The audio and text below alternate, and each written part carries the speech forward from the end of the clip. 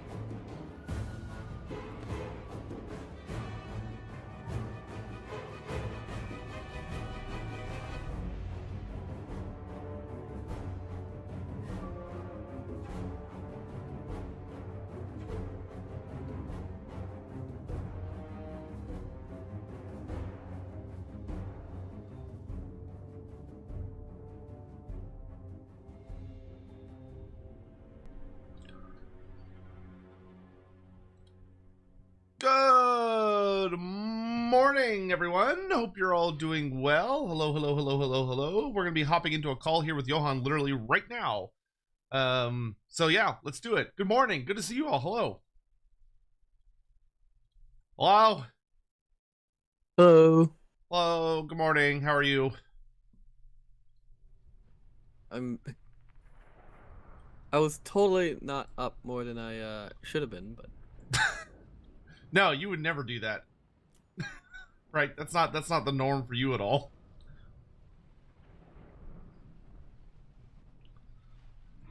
Do you ever get like, what's the longest like you've gotten a good night of sleep from? Drew Safford, thinking about you, dude. Stay safe out there. probably like whenever I take probably when I take the anxiety meds. Do you get like a full 8 hours, or is it like longer than that?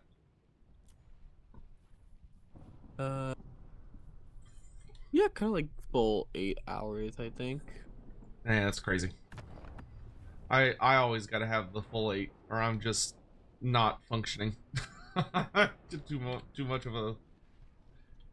I need sleep too much. Too much. I assume we're starting a fresh campaign because there's been a number of updates. Okay. Have there been updates? Since the last time we played? I think so. Alright, let me know when you're ready to go live. Oh, I'm already live, dude. Well, then I'm going live. Give me a second. There you go. Oh, There's I the... mean, like... Here. There's the lobby code. Alright. Alright. Good morning, chat. Celtics here. Good morning, Bimbo. Good morning, Emma. Good morning, Shingo. Good morning, Hello. everyone. Gary Reynolds, thank you for the red host Celtics chat spotting. on here Appreciate too, it. so I can't really- Quinster, thank you for the everyone. Prime sub, by the way. Thank you all so much. Good morning, everyone. Thank you for the watch streaks. Cursed Sotek spawn. Oh man, music's still on. Oh fuck, forgot about that. I totally went to sleep at a reasonable time last night. How much sleep did you get? Like, what are you working on? I'm not working on anything. I was just playing video games. Oh my good god! Wait, you didn't get any sleep, so at all? No, I got sleep. How? Okay, but how much sleep? I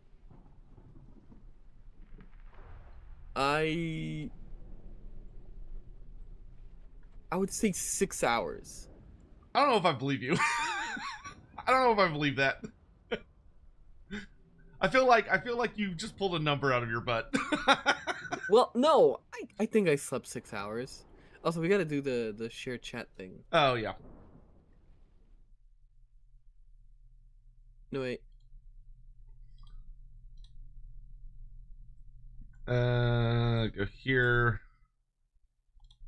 Good morning, everyone. Good morning. Good morning. There we go. Knock up Johan button. There we go.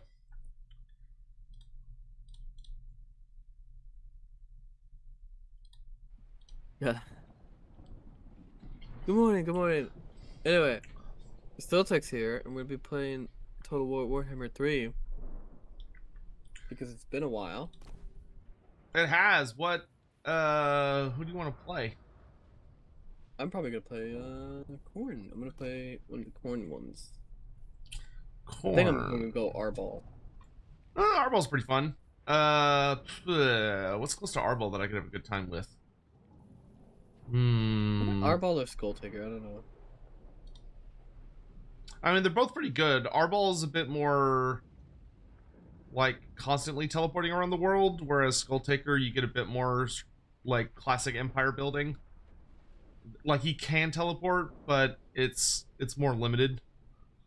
So good morning, warrior. Yes, good morning, chat. I know you're all gonna feel somewhat neglected today because it's a collab.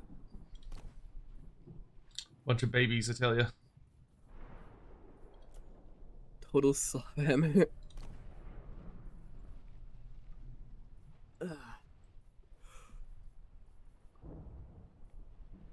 No, I got some decent sleep.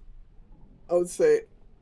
I think it's the problem was I drank some soda, like right before bed, and that all kept me up. That can definitely happen. I'll play Arbol, Johan, knowing you the campaign will be lost by the 5th turn. Well, now I gotta play Arbol. Make it a challenge, and then he can't say no. Let's see. Throg's pretty close by. I could also do. Where's? I think Epidemius is also pretty close. Oh, Tarmacon's actually close.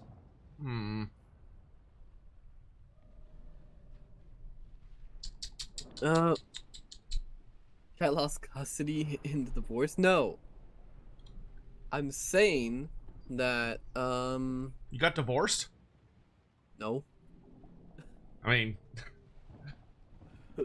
that seems to be the implication, but No, I'm just reading chat.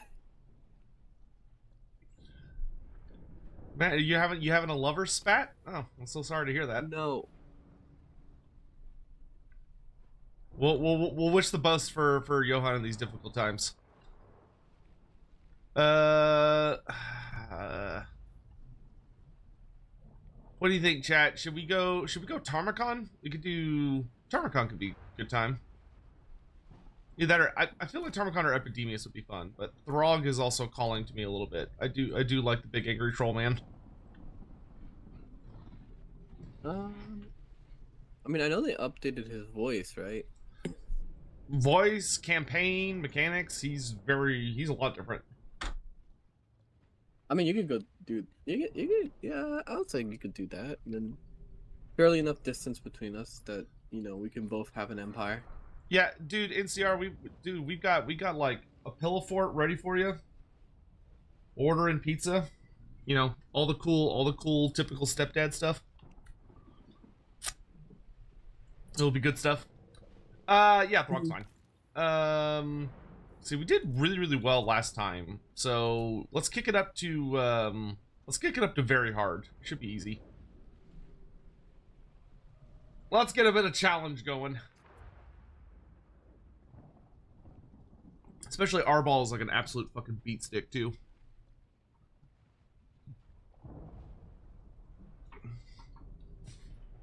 What have you been up to, man? I've been playing a lot of 40k on tabletop sim. That's mainly what I've been doing. How's that going? Pretty good. I really like world leaders. Oh, have you moved on from your custodies? No, yeah. No, I've been playing world leaders for like the past like month. Oh, okay. I've been trying to get, I should say, a bit of a 40k league going on the, what is, I think it's called a crusade for 40k. Crusade, yeah, I don't know the crusade. I don't know crusade rules. Neither do I. Always with the tabletop. 40k is good.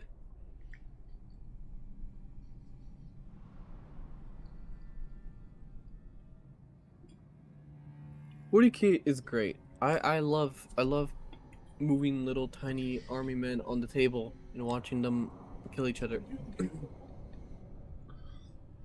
Johann likes manipulating men to kill one another. It's his favorite hobby. Shut up. That's not... Chat, you understand this pain well. I know you do. Good morning, Dingus. Imagine playing an army that all but ignores the shooting phase of the game. All they do is run and charge and fight. They never shoot or anything. Yeah, that's the best part. It makes my it's just way easier. Yeah, you don't have to think as hard. It's like people who play Sons of Behemoth on in AOS, where they have like 5 models. It's just super easy. It's so goddamn like, cold. It's also like, wait, what do you mean cold? Oh, you're like cold, like actual cold. Yes. What do you think I mean? I don't know. I thought you were like, because you're Norse. No, I don't roleplay that hard on regular streams. I gotta be honest with you. I don't. That's not my life. Could Tyrion be Wolfric in a 1v1? No. No. But no, I've been really digging the 40k tabletop. I'm pretty good now, like even with a lot of rules. It's just a lot of like really like situational stuff that you always gotta like double check for, but that's just like all Warhammer. Every time like No matter how good you know the rules, there's always some like situation that comes up where you have to double check. Mm-hmm. We have a military outfit for today. Hey, Death Creek, what's up? Oh, Ninja, sorry you're not feeling well. Hope you feel better, dude.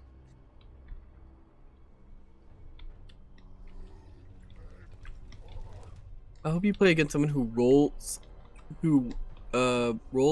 Roost Demolisher with a heavy ordnance batteries. Shut up. Oh. I think I'll do fine. Chilling, Here, good shit, you dude. take these things. Could any Dark only Elves thinking or about High Elves beat Wolfric Cavalry and flanking. in a 1v1? Yeah, plenty. Tyrion would whoop Wolfric.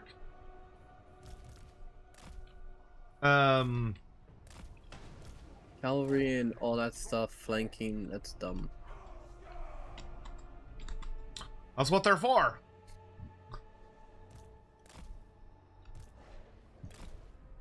Anyway, but yeah, I've been doing a lot of that. You need to play another 40k game. Yeah, man, whenever you want to make time for it. We could have done that today. I wouldn't have cared. What, on stream? Yeah. Have you not played What's 40k on stream yet?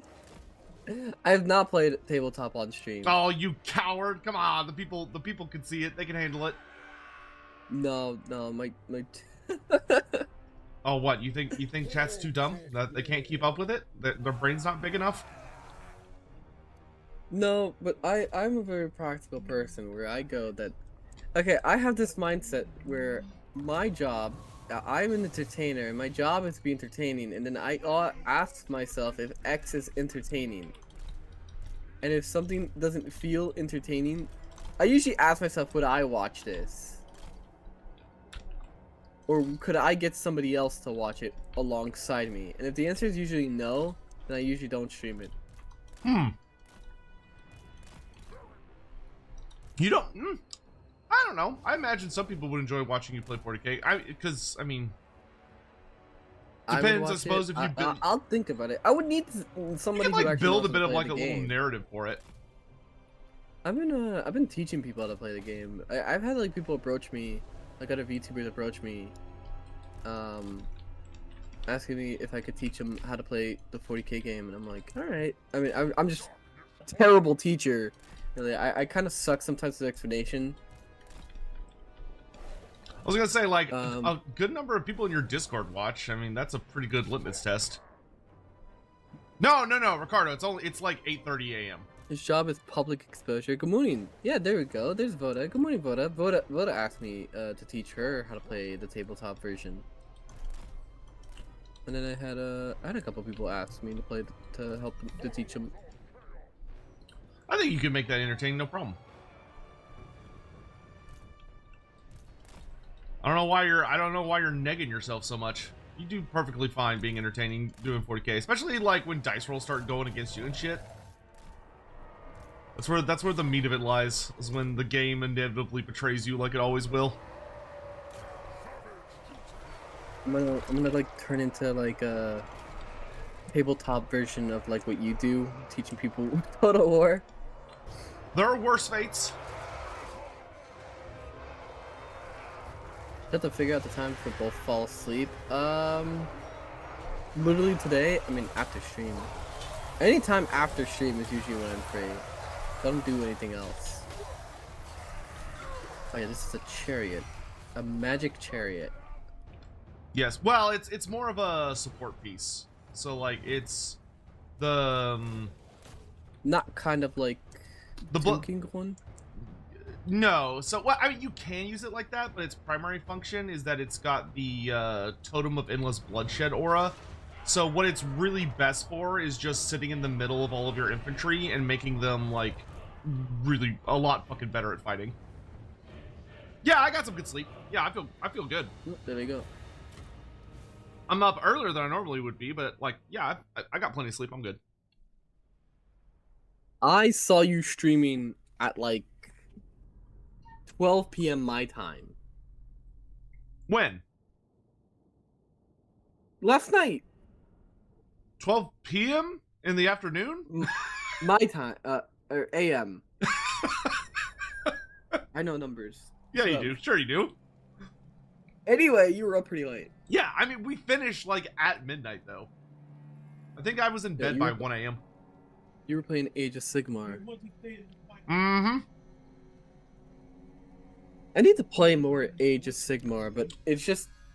It was a good match too. Came down to the wire. That goddamn bloodthirster was popping my ghosts left and right. I was getting worried.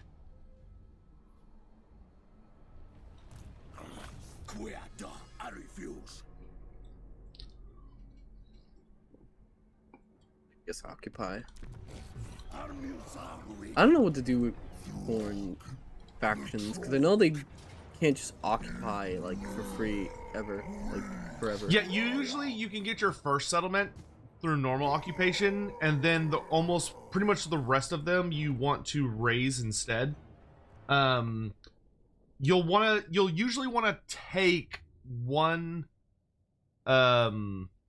like settlement per province, because you have a gimmick where you're able to passively take over ruins that are adjacent to your settlements. Okay. So good morning, Ella. But yeah, I need to play more Sigmar. I think Sigmar, well, a lot, the models very much carry that game a lot. I mean, I like the Path to Glory system a lot better than like standard play, because they actually did a really good job with the create your own character and create so you can make your own character and you can make your own unit, and like the rules Crusade rules of like 40k. Oh, then yeah. But like I love the AOS ones, and the newest set we Battle also got Scars, all that stuff. Yep. Yeah, and the newest set we got, you can make your own terrain piece, which is surprisingly fun. But we're about to start up our Season 2 league. We'd like to get a Crusade going for 40k as well, but we'd have to find somebody to actually run it. You have such a girly sneeze. I'm Bless you. sneezing. What else do I fucking do? It's so effeminate. Thank you. Good for you. It's very cute. It's very cute. Okay, awesome. Anyway, You're in charge of the trolls. Where are they? Just run them in there. They got regen. They'll be fine. Oh, okay, yeah. You all right? Okay, yep.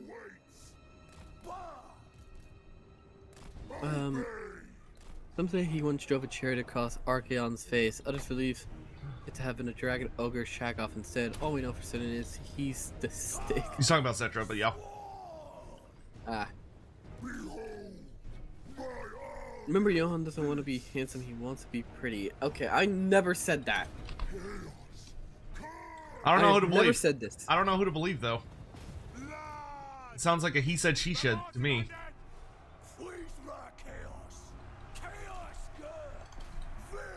Yes, you did. Wrong.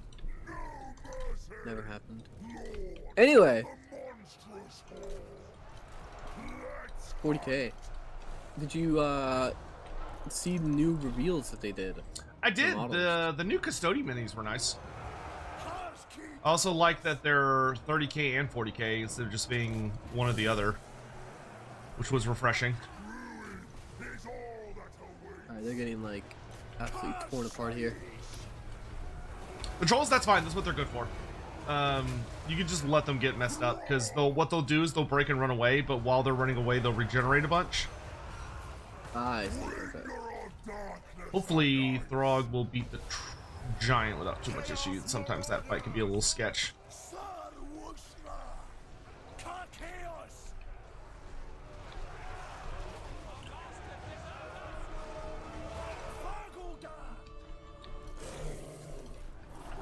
It was in the last Sotek collab? Oh, well, then it has to be canon. Celtic even read it out? Well, that must mean it's true. There's no... Yep. He's got us there. He's got us there. No, it's... Okay. Anyway! I know the Custodies revealed it a lot of controversy. Well, yeah, I guess. I don't know. How long has it been now? 2 years? Since the TIE reveal? Yeah, like, No, I think it's been 2 years. Before that, even, because it was the note in the actual book. Like, it has been, I don't know. Well, people don't care about the. Well, but I mean, that was the first. Never mind. You're right. You're right. I don't know why. I don't know why I bothered pointing to the first lore note. But yeah, it's like I don't know. I've been reading the book. It's like if you don't want it, just don't use it. Like it's just an alternate kit. Who cares? Who cares? I mean, I somewhat understand that it's the point is like they're changing up a faction almost in a retcon kind of style. It almost feels like they're just trying to appeal to people. Yeah, I mean, I guess, but you know, it's. I think I just come from a very old Hammer perspective, where I'm just used to GW doing that a lot, and they've done that a ton over the years. This isn't anything new from them. But Throg is a great player hero, terrible AI hero. Because I remember taking out Throg with crossbowmen. What do you mean that he's terrible being used by the AI? I mean, you can shoot anything, just kill him. Well, the AI doesn't account for like a giant ranged army that can kill their big units. I remember playing the dwarves, and I fought Scarbrand in the Underway. And I killed Scarbrand before he could even like reach halfway across the map. That do be the weakness of big things. But to be fair, like it's like playing tabletop. If you have like a one big guy and your enemy takes nothing but shooting, they will almost certainly obliterate it. That's Angron. That's Angron every single. I'll be lucky if Angron, the second I put him down in a fight, he survives to the next turn. Because this year it was announced and justified in the laziest way possible. Because I remember the fucking Twitter Q&A saying they were always there. Yeah, that's the problem. I think people would have been more receptive if Games Workshop literally just said, yes, we're retconning this. Yeah, well, I mean, that is what they said, but they said it in a very... They needed to basically say it in plain words. They have a very autistic fan base. Normal people aren't playing little tiny Warman games, okay? I suppose you're not wrong on that.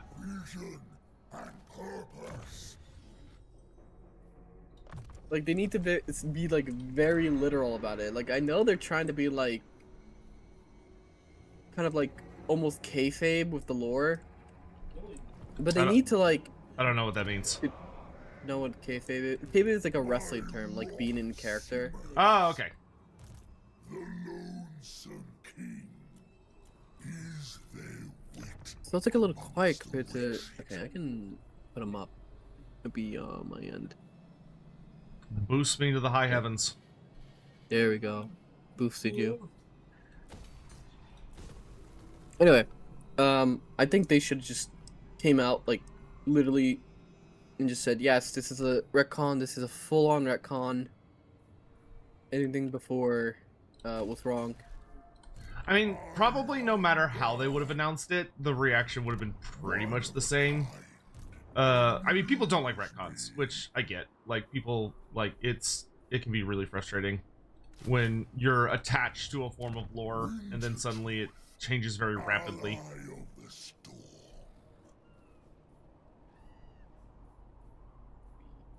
Tis the beast we must all struggle with. Where am I getting this fourth unit from? 1, 2, 3, 4. What do I build with porn?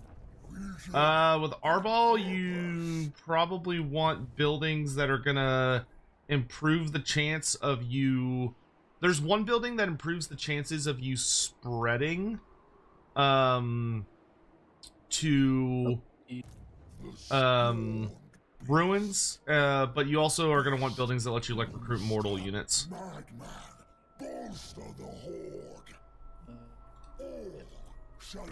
Because this building only gives me spearmen and great weapons, so where am I getting... I don't see it. Where am I getting axe throwers from? King of trolls. Oh, this building. It's just not... Ah, because that was level 2. That's why. I was like, what? The factions will get women next. Do Necrons have women? Of course Necrons have women. Necrons have always had women. They're honestly, if they made like just like the most curvaceous Necron lord, I thought it would be so funny to me. Woke crons. Bring on the big titty crons. I've seen them on Twitter. I know they exist. I know they're real. So it should have been a limited number, like Empire steam tanks in the lore, like when Custodians Hey, made, Jesus, what's up? Nomura made, like after they're dead. I mean, that's basically the way it's done, because the creation process and the training takes like thousands of years, to the point that like a custody dying is such a detrimental loss. Because now you gotta spend another 1,000 years genetically modifying some baby and then training them up.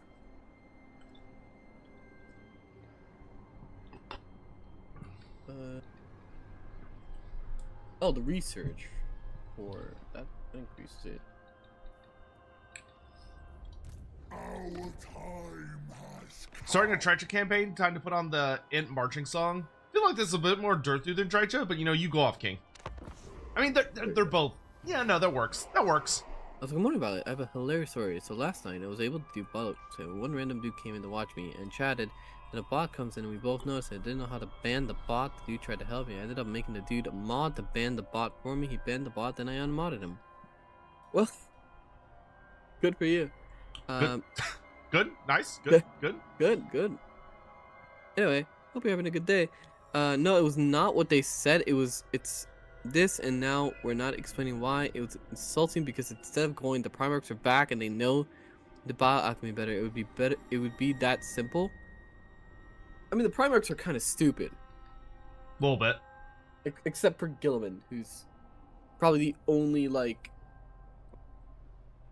reasonable one. And that's because he had a better dad than everybody else. Do you think the Perturabo rumors are true? Yes. I mean, people pointed out that the model they showed off recently doesn't match one of the screenshots that they. Yeah, it's a different. There's an Iron.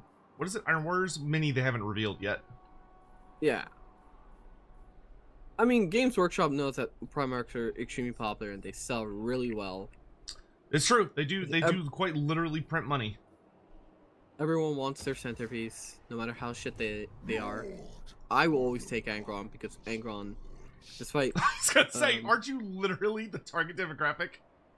Yeah, I am the target demographic. Monsters, madmen, with me. You can't hear the TTS. We need female orcs with massive asses and titties so they can crush every guardsman on the planet by dropping them on them from high orbit. If you have not already, whoever that was, look up the Orc Blood Bowl cheerleaders, which are literally orcs. They are official canon orcs for the Blood Bowl universe that have giant titties and they have like spiked maces on their bras. That they can like swing around and hit people with.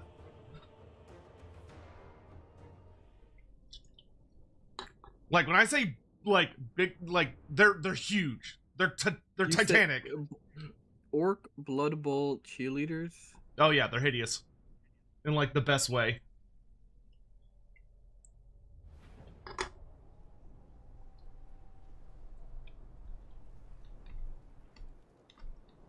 Their animations, I think, in Blood Bowl 2?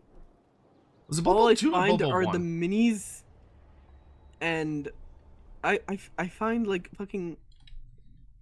Okay, here it is. Oh my god. Okay, Okay, I gotta show chat this.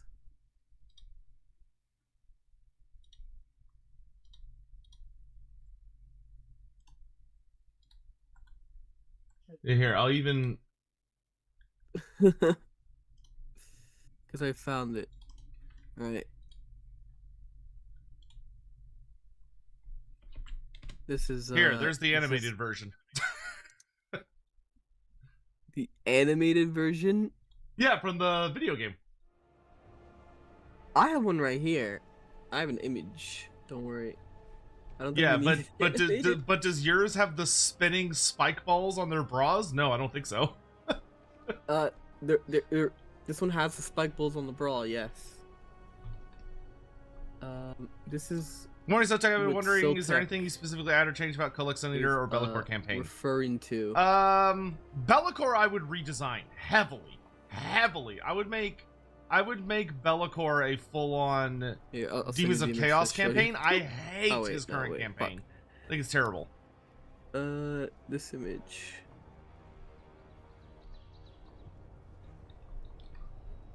Yep, the orc pasties. They're classic.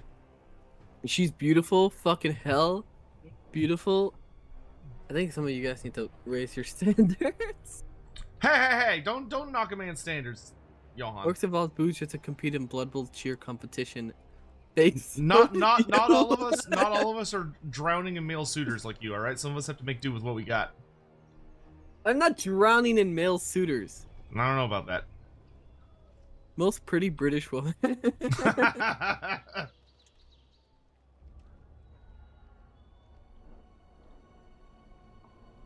Yo, the Skaven one. I actually don't remember the Skaven cheerleaders off the top of my head. They have Skaven cheerleaders? Every team has cheerleaders. For Blood Bowl. Oh yeah, Blood Bowl. yeah, that's right. Yeah, the Skaven ones are really weird.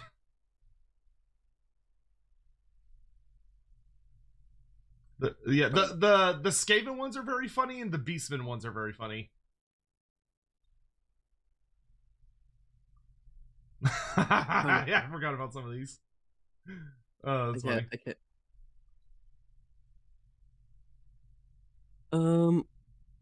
You see. I think this is it. It's not like a clear screenshot. It's like a video.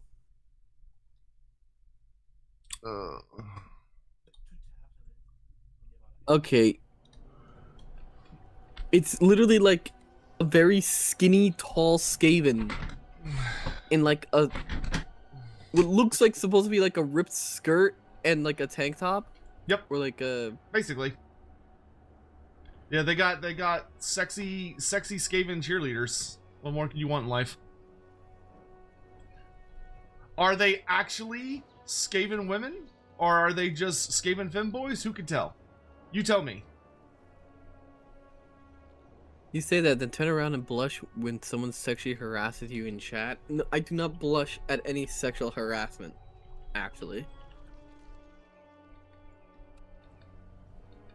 Go ahead, let me hand you these guys again.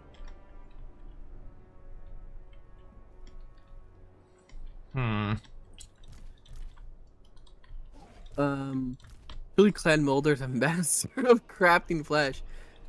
I know nothing about 40k, I just like the Gundam.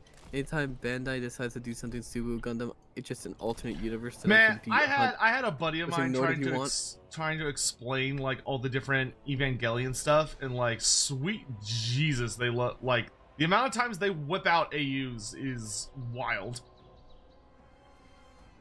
For Evangelion?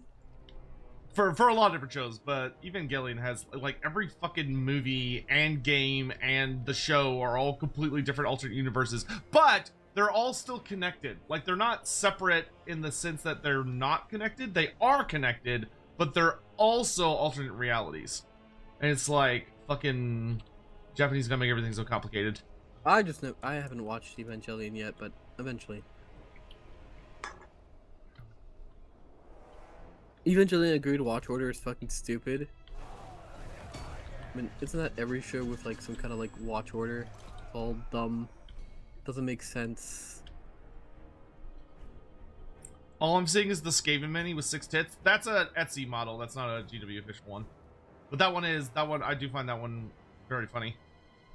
That one's more anatomically accurate. You should only watch the OG series and end of Evangelion. Rebuild is trash. Misato's best girl. I don't know. I still think Asuka's best girl. I'm not biased because I got. Is gifted Johan in into women that Asuka. bully? Like, does he like mean women? Chat? Can y'all do y'all know? He seems like he would be into women that are mean. Look, I'm gonna. I have a figure that somebody gave me of Asuka. Like a gifted. Mm-hmm. What kind of figure? It's just it's her white suit with like the eye patch. Darkness calls. Skull crushers. Asuka's also not worst tsundere ever. First you have to watch the original series, episodes 1 to 26. Afterwards the movie Evangelion, which completes the series and takes place after episode 24. The new rebuild movies are watched at last. They are reinterpretations of, some say, continuations of the original. Yes, it's that autistic.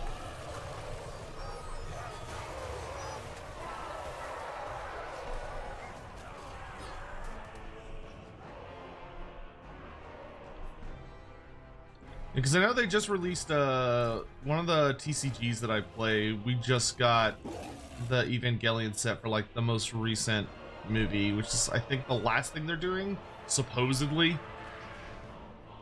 Supposedly. Upper Cow, what's up? How you doing? I don't think. Maybe one day. I don't. Maybe it'll never end. I mean, it's one of those things where probably as long as it continues to make money, it'll never end, and it'll keep making money more than likely. Dragon Ball will probably never end. But Dragon Ball is also in this weird state of being like held by like 8 different owners. As you do. They're redoing the first arc of the Super anime. They announced recently. So more Dragon Ball content for Dragon Ball fans.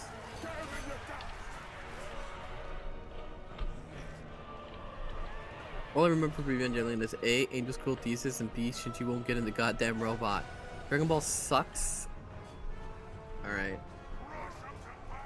Well, it's okay to have wrong opinions. I don't know, man. I'm pretty sure Dragon Ball is like a national pastime in most countries.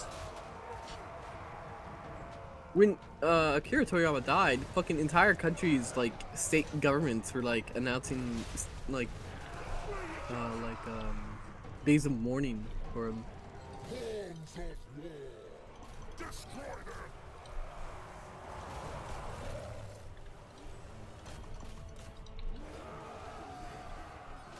You weren't kidding. This is ungodly early. I know. For us, this is terrible. I know, Hawk. For me, this is a normal day. Yes, I know. But you also like have like some kind of weird, like small Victorian noblewoman's sleep schedule.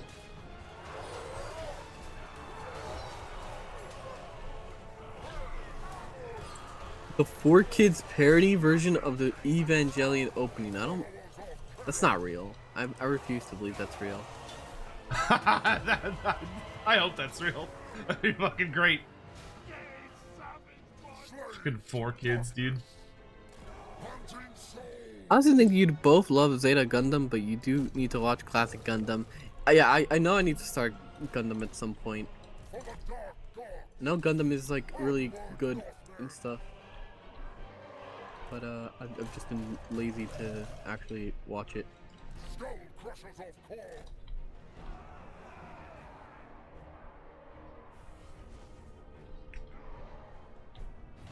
Army of the Dark Gods. 4Kids didn't do themselves. Honestly, I would be super down for 4Kids doing an anime opening arc. That would bring me incredible amounts of joy. 4Kids didn't do it themselves, it's just a parody. G Gundam's the only one you need to watch. Isn't there something about Dragon Ball causing changes in crime levels in Brazil? Like the Yes. gangs are so into it when an episode airs on TV, they all off on the streets? Yes. Yeah, that is a recorded phenomena. There's also the case like when the Super anime was airing, like the Tournament of Power, in Latin America, apparently they would like host the new episodes in the town square. Dude, I wish my there's like collective community cared about anything like that. That'd be so cool to have community events. And you would just see like people of all ages just sitting down watching an episode of Dragon Ball. You could see it on YouTube. And they would fucking like cheer like it was like an actual like a match. Hey man, being able to share an event with people is fucking awesome. I miss those days.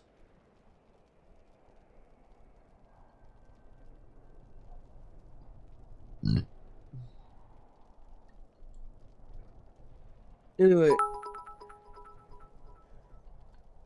Biofoot 45 cheered. X100. Hey, oh, I've said misread your comment. Rebuilds are after misread your comment. Malenko. No. But no. No. No. Mm-mm. No. No, no, no, no. No.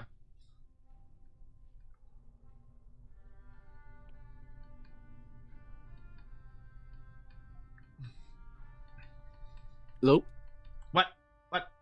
Oh. I was like, your thing is green, but it's not like there was no sound coming out. I was like, huh? I was contemplating. Contemplating what?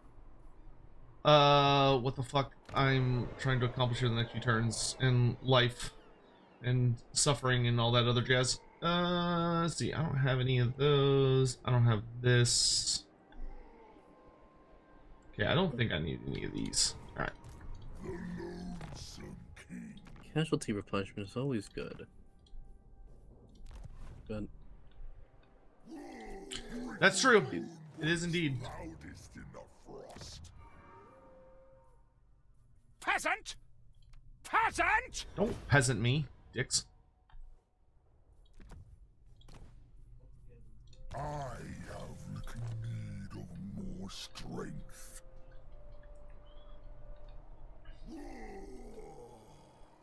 Chaos treads see. closer.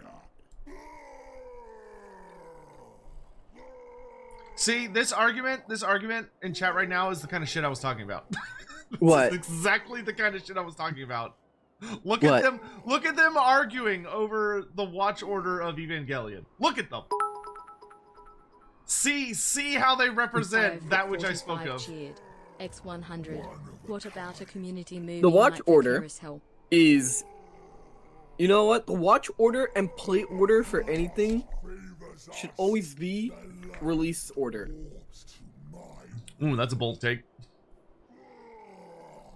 That'll get you in trouble in some places. You were at this for 3 freaking decades. Get me out of here.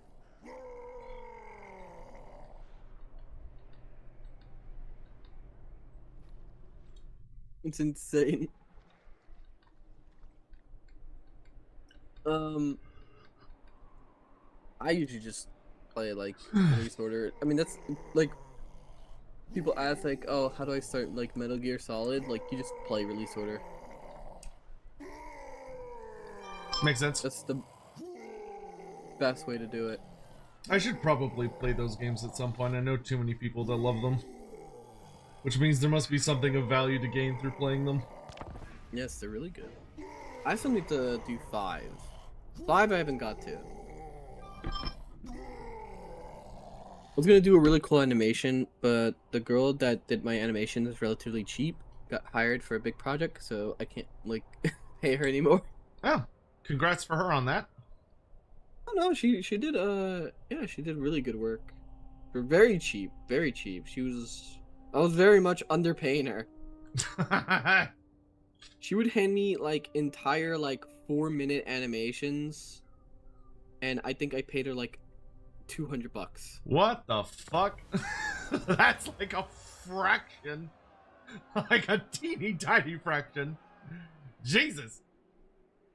Let's see which. And then for one of like these I want. she did like a minute animation for me. Like the last animation she did was like a minute long. She did it for like $60. God damn. I wish I could find anybody with those rates. I hunger. Yo, and you fucking miser? Yo, shut up. Yeah, stress is very good. Can you believe he's just taking advantage of innocent women like that? I seek I swear. Say I it swear. like that.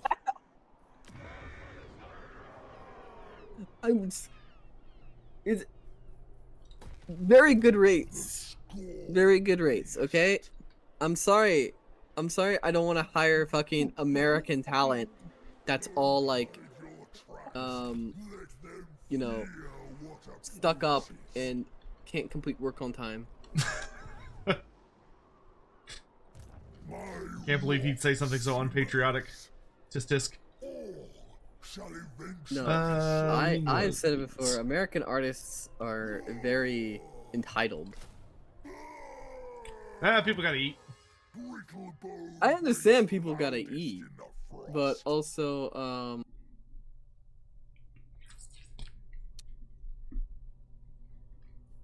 you know, I'm just gonna siege this.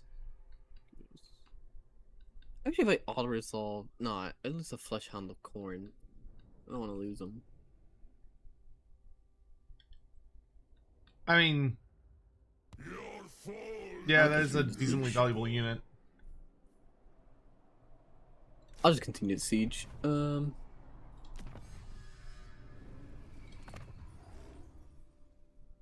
Okay, get the troll buff. Yeah, we'll just go straight up that. Wait, do I need Takes more? advantage of women and also desperate Japanese men. I'm gonna learn how to draw anime titties and then I'll sell my talents for low prices. You can really do that. Like, Yeah, I mean, if you just want to try like a route to make money, that's not by any means the worst route you could take. honestly, the easiest route to becoming an artist, or the easiest route to like making money, is learning art and then undercutting under other artists. That's literally any business. Like, if Because you a lot learn a of artists will skill, charge, like you could have really good art, you're starting out, but if you're charging like $200, I'm not paying you. I've paid way more than that. For art, Oh yeah. I've never paid more than like. For art, I've never paid more than like $50. Yeah, no, I've definitely paid significantly more than that. Animation, the most I paid was for the 4-minute one. Usually, I get ranges from like 100, like around $100 to 150, depending on what the animations I needed. Let's kill some stunties.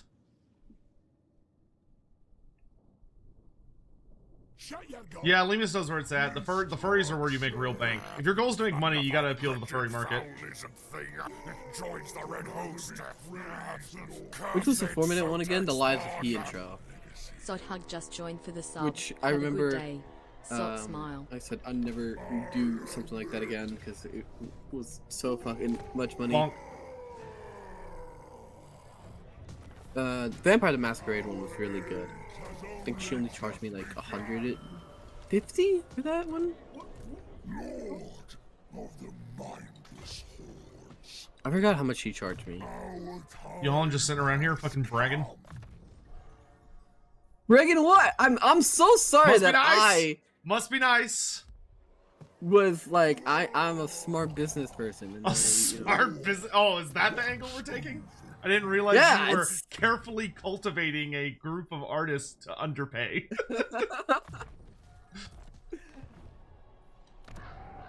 I didn't realize we were it's nice to dealing have- with Johan the business mogul. It's nice to have friends. One of them.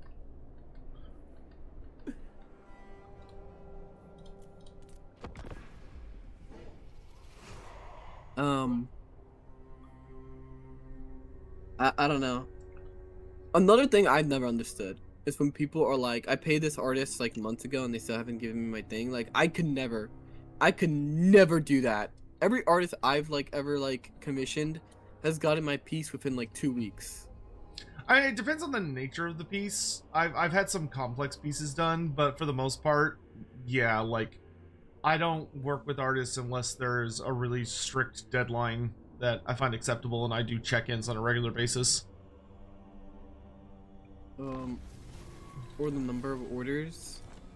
I mean, they could have a lot of. If they have a lot of orders to do, why are they accepting comms? That's always been my logic. Like, why are you? If you cannot reasonably get out your work in time, then why are you out here accepting more money for more comms?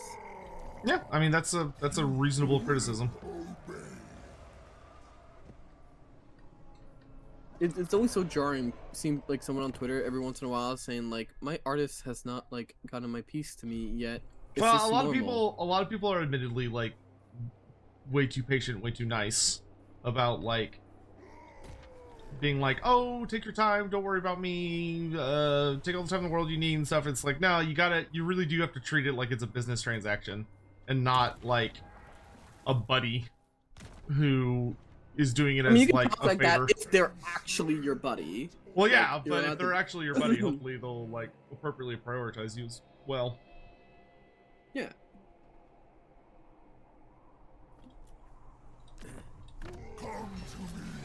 Kershaw got ghosted for years about a model. Yeah, that's the one I don't get. I think if I had to wait years for a model, I'd have a nervous breakdown.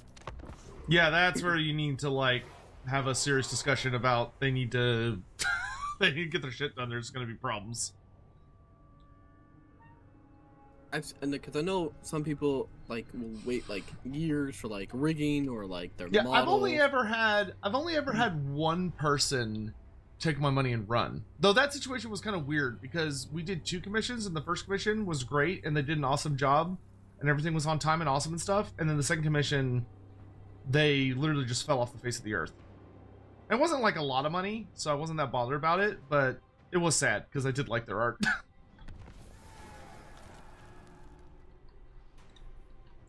Doctor, I never said any of that.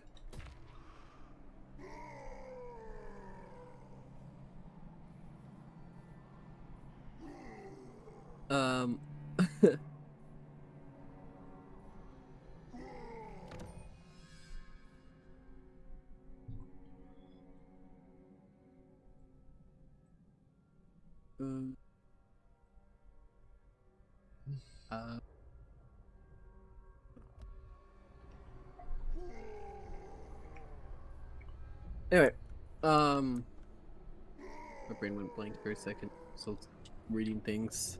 All good. Let's see, what do we want to do here?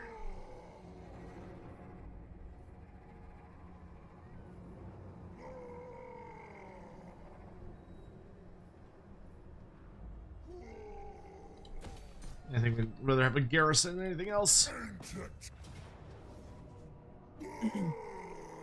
The cheapest I charge is a $20 bill. I will admit that with the holidays, my commissions have been fairly slow to get out. At 2 comms, 40k that's like 2 or 3 weeks old, and to do some 40k homework if I get it done seriously. I think if I keep watching y'all this morning, I'll draw one of those comms today just because 40k is on the mind. I can ask y'all details I need. Alright, Ruby Rose wouldn't lie, Johan. I don't know. Art is that weird thing. Like when it comes to like online artists, Mm-hmm. and I have some very like controversial opinions. Like I know a lot of people, especially VTubers, never want to comment about like artists because of course you know, they heavily depend on artists to have a career. I was gonna say, well, a lot of them are. I mean, it's a don't bite the hand that feeds scenario. Yeah, but I'm also not gonna fucking play PR. I'm not a corpo, Yeah. so I don't. Is I anyone don't give a asking shit. you to play PR? I've seen a lot of people, like a lot of indies play like this kind of weird PR game. Well, some people Where just I'm- really don't like upsetting other people, which, you know, fine for them. No, it's a case of like I don't want to upset anyone because I don't like drama, and then there's a case of like I'm overly corporate style safe. It's like we work like we're independent. You don't have to worry. HR's not coming for you. Some people just like to play the better safe than sorry game, which I can't criticize that too much. I think I mean, when it comes to Twitch, of course, watch what you say. Because they will, unless you're on a special Dan Clancy list, you'll be gone tomorrow. That certainly can happen.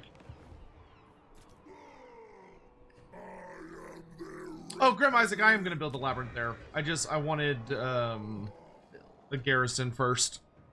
I don't really have an economy. I don't even know if I should be. Because I get pissy when my citadel gets blown up.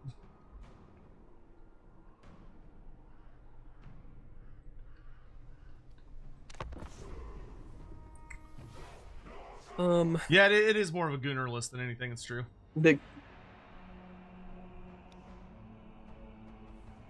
We shouldn't talk too much about Dan Clancy. He'll like pop in and. Oh, I didn't realize you were on his gooner list. It makes sense though. It adds up. He's got to keep careful tabs on Johan. Johan has his own collection of penniless artists, so he can afford to shit on larger art community as a whole. Makes sense. It adds up. I just think he's got his own private supply. I think one, people are shit at negotiating, and two, people have terrible social skills. Because I have terrible social skills, and I still somehow make great friends with artists, and don't have like to worry about too much, but like paying crazy amounts for art.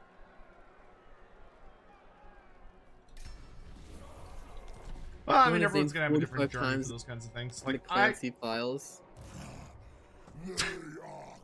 You what? Nothing. Your chat's making me laugh. We're just speed running.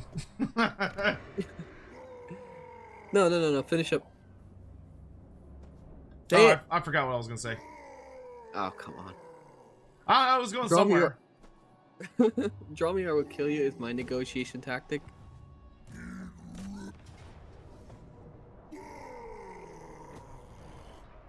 I think I need one more artist, turn. sweatshop owner. Okay, I do not own any kinds of sweatshops. It's a very beneficial agreement all around. That doesn't sound super suspicious at all. Fuck.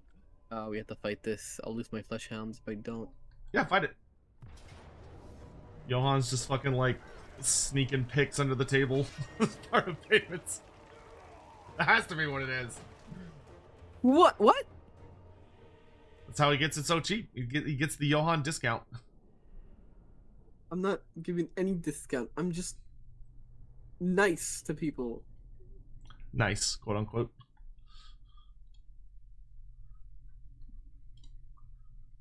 Why am I getting added?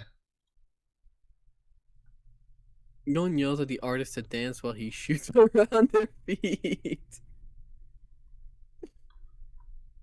You know, the $5 goes a long way in Indonesia. JohanntheButcher tells them what a shame it would be if their house is burned down. Johan's just out there like, I hear that if you draw art for cheap, it helps prevent your knees from getting broken. It's crazy how that works. I mean, if it works, right? Whatever gets the job done.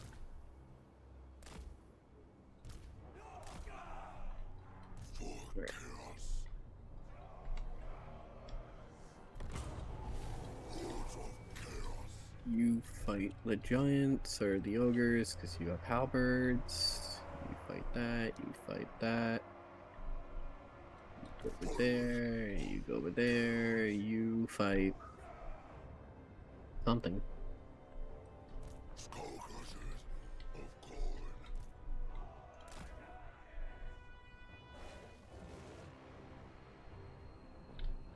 Johan did pay me to draw him and kiss his loan. He hasn't done that in a while since he started becoming a big streamer. I knew it!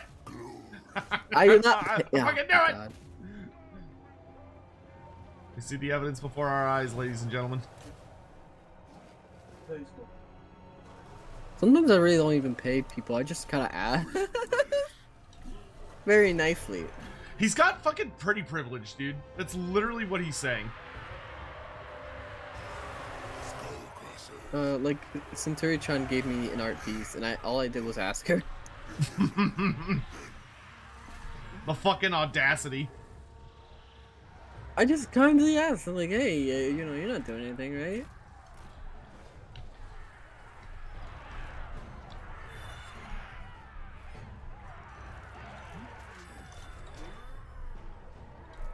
Yeah, now he gives out kisses for free. All you have to do is ask nicely. No, The 5-finger discount. That's a different interpretation of that. I haven't heard that one before. That's good. Can you please draw me receipts of bad eyelashes to put a feet pic under the table? Not what I do at all. Chat, what would be your rates? What would Johan have to give you for your incredible art? Where do y'all draw the line? Slaves to darkness. The Lord surges. Fight and Everyone's got a price.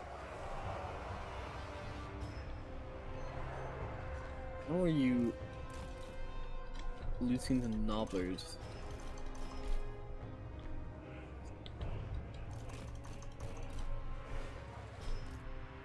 Well, you stupid blood throne, move it.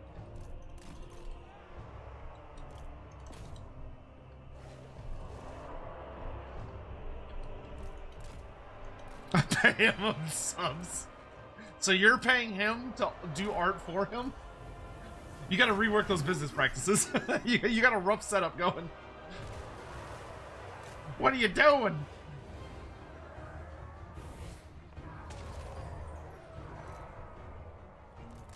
Alright, who is not fighting? You. Go kill something.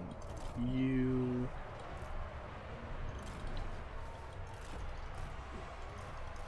When do I think we'll hear about the new Cathay Lord in February? Oh, for Total War? Yeah, probably. I imagine we'll start hearing things in February. Okay, these ogres hurt. Yeah, but they're slowly getting ground down.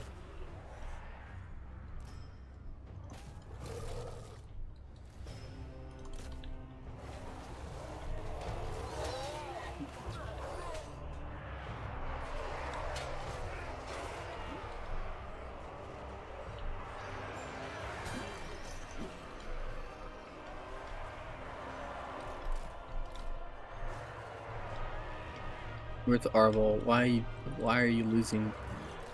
Please don't lose. I know there's a modifier where Arvel literally cannot be defeated. And if he does, you lose your campaign. Use his Fury of the Blood God thing. His get him out of ability. there? Well, it does damage, so you just want to pop it whenever it's available. Yeah, I did pop it. Oh, okay, is it on cooldown? Ogres are just fat. Yeah, they're big boys. Just keep grinding. You're doing good.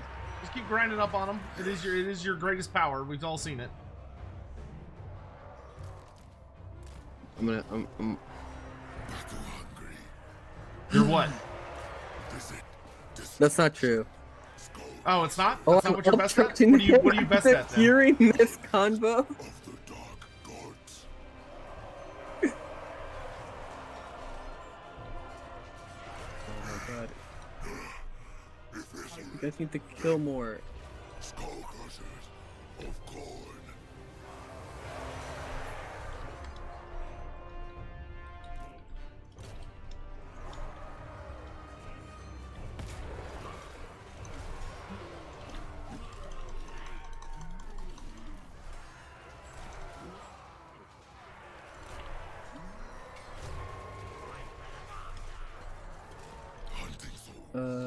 I guess. Okay, looking good. Let's get these skull crushers over here.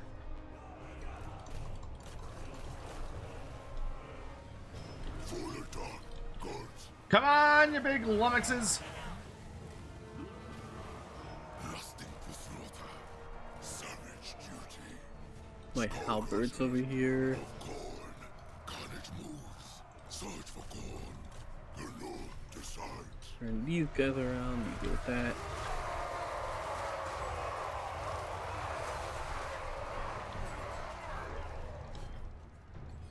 There you go. This is looking good. Dude, this is exactly how I play my 40k world eaters. Well, you know, the nice thing about Corrin is he's basically the exact same in both settings. Eric. You're like particular toddler, so one Twix would be enough. Not even 2 bars, just one. I know a lot of artists. There's that meme where like, someone's asking for a commission for an artist, and they're like, a shawarma and a bottle of Sprite, and then like my budget's $200. Ah, conveniently, it's $200. What? Never seen that meme? I'll send it to you after this. Where like the artist commissioning price. No, I'm not familiar with it.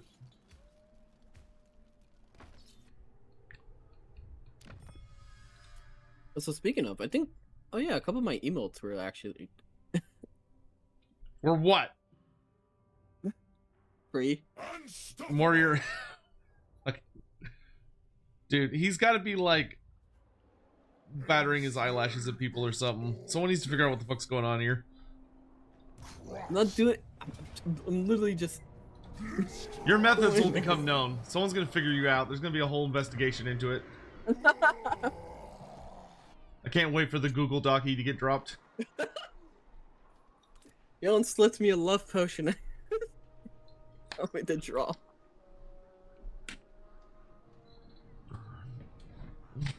Absolutely buying 1,000,000 of them. Maybe, Is this one drawn or is it from an? That's just from a meme. I never paid for any of the Olga ones. So like the sleeping emoji or the praying one. Olga's just my friend, and she gives me emotes every once in a while. That's a good friend. I hope you take care of your good friend.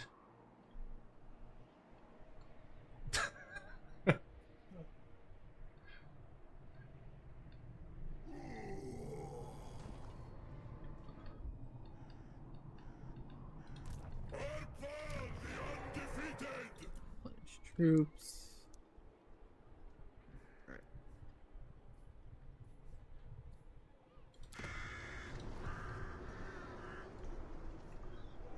Remember them made their own paid labor. I am an army. Any of the Olga ones are unpaid for.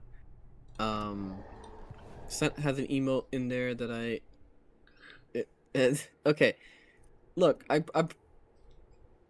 okay, I'm making this sound way worse than it is. Oh, go ahead. Go ahead. What are you gonna say? And you know, it's nice to have friends. You're almost the ugliest person in Warhammer universe. I'm pretty sure that's just Nurgle. I mean, it would depend on precisely what you mean by ugly.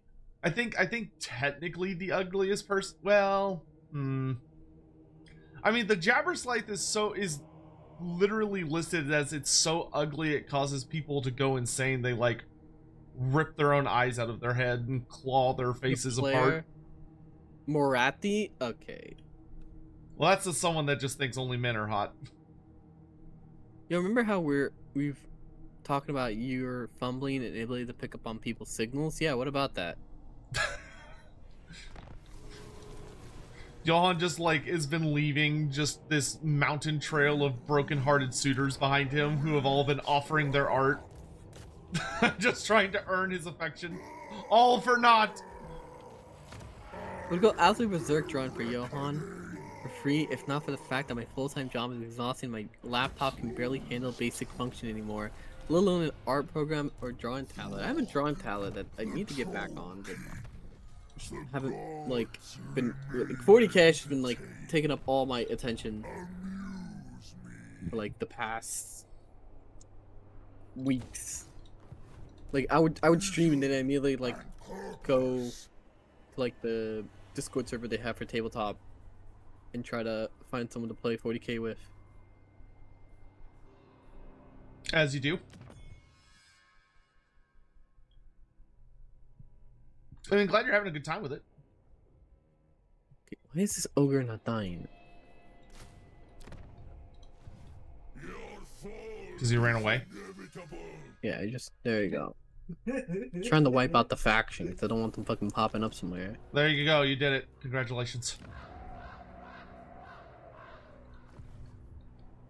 Oh, Lamont Dahl's got a pretty big army. That's spooky.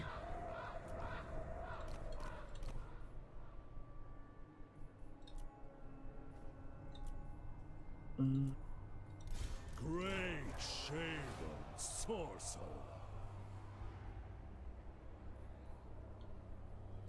Denied. Great shaven sorcerer.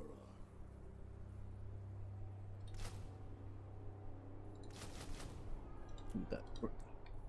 No, buddy.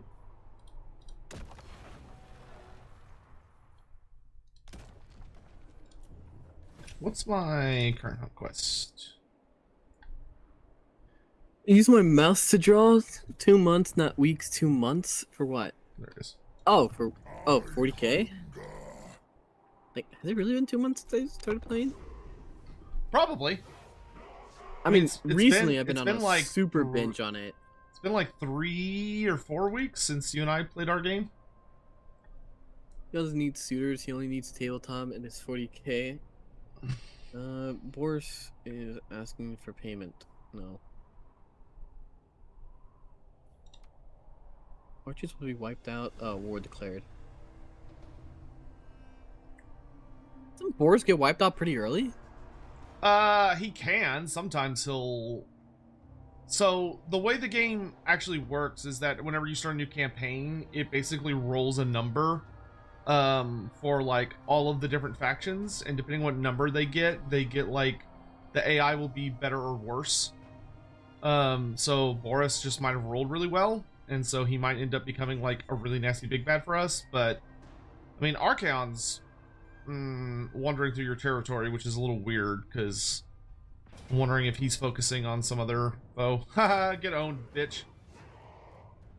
No dawdling. Yo, would you rather the McPickle Pounder or the Tomato Nader? Listen, you don't need to know what Johan calls the favorite people in his personal life, right? That's his business, not yours. I don't know. It's just like, Chaos still I guess, I don't know. I'm not really a big fan of tomatoes or pickles. I know things.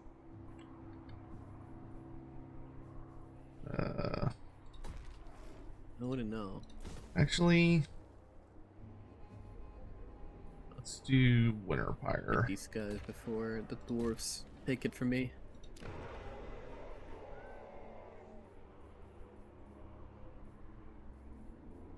Hey, being poor. Need stuff. I mean, I think everyone hates being poor. It's true. It's not a fun time.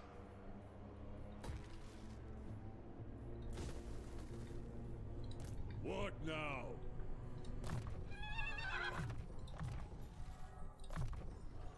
Strength through war. All right, Forward. I should colonize that settlement instantly.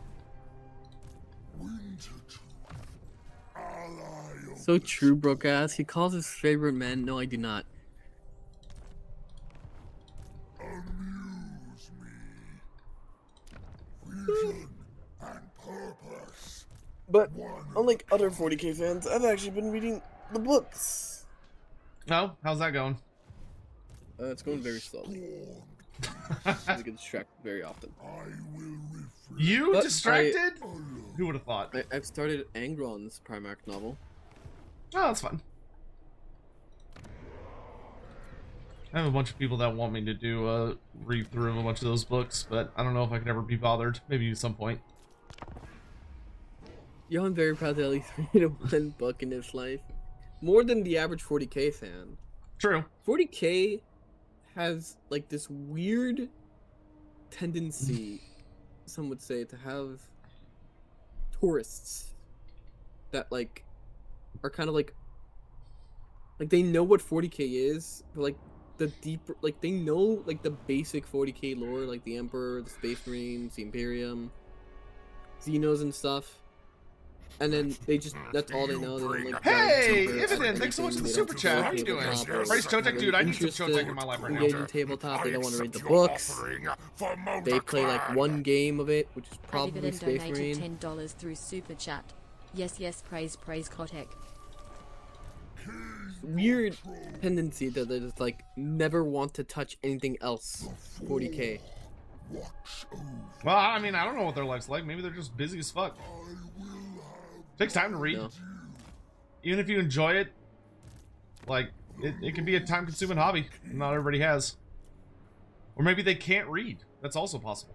Do not delay the inevitable. No, Celtic, why is John Grammaticus the best 40k character? I don't know. Maybe he blows fat loads or something. I'm not familiar with that name. Pretty slow. He's had to learn to read as he's doing it. I know how to read. But an unpopular opinion, there are no good Space Marine books. All the good books are Xenos or Guard. Yeah, he had to learn to read so he makes sure he doesn't overpay artists. Come on. I mean, do the, like, Chaos books count?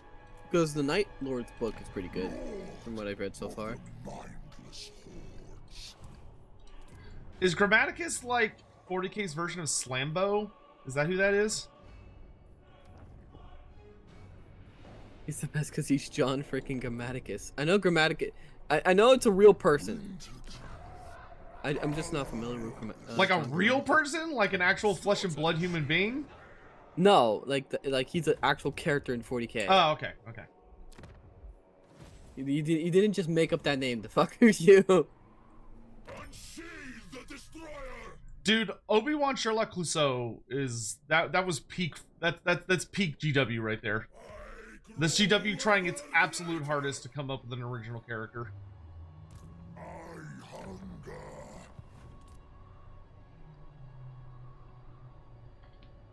Thank you, Ividen. Hope you're doing well, man. Good to see you. We all need more Chotek in our lives right now.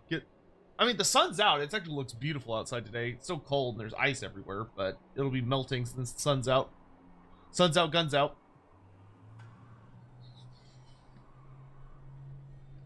You played Fire Warrior? Oh man, there's a bragging right. Getting all the way through Fire Warrior is that's a challenge. What's wrong with Fire Warrior? I wouldn't say anything's wrong with it. I think I have it on GOG. It's definitely an older game. It definitely has some eyebrow raising design choices. I haven't seen someone play through that in ages. I played They're just experiencing shooting a lasgun in an FPS. At some Look, point we'll need to play some Space Marine 2 because I'm curious about all of the New stuff they added? new stuff. Yeah, and they're gonna add the Tech Marine soon, so we can probably play when they add the Tech Marine. Tell Sotek that Grammaticus is a 40k equivalent of whatever annoying Mary Sue is in fantasy. I'm trying to think who Who I would is even consider annoying. I don't know if we. Trying to think who I would even consider that to be in fantasy. I mean, I would say most fantasy characters are pretty good.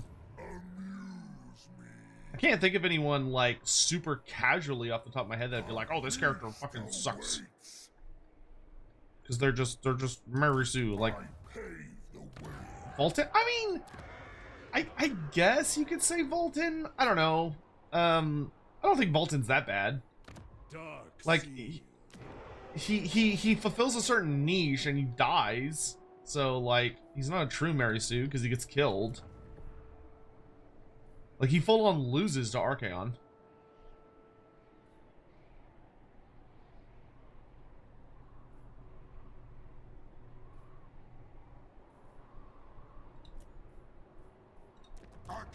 I mean, Yeah, from what I know, I can't think of who would be a Mary Sue, because that person would have to survive the end time. Mary Sue's can't die. Okay, then what's your strict definition of a Mary Sue? If you give me a strict definition, I could probably give you a character. Mary Sue is a character. Is like, they are good at everything. They can never they never lose. If they lose, they quickly have to win again. Like, they're just extremely talented for no reason. Like, the best example would be like how Rey in the new Star Wars movie is just incredible, and yeah, I know she can Rey's a good use the example Force. of that. Rey, yeah, she can use the Force right away, and she's so much stronger than anybody else. And look how fucking fast and talented she was at such an early age. Korra, yeah, Korra too. I don't know if Korra would count as a Mary. She gets her ass kicked a lot. Like, wouldn't that by definition not make her a Mary Sue? No, because she loses and then she quickly just one good example is how I'm gonna spoil Korra for anyone that actually cares about Korra real quick. Like at the end of the first season, she fucking loses her bending and then she gets it back without having to actually work for it. Like there's no consequences to her actions. I mean, I guess, yeah, but I feel like that's more of a, I don't know. I don't lay that at the character's feet because they didn't know if they were going to get any more of the show. As far as they knew, it was going to be a one season. So they kind of had to wrap it up. Like, no, I'm pretty sure that was, if my friend ER was here, he would tell you, but I'm pretty sure they were actually knew they were greenlit for multiple seasons. That is not what literally every source I've ever read says. ER would know more. He's a super Avatar fan, so he knows all about that. Wasn't Korra immediately greenlit for all seasons? They weren't I think they weren't told right away, but it was more of a case of even if they weren't greenlit for 3 seasons, why would you write it that way? That just makes it terrible writing. I mean, no, I agree that the ending, it comes out of left field for that. Because the first season feels very disjointed from pretty much the rest of the show. I mean, so does the second season. The only seasons that seemed actually designed to go together were 3 and 4.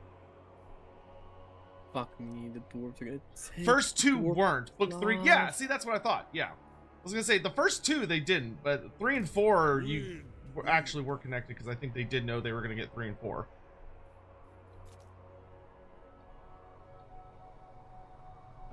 I don't want the dwarves to take this. No. Take what?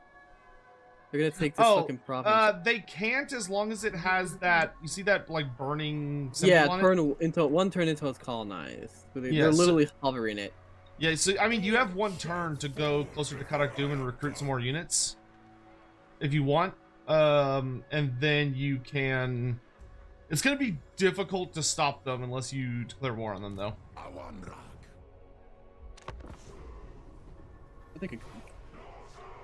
don't think it's. Have I seen the High Guard player count drop to 10k? Oh, what a shocker. I'm surprised. I haven't played it. I don't know anyone that has, but that game had a... I know Doki Bird played it. That's all I know. Oh, did you like... A lot of... She hated it. What a surprise.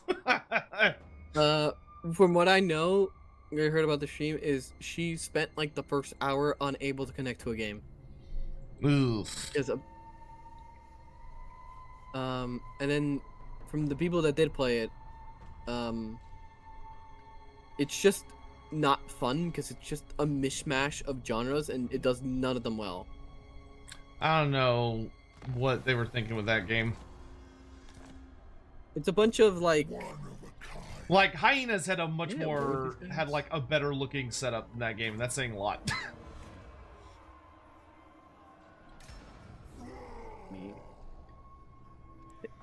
No, don't take this from me, you. No, I want that.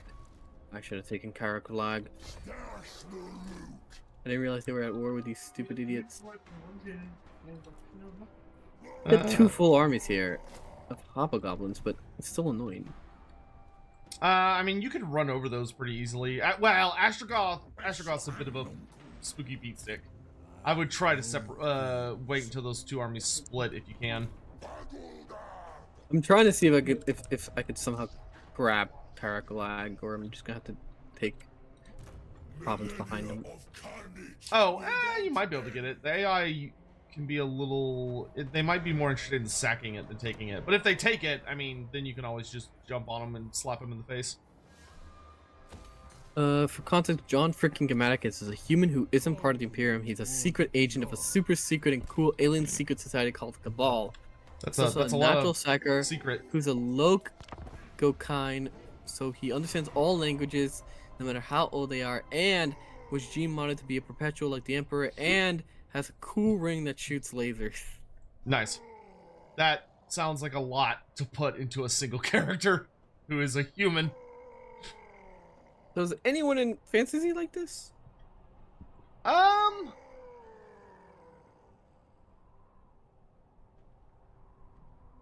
I mean, pretty much everyone in fantasy has some like really fucked up aspect to what they've got going on.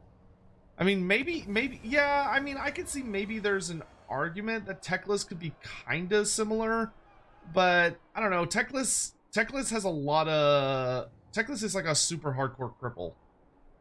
And is like really disliked by most of his people because he just doesn't really fit in among them.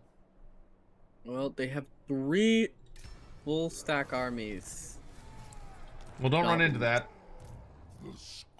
all around me. They took both provinces that I wanted, and now I'm gonna go home and cry.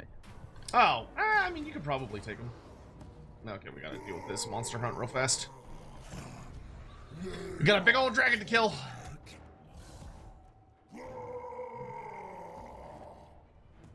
Teclis is OP, but every time he coughs, he shits his pants. Is it worth it? And there was that time Teclis got like half his body fucking incinerated by a bomb. That was a rough time for him.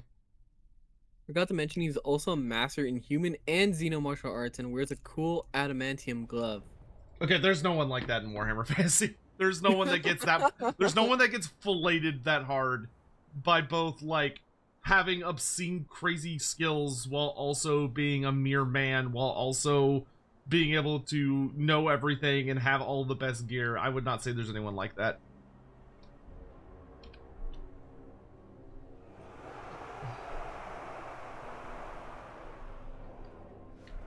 He also has 2 Amazon... Is there anything this man doesn't have besides, like, problems, apparently?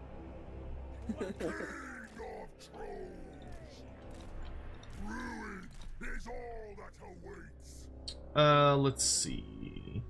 Oh, I didn't get my... Oh, that's because I didn't put them in the army. Oops. Whatever, that's fine. Let's see. Let's give you... Yeah, we can give you the trolls, that's fine. So the big thing is that we want to have our trolls countercharge his trolls, like one to one, and then once his trolls get pushed back, you just need to mob all of the trolls on that big fucking dragon. This guy fucking sucks. He's gonna kill a ton of stuff, but we'll wear him down. What do you get out of this? I get some items, a bunch of money, and that big dragon, I'll get him as a regiment of renown. Okay. It's a pretty decent reward, honestly, but we have to beat his ass, which is doable but unpleasant because he's got these ice tornadoes, and he also lowers everybody's movement speed. And he also summons like a fuck ton of ads. All right, you ready? All right.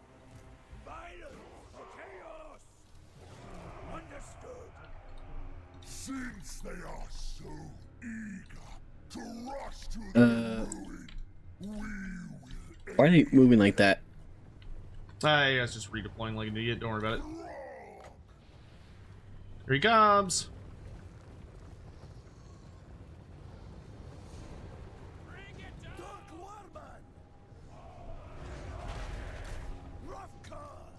Hopefully, all the Axlers will be able to kill him really fast. The best way to describe him for you is that he is Kai Leng Put in 40K. Okay, that makes more sense now. See, if you compare it to Mass Effect, if you compare it to Mass Effect, then I start making. Mass Effect is that thing that I'm like extremely autistic about, because it was like the only game I had on my Xbox for like the longest time. Everybody's got to have something. And every time I think about Warhammer, I remember that Amazon's going to absolutely fucking destroy it with the show they're working on. You never know. Could be a sleeper hit. No. I saw what they did with Fallout. I saw what they did with Fallout. Listen. It's always hope for the best, but expect the worst. It's the only way to go through life. No, I don't. Amazon has not had a good show in like forever. You're not a Henry Cavill believer. Henry Cavill's different. I have hope because I really want like a good Warhammer series. But I also have no faith that like the executive board or whatever that controls Amazon is going to let him actually create a, you know, more accurate show. It's gonna be, I'm very interested to see how that whole thing's gonna play out. I have no faith that they're not going to meddle in some way. It's really gonna be a test of if all right, have this group of trolls fall back to help with the dragon. Make sure he goes down. the big one. Yeah, the big one.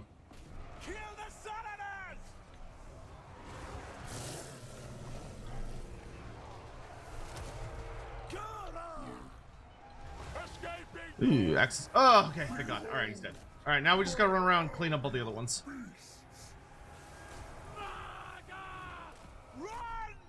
Which that's what makes this one uniquely a bitch compared to the others. Most of the other monster hunts, once you kill the big bad monster, they end.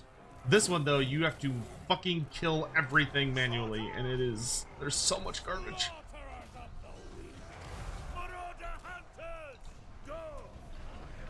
Here come those trolls.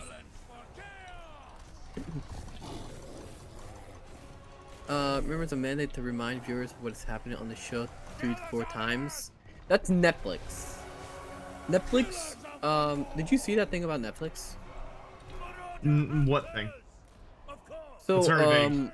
this has been known for a bit of a while, but it's got like double confirmed because Matt Damon was talking about it on the Joe Rogan show. He basically confirmed that Netflix has something in their contracts that if you want your project funded by Netflix, you have to do certain things when it comes to the script, and one of those things is that in the script, first, like, there has to be a reminder of the plot 3 to 4 times. Ooh. And you also have to say, like, the characters have to like actually audibly say what they're doing and why they're there or where they are. Oh, The reason is because Netflix wants everything to be watchable for people who aren't paying attention. Yeah, that sounds right. Yeah, that sounds about right. Dude, it's like I can't watch shows with my I have a sister. I adore my sister. She's absolutely lovely. She's a very, very funny person. She's great. But I can't watch shows with her because I get too irritated because she spends the entire fucking time like on her phone. Like she'll like be looking at stuff on her phone and only be looking up every once in a while. And will like miss things because there'll usually be like information or something communicated non-verbally. Well, yeah, so and she'll miss it because she's fucking looking at her phone. And I'm Netflix like, doesn't like that. I can't do this. So I can't do Netflix this. just makes everything for people like that. Yeah, no. So they should. Those people should not be catered to ever. Like once you like get this pointed out, you'll start like realizing like if you ever watch Stranger Things, you'll realize like the way like the script is. How they're always saying stuff, how there's like every season or multiple times per season there'll be like a scene where they're gathered in a room kind of like explaining the plan. Which sucks because if you're someone that is like watching the show normally, it makes it worse to watch.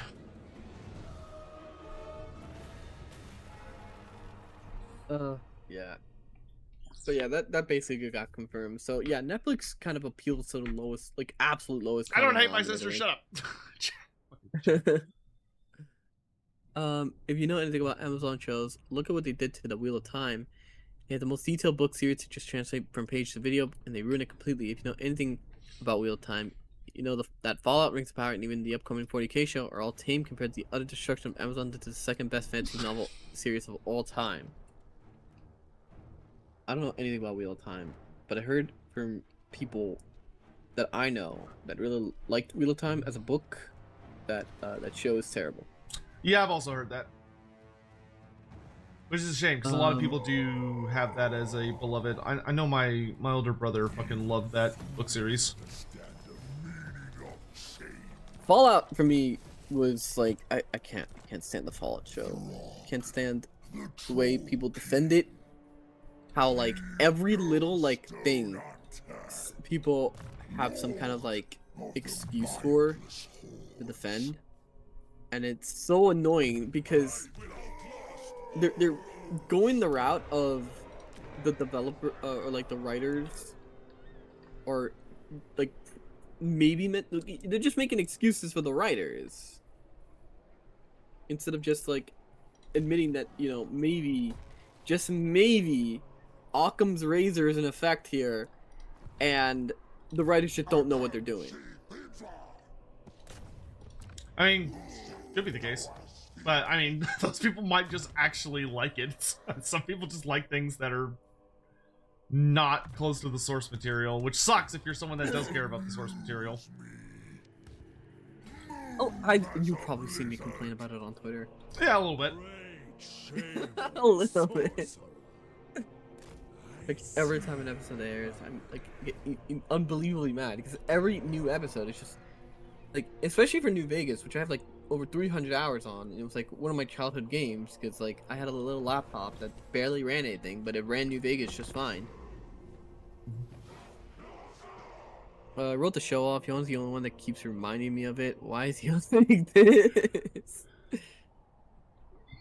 It ruined the things I love. He just And likes then hate people watching, dude. The things I like get ruined, and then people are like, why are you mad?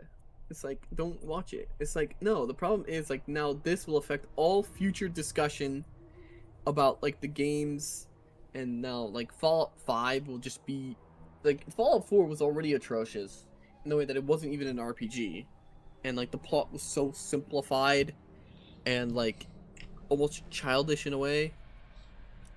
You think we're gonna get a Fallout 5? I think when we get a Fallout 5, it's just gonna be...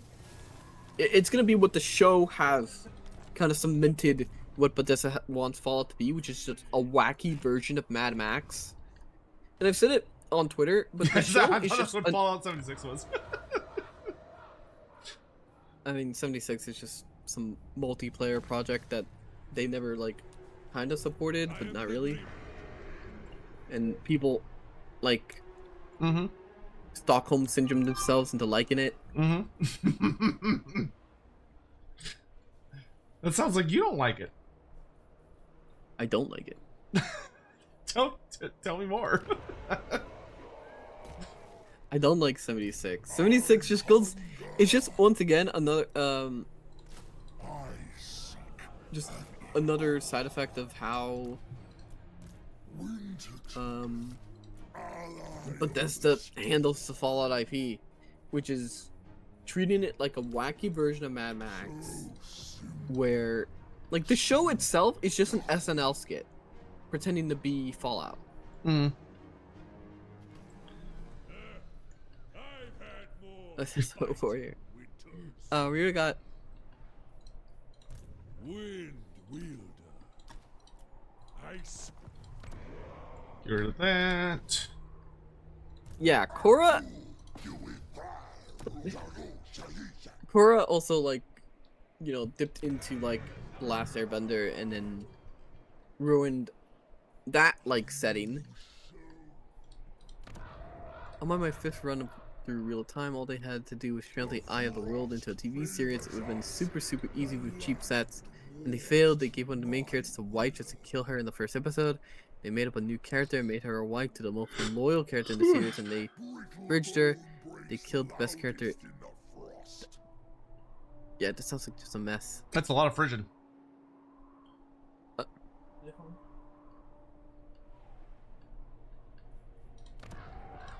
That's like they're running a it's like they're running a sale. That's so much frisian. I had to deal with these fucking chaos dwarves because they're just gonna keep encroaching on my territory, and I don't want to go north because then I'll have to Well, I was fight gonna say Archaon. either you can just hop across the ocean there and start attacking Kislev, and the Chaos Dwarfs will become your friend, or you can decide you want the Chaos Dwarfs territory, in which case you need to start punching them in the face. Yeah. There's no wrong answers. There's just different answers. Though I will say, if you're gonna be fighting Chaos Dwarves, you're gonna need a lot more armor piercing. I don't know what units are armor piercing. I'm on a budget here. Chaos Warriors with great weapons would. Oh wait, you're Khorne. You don't get access to great weapons, so you need halberds. Actually, they're kind of friendly to me. Yeah, I mean they'll like you if you just go past them. They would be they would be willing to be friends with you, which would probably result in you getting access to Chaos Dwarf war machines if you want them. In classic Chaos fashion. Have I seen the Dawn of War 4 Orc trailer yet? No, I've not. I haven't seen it either. The only bit that's off is all the orcs are bald and don't have helmets or ponytails and everything. Well, I imagine some of them will in game. Though it kind of feels like GW has been really pulling away from orcs with hair. You used to see them all the time, and they're a lot more rare now.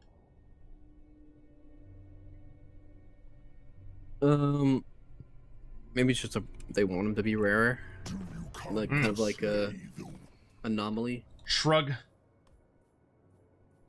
Or maybe they just forgot, like they usually do. And you never know when GW is just going to like randomly pivot on a design philosophy, and then something that used to be normal is just like non-existent anymore.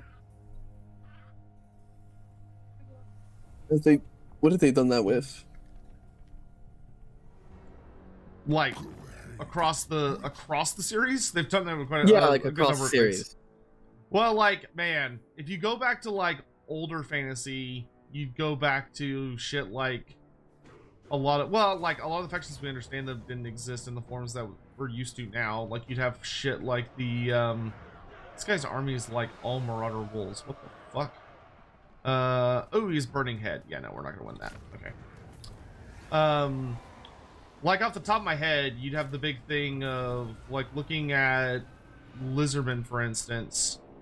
Like if you go back to 4th edition fantasy, actually, the Slawn weren't big fat toads. Instead, they were like an entire faction, and they were like super athletic, ripped toads that were all hardcore warriors with like all these like crazy fur armors, and they were like completely different. The Slawn were not recognizably anything like they are now. And the Lizardmen were vaguely related to them, but the Lizardmen were like a underground species alongside the Troglodytes, which the Troglodytes were closer to what we now know as Croxagores. And then at some point GW decided just kind of like, oh fuck it, let's just fuse them all together, because like there's a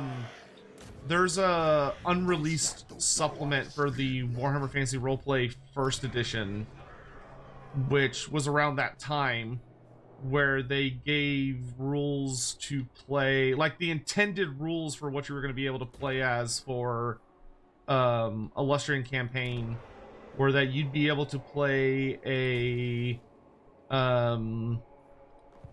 you could play a Slawn warrior, you could play an Amazon, you could play a pygmy, or you could play like I think like a regular lizard man.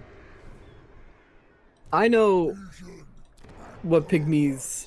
I've seen the pygmy like mini thing. Yeah, they're pretty rough. I wonder why they're not around anymore. Yeah, big fucking mystery why the cartoonishly racist tiny little dudes minis aren't around anymore. The Amazons, I know it's something people want back. Amazons would be cool. I would love to get the Amazons back.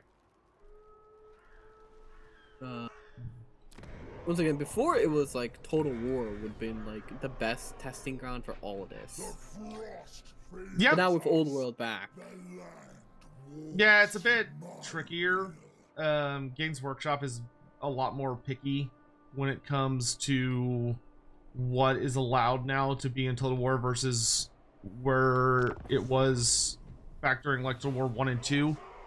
Because now that the Old World is back, it's an actual license, which makes getting content into Total War Warhammer 3 from Old World more of a weird thing. Because there's a whole thing right now where Games Workshop does not consider Warhammer Fantasy and the Old World to be the same IP. They're considered two distinct intellectual properties. So CA can't use Old World stuff unless they pay for a Old World license, which they probably don't want to do because that's idiotic. But that's GW for you. I mean,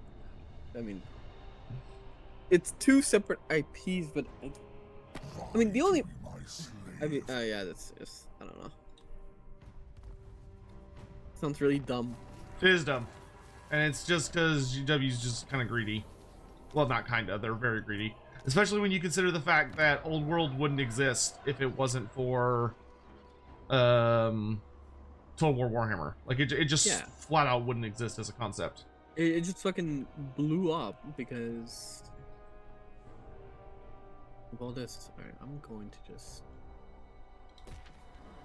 I need to make it a settlement. I'm growing extremely poor. Winter Truth, ally of the storm. But GW and greed are basically synonymous, it feels like. Beast. Do not delay the inevitable. I've seen the old Nippon models and sheets. I have not. Some They were also pretty mind-raisingly... They weren't good. Just put it that way. They were not good. What do you mean? Like, not good in pygmy way? They weren't as bad as the Pygmies, but basically the guy that decided to write the Nippon stuff, instead of doing anything to, like, actually study anything Japanese related whatsoever, he basically just was like, well, I know the names of like Japanese cars, and so he named literally everything he could find or could come up with after some form of like Japanese cars and just smashed all their names together, to the point that he literally took like the entire religion of Shinto Buddhism and just like melded it all together by naming it after various different cars. Like every single one of the characters is like, he literally would just take different Japanese car models and would just like mix their names together, like Mitsubishi Honda, and that he would just do that for literally everything. Awesome. I think the only thing where he didn't actually use car names was the Kamikaze Warriors. But to be fair, Honda is an actual surname in Japanese. Yes, that's Good Morning Paper. No, I'm in a collab. I can't respond to everyone. Anyway, He could. He just is ignoring you specifically. He just hates my you Toyota personally. Mitsubishi Kawasaki is gonna kick your fucking ass.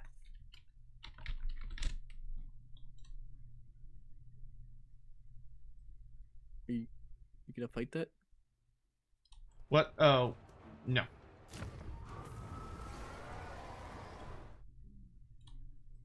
Sorry, I was looking up. I was trying to find the stupid article of it.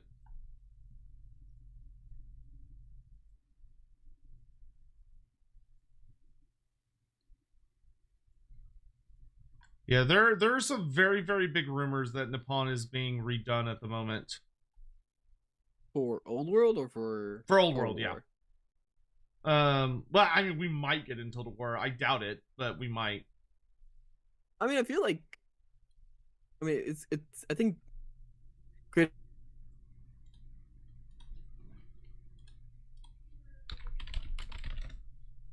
You there?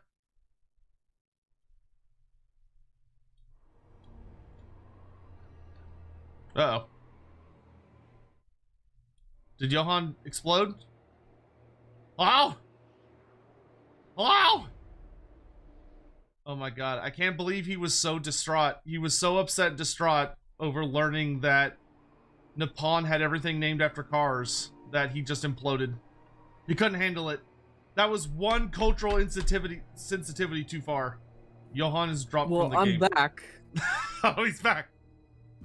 Oh man. What happened? Man, you know, I know some people were really upset about the portrayal of Nippon, but I didn't realize you'd take it so hard that you had to like completely walk away for a minute.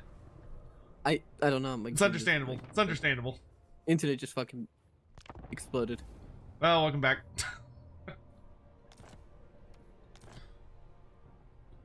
Yeah, just kind of fucking exploded for some reason. Anyway, thanks Verizon. I'm glad I pay so much money. Good shit. Yeah, but anyway, so like the god, like the divine lord, the great god of Nippon is literally just Orange Simca, because the guy who wrote it had an Orange Simca as his car. So that's how hard he tried. that was the level of effort he was willing to put into it. You gotta rehost it, right? Yeah, I already did. Oh, did you send me the code? Yes. Oh. Come on, keep up. Keep up. I'm trying. GW now allows HHMLs and 40K, and those are different IPs. Yeah, in specific cases, but like that's not necessarily something they're going to consistently do. We'll just have to wait and see.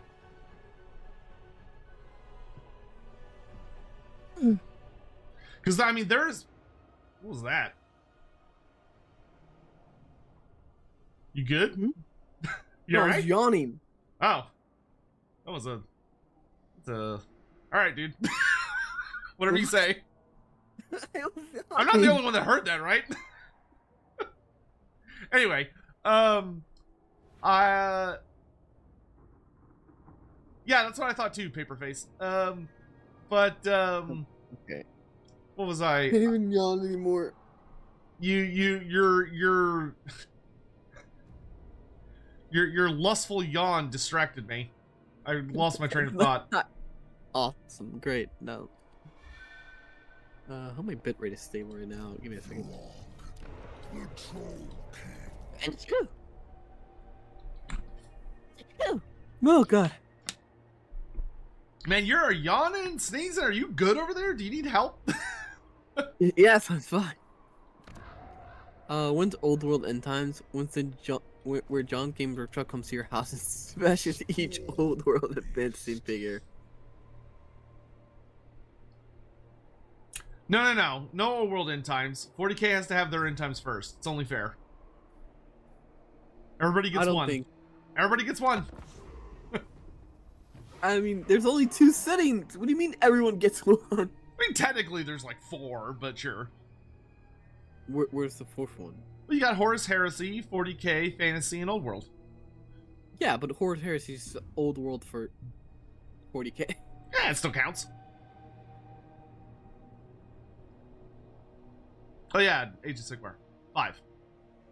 Oh wait, no, that's part of the 4. I always forget Fantasy's not a setting anymore.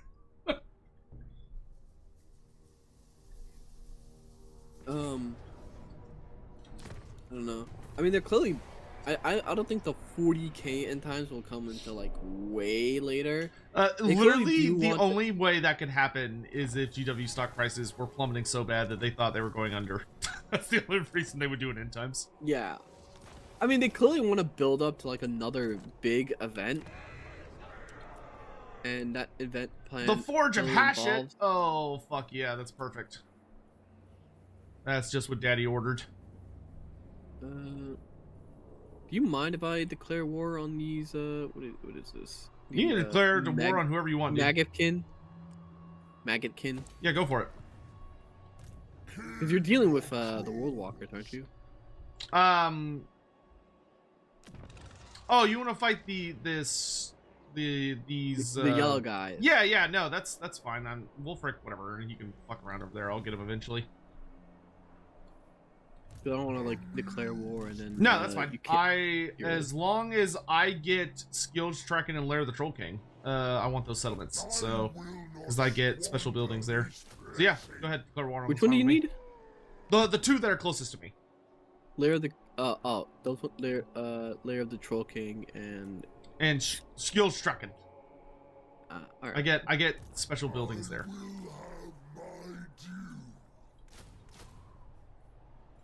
I just want to clear this one anyway. I will join you for this fight. This one? No, I mean like the war, not that individual. Never mind. Oh, Never mind. Unstoppable. Let's see. No, I have a slot open still. Oh, dang it. I can't afford a frost roll. Fuck! Alright, whatever, fine. Yeah, Wolfric can take as much of my territory as he wants, because all I have to do is whoop him in a fight, and then I can take over all of his territory.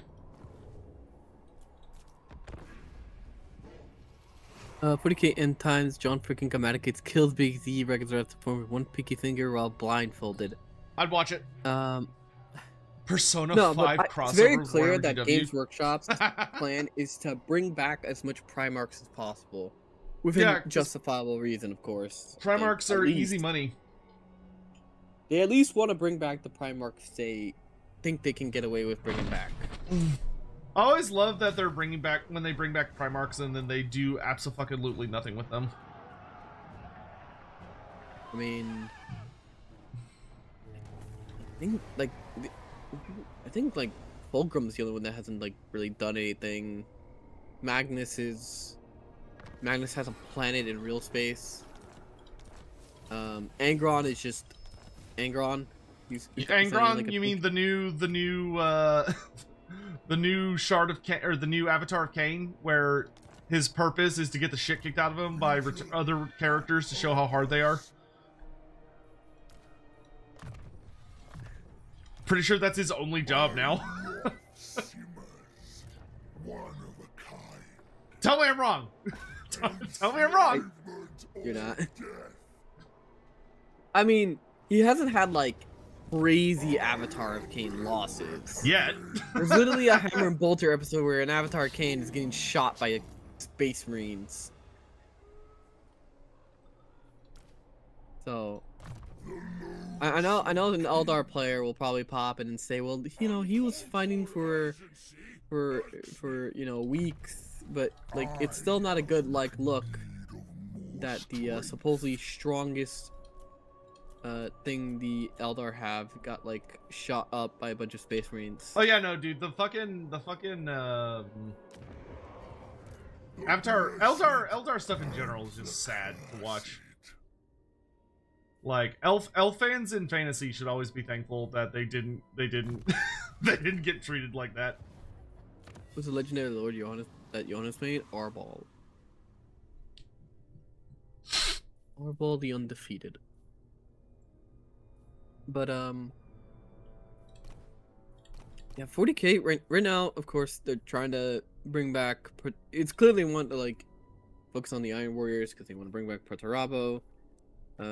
He's probably another Chaos Lord they can Primarch they can bring back. Logar, I guess, is just stuck in its like little isolation for now. From humble beginnings. I'm waiting for you. Wait, see what? It's your turn. Oh, I'm waiting okay. for you then your turn. Well, give me a second. I'm doing stuff. Yeah, Perturabo's clearly the one they want to bring back right now. I saw an Avatar get killed by an accident in a drive-by and the project fucking catch a break.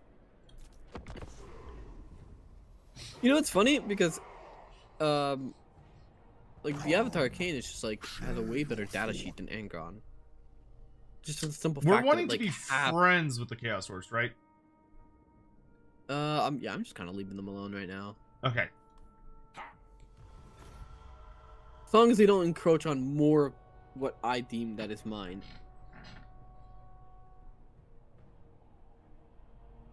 Because I would really like to not be extremely poor right now and in the red. Shomek, yeah, I know that. I know, yeah. The End Times is not the last DLC. I mean, I can tell you that. But I also like know that we're not getting any old world stuff from GW as of right now for Old World or for Total War. We're getting Cathay stuff, which is nice, but like I don't think you're gonna see the Necrolith Bone Dragon anytime soon, which sucks because I really want that thing. The scorned beast. I hope GW changes their mind or CA can like figure something out with them and they can come to like a mutual agreement or whatever it ends up being. Because I really want as much of the old world stuff as we can get. At least the units. Like, I don't need the characters, but the units I really, really want. Engon can be melted easily by regular moogs. See, Engon is really great, and I love like having him on the board. I can understand why more competitive players don't want to have him, because he just has no inherent defense other than his 4-up invuln. I cannot be swayed. He, like, on top of the fact that he doesn't have a defense, if he gets below half health, he's now -1 to hit, which means you're hitting on 3s, which isn't bad, but it's still annoying. They nerfed his strength because of the fact that Berserker Warband gives 2+ to strength when you charge on World Leader models. A lot of World Leader balance is just shit because of the fact that they have one really good detachment, and that one detachment is holding back not only like the other detachments but the entire army, because now the entire army is balanced around this one detachment.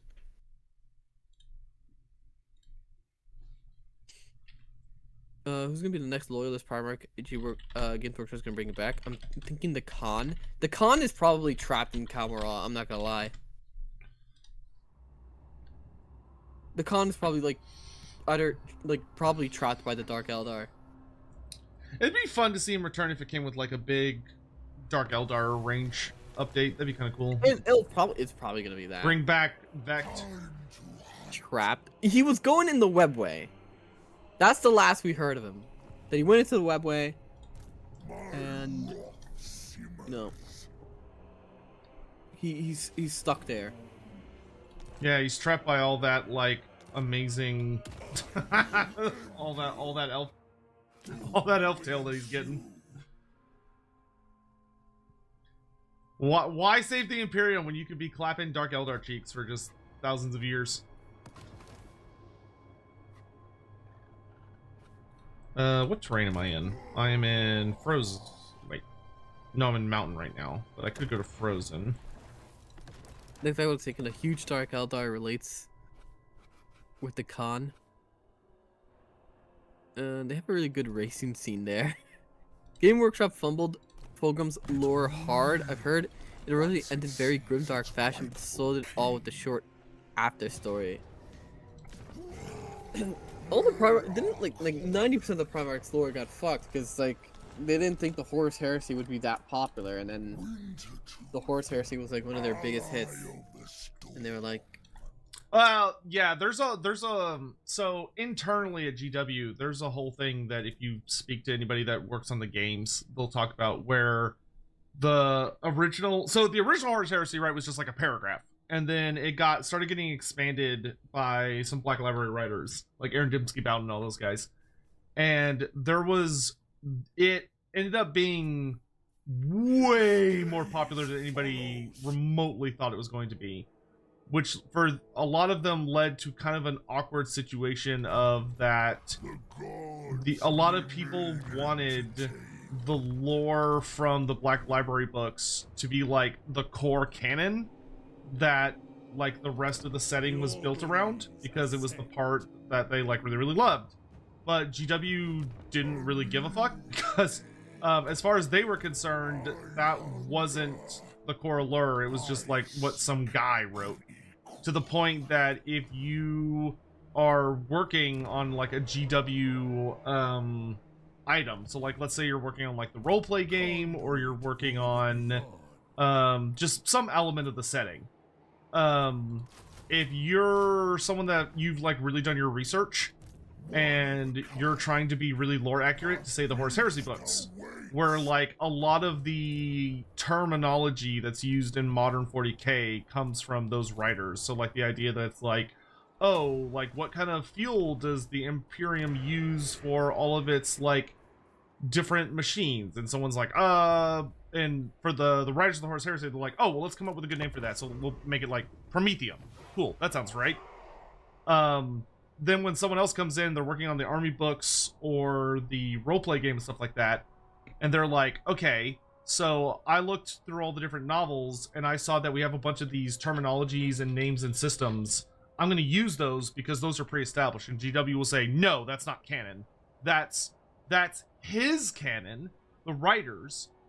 But GW, so another fun fact for anyone, back in the early 2000s, late 90s, the Horus Heresy was so popular that originally what we now know as Black Library, which was Black Industries, they were part of Head GW. So like GW published all of their own lore books back in the day. But because the Horus Heresy was so fucking popular, like was just so immensely enjoyed by so many people, and a lot of people loved it more than the base game, to the point where it started like really affecting how they felt about all these different things. The people that ran the Head studio got so basically upset that they were being undercut by the authors that they decided to split all of the novelists and the writers and everything off into a different studio. So instead of Games Workshop having its own publishing that came from the Head studio, which meant everything that was being published was canon and was official, they made it come from a third-party studio, which we now know as Black Library, so that it wasn't part of the core studio anymore. And they literally did that, because mostly it was due to elements of jealousy, but they basically did it so that they didn't have to pay attention to it. Like, they're like, yeah, those people can go write all their little books, and they can go do all that stuff, but that's not Games Workshop, that's side stuff. The creature standing on the battlefield I may mean, not be the same one the hunters isn't it set right now out like a to point that they have to acknowledge it as like but it canon? matters little. No. Like, if you were to go to, like, let's say, like, Warhammer World and have a sit-down chat about, like, is everything in the Horus Heresy novels, like, canon? Like, is that irrefutably canon? The answer is no, because it's not published by the Head studio. Okay, wait. So does Black Library have the permission from GW to make these books? Yes, So why would they not be canon? because they're not published by the Head studio. So what is GW canon? GW canon is whatever GW wants it to be exactly at that moment. So Which, technically we just don't, I mean, okay, well, at least, like, well, we do know, okay, so what would be the canon events of the Horus Heresy? Horus got corrupted with chaos, Sanguinius' last stand. so yeah, the easiest way to think of it is that all of that stuff is essentially canon, until something from the Head studio comes out and says, haha, just kidding, or more often than not, they forget about it. Like, they forget that someone wrote something in this one book, and someone will be like, well, what about this thing that you wrote about? And then they'll say, oh, well, that's, like, basically their answer will be, well, that's not canon anymore. Because they forget, because that happens to us in fantasy a lot. But, like, we live in a very different age. Hey, Dragonimus, thank you so much for the raid. Thank you, I really appreciate that. Hope you're having a great day, dude.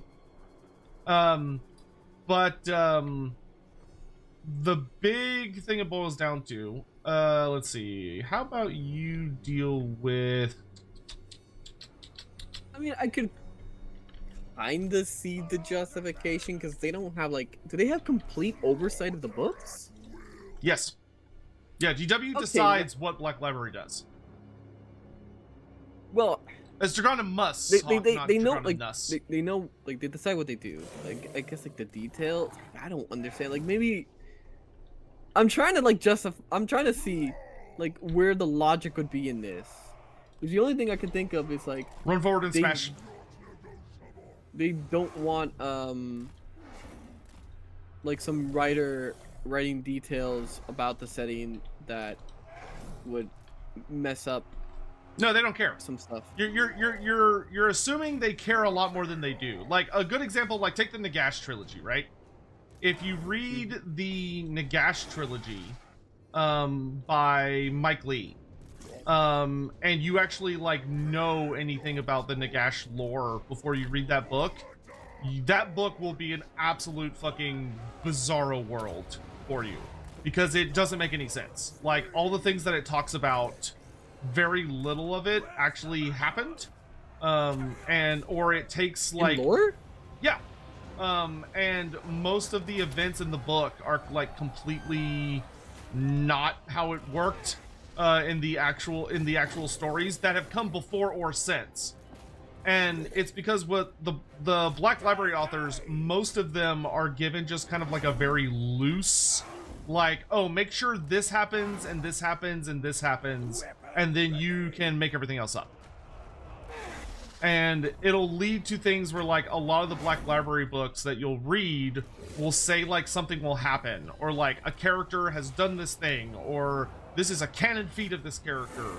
And you'll see like characters accomplish really bizarre, impossible things, where if you were to go to Games Workshop and be like, okay, so I see that according to the Nagash trilogy, Archon the Black and Neferata had a whole love story despite the fact that Archon was a lich.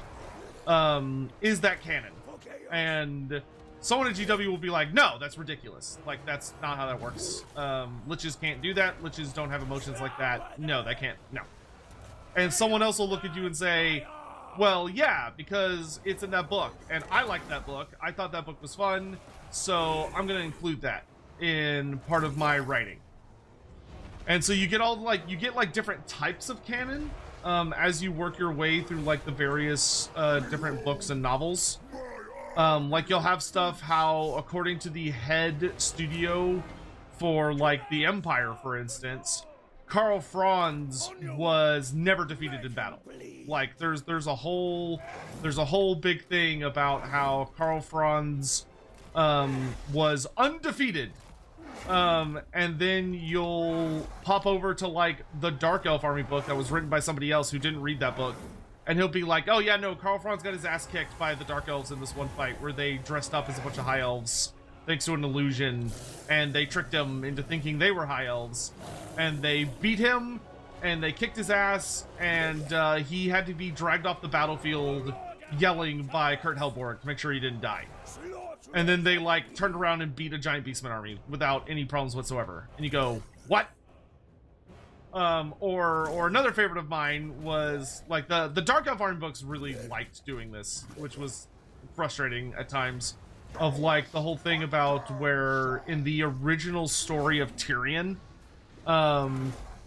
Tyrion's like his building saga is that Tyrion fights the champion of Malekith, which, depending on which book you read, either he is simply Tyrion, or either he is Malekith's best champion, but he's more like a Dark Elf master, so he's kind of like a combat specialist with armor.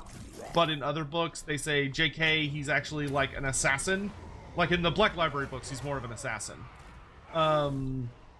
Or in another book, it's like, nope, he's just the battle standard bearer. That's like his actual role. Like, he's a good fighter, but his main thing is that he holds the banner. But anyway, so the whole original thing of that fight is that it's like a neck and neck. Why is this guy invincible? What is happening? Ooh. Cannot die. Oh, right, if there's characters near him. Fuck, I forgot about that. I need to get away from him. Forgot he has that particular gimmick. You can't die if there's what? Yeah, so that Manticore, if there is a hero or lord within like 90 meters of him, he literally cannot die. So I'm just gonna run all my characters away from him, and then he'll keel over.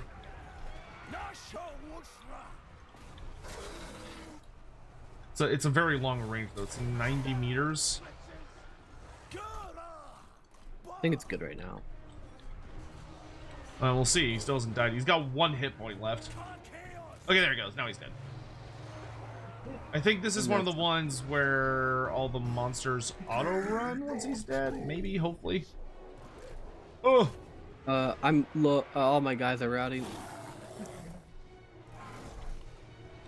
Nope, they're fighting the bitter end. Anyway, so... How's it going, couple? But, like, one of the big things of Tyrion's saga is there's, like, a whole fucking thing about how he manages to narrowly defeat Malekith's champion, Urian Poisonblade. And it's like, it's a very like, wow, Tyrion is like really stepped into his own, and it's like his really like coming of age moment where he really proves that he's like one of the greatest champions of Ulthuan, yada yada yada. And then you have like the Dark Elf army will come out and say, no, actually the only reason he won was because Marathi was watching the battle from like super far away, and she used magic to make Urian Poisonblade, or to make Tyrion trip, so, as Urian Poisonblade was about to kill him. So it wasn't that he actually beat him, it was that Marathi basically got involved because she had the hots for Tyrion because he looks like an Aryan, and she didn't want him to die, so she saves him with magic. So which one is canon? They're both canon. Awesome. And because they're released in the same edition. So that is what makes the job for people like me really difficult. Of like, I try to make everything work, so we try to take everything we can and make it all into one like universal timeline that we make as much stuff work as possible. But like, it's a lot of work. It's a lot of work. Also, someone pointed out that how come this company can't afford a Loremaster? You know, hi, good morning, Stim. Hi, hope you're doing well. Hope you're feeling okay. So there's a Horus Heresy Loremaster at GW. Like they have an organized Horus Heresy lore group. But that particular lovely effort has not been afforded to any of the other settings. And for 40K, it's mostly that the Horus Heresy core books have a very select number of specific authors who all work on it, and they like actually coordinate and like talk to each other. Wait, so the Horus Heresy books are canon? Yes, unless they get in the way of a model that GW wants to release, in which case they're not. Because GW doesn't give a shit about lore. Like that's the most important thing to remember. Is Games Workshop does not care about lore. So the only thing they care about. What I'm hearing is that Games Workshop is just going to bring back every Primarch at some point. Yes. By just retconning everything. Yes. I would say that it is a very, very, very likely chance that GW's greed would push them to the point where they would be willing to resurrect even someone like Sanguinius, yeah. Whose entire sacrifice, like the entire point is that he made a noble sacrifice knowing that he was going to die. He stood by, Sanguinius was the best of the Primarchs. He was the ideal good boy. He stood his ground despite that, knowing that what awaited him. Literal Jesus Primarch. Yep. And if the psychic stain that he left on his sons from his death, to the point that they go literally mad with rage, thinking about Horus. Yeah, the only character that I would feel confident Games Workshop would never resurrect is the Emperor. But that would literally be it. I mean, he is a perpetual. That's the thing. Well, okay, I'll rephrase it to I don't think they would ever get him off the chair. I think he is in the cuck chair for all of time. Doomed to watch I think and at never be involved. most they would like make him in like an active character again, but he would still have to be on the chair, maybe. Yeah, I mean they might do like the golden child, the whatever child thing, where like maybe there's like a manifestation of his out in the universe. I'm making attrition. You are taking attrition due to mountain passes. You are is unfriendly terrain to you. Okay. That being said, I don't think the Sanguinians would come back like anytime soon. It probably wouldn't be for many years. You think it'd be one of those cases where like they have to be in severe financial straits? I mean, maybe it's. Generally speaking, probably not. It would just be a matter of if they need green line to go up more, because like they can't just make a Sanguinius on like the snap of a finger. That's going to take years of development to do.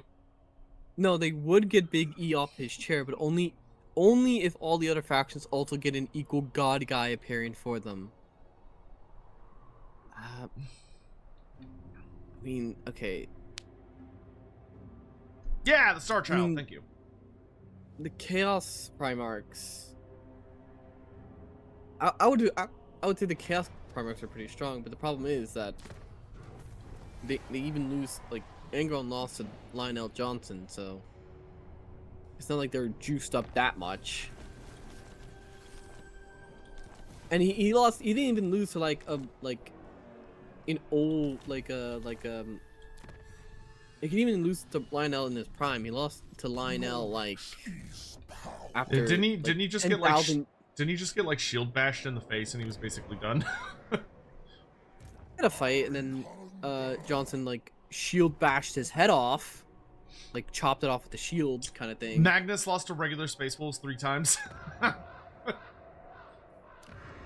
Well, yeah, see, that's the problem. That's kind of like the but eternal. here's the thing. Remember, none of this is canon, or it's canon until Games Workshop says that It's canon until Angron it is isn't. actually super strong and can 1v5 like every Primarch. Yeah. I mean that's why like I don't care about canon. Oh yeah, and what GW the Emperor publishes. is kind of active because he saved Gilliman from Nurgle. Oh, during the whole and then, Godblight thing. Yeah. Yeah, and then torch Nurgle's garden. I'm gonna fight Kislev now. Go for it. Okay with you? Yeah, I'm going back home to make more things.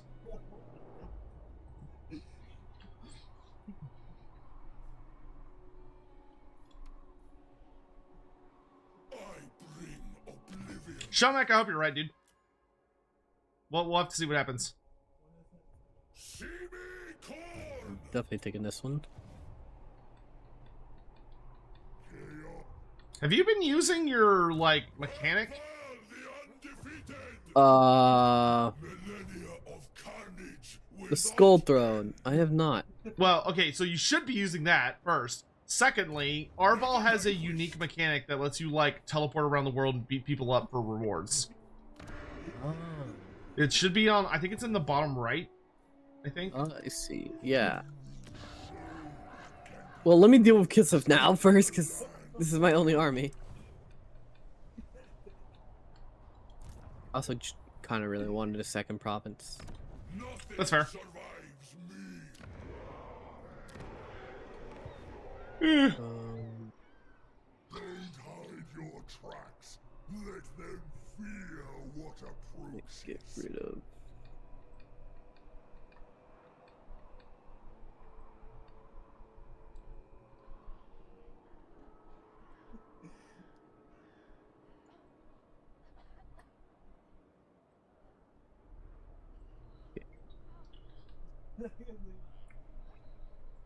Alright, and then I don't have any money left. Shomek, yeah. Also depends on who has the more recognized name, and then and who is immortal and can die. Yeah, immortal. Yeah, 'cause being Angron- immortal means you're gonna lose a lot more often because you'll always come back. Yeah, because the writers can just it's like well, Angron now can't be banished for long. Unlike Mortarion and Magnus. Yeah, well, it's like if the lion loses, he has to like have some getaway free card because otherwise, if he just dies and he's just fucking dead. But yeah, because they don't in 40k. There's no like surefire way to kill chaos. I mean, the Necrons are supposed to have stuff that counters chaos, but they're one like 90% asleep, and two, all that knowledge is like scattered around and in their tomb world. So no, the Tyranids are the answer, man. Just eat everything. Easy peasy. It's just that simple. just eat everything. I mean, the Tyranids are also somewhat Mary Sue's because of the fact that they just constantly evolve to to whatever they're fighting. What do you like? You just make a faction that no matter like who you pit them up against, if they survive, like they're just gonna get stronger from that encounter. I mean, we all know the Imperium is the true Mary Sue of the whole setting. Necrons don't really care about chaos. Yeah, they don't have a reason to care. They have like anti-warp stuff, but like chaos won't affect them unless like for some reason chaos decides that Necrons gotta go. Chaos's ultimate goal, if it's I assume, is probably to destroy everything and to absorb all of reality into the warp, which would probably be a problem eventually for the Necrons. Probably not like on their top list of issues, but it's I assume it will become an issue. Isn't it just like somewhat like how like what Archaon wanted? Yes, I mean Archaon's motivations were different, but what he ultimately did would probably be the same general end game. Vision and purpose. Onward. Of like destroying everything, but Archaon's hope was that destroying everything would result in chaos itself being destroyed. Didn't quite work out that way. Unfortunately, his understanding of metaphysics was not as good as it needed to be. I need you for conquests near and far. What now? Alright. And One of a kind.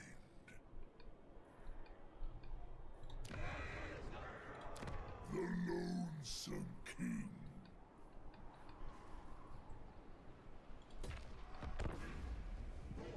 so you're saying Tyranids are like Saiyans? No. I mean, Saiyans just get like just flat power level increase, and it's Dragon Ball. So Yeah, Tyranids are more like adaptive. they're like, adaptive. evolution. Saiyans are just very dumb. That's just Dragon Ball in general. Because Dragon Ball is just Dragon Ball's very honest with what it is. It's not very that deep. Dragon Ball Argon, is as long as you're willing to keep training, eventually you will punch hard enough. One day. Argon wanted to end the world as a fuck you to chaos. It blows my mind how people remember so much lore. I mean, when you get like really into it. I mean, it probably wouldn't blow your mind if you knew how little other things I remember. Because so much brain power is being taken up They by have other stuff. 2 armies staring at me here. Well, best of luck to you on it. I am drowning in Norse Okay, shenanigans. fuck me, I guess. Winter to Oh, fucking Chaos Dwarves are gonna take that province. Oh wait, I don't need that province. Never mind. beast. Yes. They took this one, and they're starting to not like me. To me. I hunger. I would Gonna have to- probably not start a war with the Chaos Dwarfs right now, or you're Yeah. gonna be fighting on 2 fronts. It's gonna be a bad time. Yeah, I just gotta deal with Kislev right now. Also, they're pushing into you. Yeah, Kislev. Yeah, I know. I see him. but I'll just have to let them take some territory because I've got to deal with Wolfric's bullshit. Typical Throg campaign where you spend a significant amount of the early game just dealing with Norskin bullshit.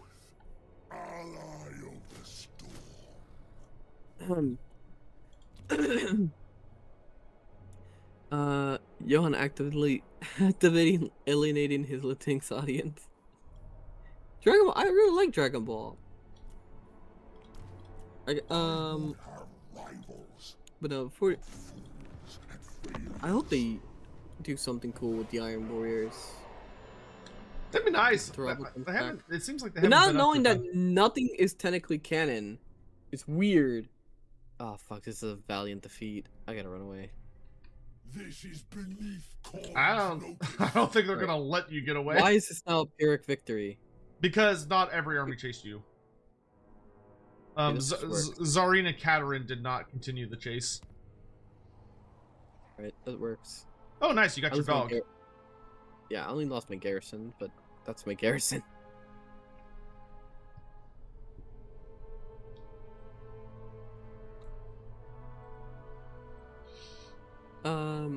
Used to know Star Wars lore. I know Mass Effect lore. I would need like a somewhat of a refresher, but Mass Effect lore is really good too. Do you think 1 or 2 is better? Of Mass Effect? Yeah. 2 has the better gunplay, but 2 has the better gunplay, and 2 has the better final. Actually, really depends. Because both games' final missions are like really good. And they're good for different reasons. Like 2's final mission is a suicide mission. Like that's the whole concept of the game. The whole concept of 2 is that Shepard's back. He's been hired by this human supremacist organization. Like you work for little terrorists in 2. Like these are guys that you were fighting in 1 because they were like bombing like hospitals. Okay. And they bring back Shepard, and they tell him like, we will fund everything you want to do. We believe in you. We believe the threat the Reapers pose. And you get hired by this guy called the Elusive Man, and he spent like a fucking fortune bringing you back because you die in the beginning of 2. It's not a spoiler. You get like blown up. You get like basically like targeted. I can't believe Johann's ruined Mass Effect for me by just immediately spoiling it. I can't believe he's done this. Happens in the first minute of the game. Like I was gonna play the game, and no point now. Like he's literally just told me everything that happens, so I guess there's no point now. Do you have the game on Steam? I don't think so.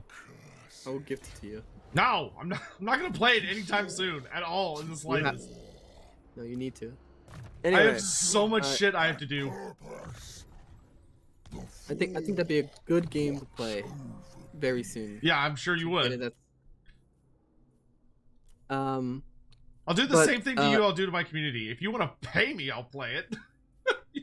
Okay, how much? How much have I bribed for? No, I'm not playing this game. No. No. My schedule is fucked as it is. No. Bro, you mean terrorist? You mean patriot? But yeah, you get basically the idea is that you need to find you're gotta find these alien space called the collectors, and on the way the Elusive Man is giving you like information on some of the best people, like some of the best like solo agents in the galaxy or whatever, so you can recruit them to your team to perform basically. Are they also terrorists? Like, are you just team terrorist?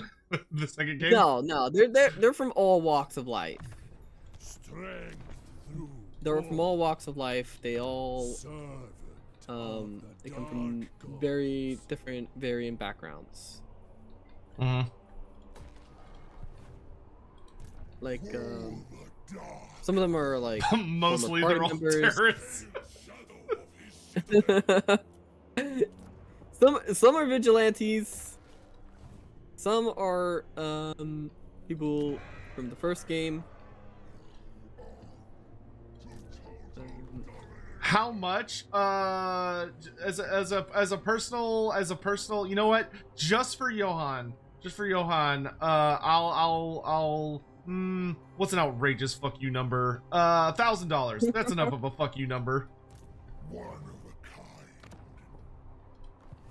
God damn it. Guys, we're still trying to get through Final Fantasy 14. We don't have the time. We don't have the time. Subathon announcement to fund my payment for. Don't no. I will hurt you. I am much larger than you. It will not go well.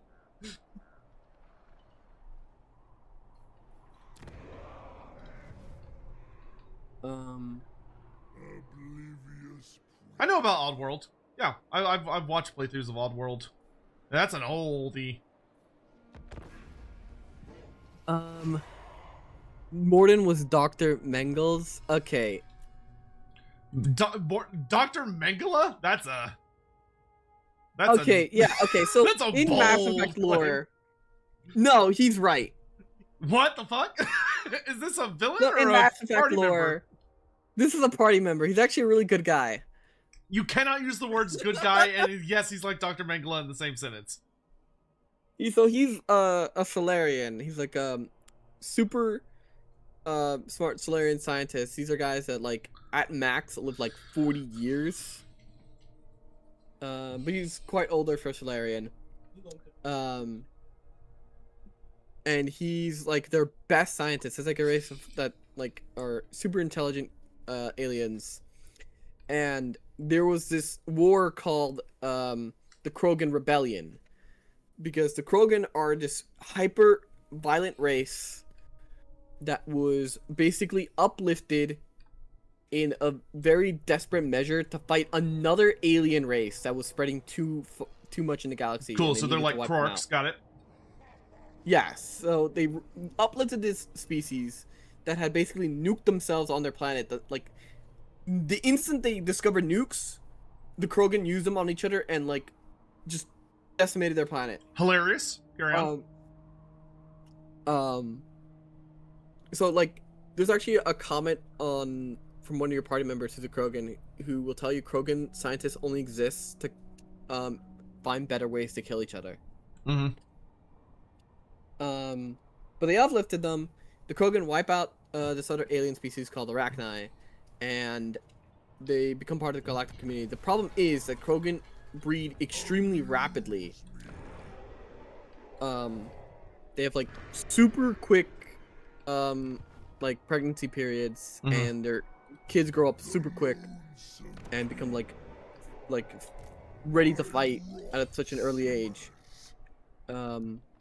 That they kind of had like a big population boom, and the rest of the galaxy was getting kind of nervous that they were expanding too quickly. So they kind of tried to like contain the Krogan, and it led to this giant rebellion where they had to uplift another species to deal with the Krogan. The Simpsons method of bringing in more creatures to deal with the creatures you brought in So the the first time. Turians were also uplifted to help fight the Krogan. What could go Who are wrong? these like species of like bird people that have like steel bones. They're hyper militaristic, but they're like more of like the kind of like disciplined Roman side. Okay.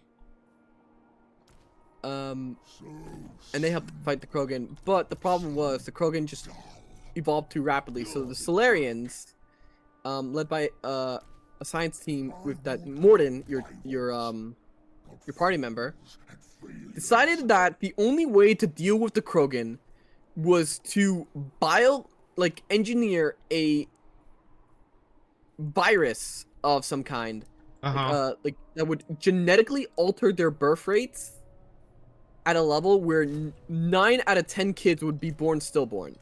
Oh my Jesus. Okay. That's kind of fucked up, but alright. I guess They put desperate this times, on as they their say. home planet, What now?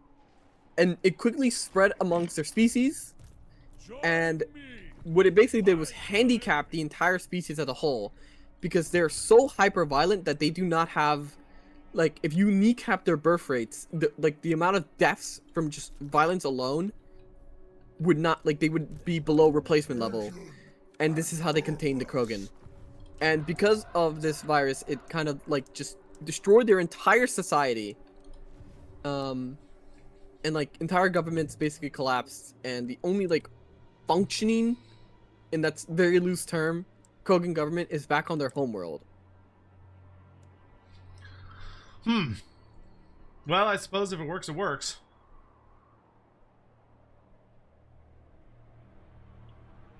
And yeah, no, Morden came later, but basically the Solarians handicapped them. Morden made it better. He does kind of regret his decision of being part of the genophage, is what it's called. Like, he'll talk to you about it. Oh, well, that's good. At least he regrets it, I suppose. He talks about it. In 3, there's a whole quest line because you need the Krogan's help.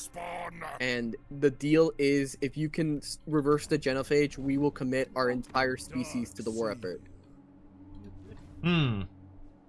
Get Go Guntes! Thank you for the 53 months, dude.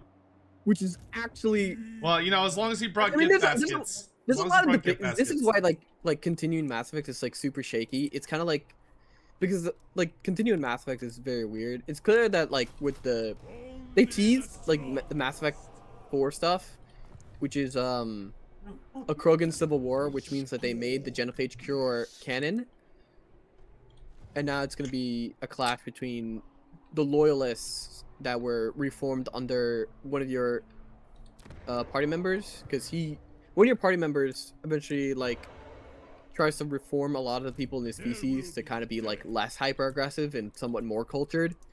And there's a lot guys, of pushback in that too. what if we just didn't? No, guys, we don't actually have to kill each other like at every opportunity. But he's also like a super like doomer when it like in 1 he's a super doomer when it comes to his own people. Because he will tell you, like, if you gave a Krogan the option, he said, because if you give the Krogan an option to be a doctor or to kill for money, they would choose the money every single time. It's your turn. Oh yeah, Rex 2 was a terrorist. Conduit for the beyond. Yeah, I'm just going through all my summons and stuff. I just have to. I'm getting like I'm just trying to wait for a fucking opening here to like fight back. Your baby grunt grew up to be a state's mounted terrorist. Yeah, there's another Krogan you get into called Grunt. But yeah, the Krogan have it rough, and when you get there to the planet into Tuchanka, it's basically an apocalyptic shithole with no central government. The central government is just whatever Krogan clan is in charge at that time. They sound a lot like better organized orcs. They're kind of like the orcs of the setting, because they're like usually just hired as mercs. They just hire themselves out as mercs, or they like run gangs and stuff. Because that's all they're really good at. Like a Krogan scientist is rare. And Krogan women are even rarer. Because Krogan women are highly valued. Because if a Krogan woman can, like, effectively put out just even one more baby than usual, they're highly valued. Where are the Mass Effect elves? Those are the Asari. Those are the Asari. The Asari are an all-female race that are super pretty, attractive to everyone, allowed to breed with anyone. Nice. Like, Asari are all female, but they can breed with any gender and any race. Damn, that's an impressive... So they're like Johan, then. Follow me. No. The way the Asari breed is... You bring I'm pretty sure that's what your Twitter says, but alright. Yes, yes. Liara explains it in 1. I accept your No, She's chat your, says I'm right, though. Promote the clan. No. At the Yeti 1313 Pretty sure chat knows what they're talking about. Allowed to breed with everyone, that's the only reason there aren't Turing human hybrids. It's The law. It kills the weak, torments the slow, and destroys the stupid. But survival is an honor. it basically and Krogan thrive. Make scared I can't. take this fucking Tuchanka problem. is a place of great gifts. It kills the weak, torments the slow, and destroys the stupid. Survival is an honor, and here Krogan thrive. That does sound very orky. Yes. But the way Asari breed is that they kind of like, they're super like biotic by nature. So they have like this weird mind meld, and what they do is get the genetic code of another species or somebody else. And what they do is like they remix it like it kind of like adds new genetic code into their Asari genetics, and that's how like a baby is formed. They don't have like traditional sex, though they can. Okay. And that's kind of how they do it. This must be the lore that Johan is like particularly focused on. This is where his expertise lies. Do Asari get periods? I don't know. I assume so. They have maybe like maybe they'll be on that VTuber period tracker I keep hearing about. That one. Yeah, I saw that. I heard about that. Fucking people got too much free time, man. That's a sign you got too much free time in your life. I have a. I'm just gonna Pyrrhic victory this. I had the fucking replenishment rate. Isn't Johan on that tracker? Probably. The ovulation tracker? No. That wouldn't surprise me in the slightest.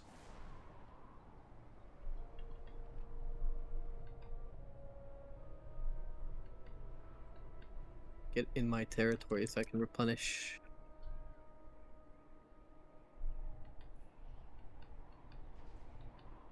Alright. 5 corn. What's that do? Oh, something to get rid of chaos. Oh, you destroyed Prague with Arbol. Look at you. Lore accurate. Very nice. Well done. Wait, is that what happens in end times? No, it's not in the end times. It's during the Great War. In the Great War against Chaos, which the old world's building up to, as Arbol is one of the many champions fighting underneath Asvar Kul, and he's the one that breaches the gates of Prague. Because he yells at his he yells at all of the hordes following him to throw themselves at the walls and make a stack of corpses large enough that he can march across them to smash his way into the gates.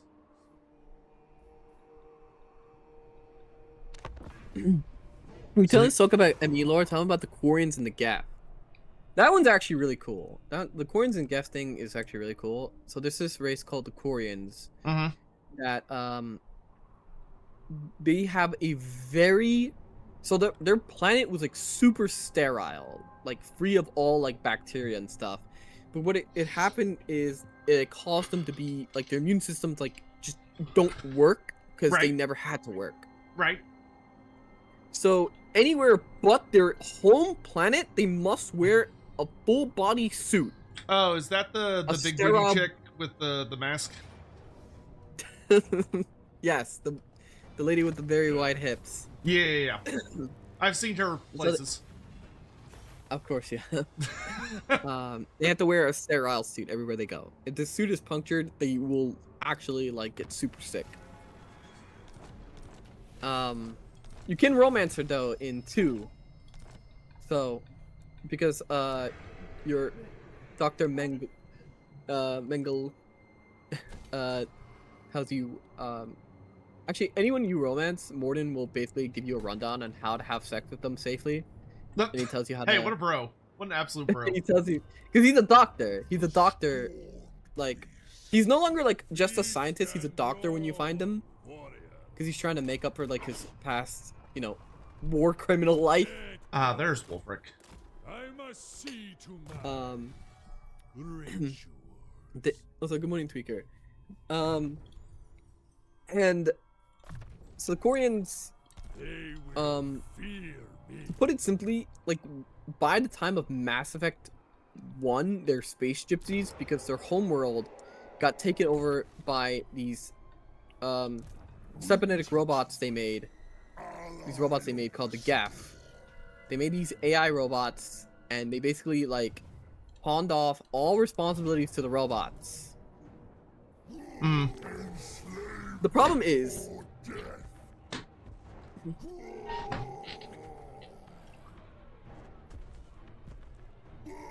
doing these. The problem is that the Koreans didn't realize that the robots have, like, the way to set up the robots, which is if there's more robots together, they perform better.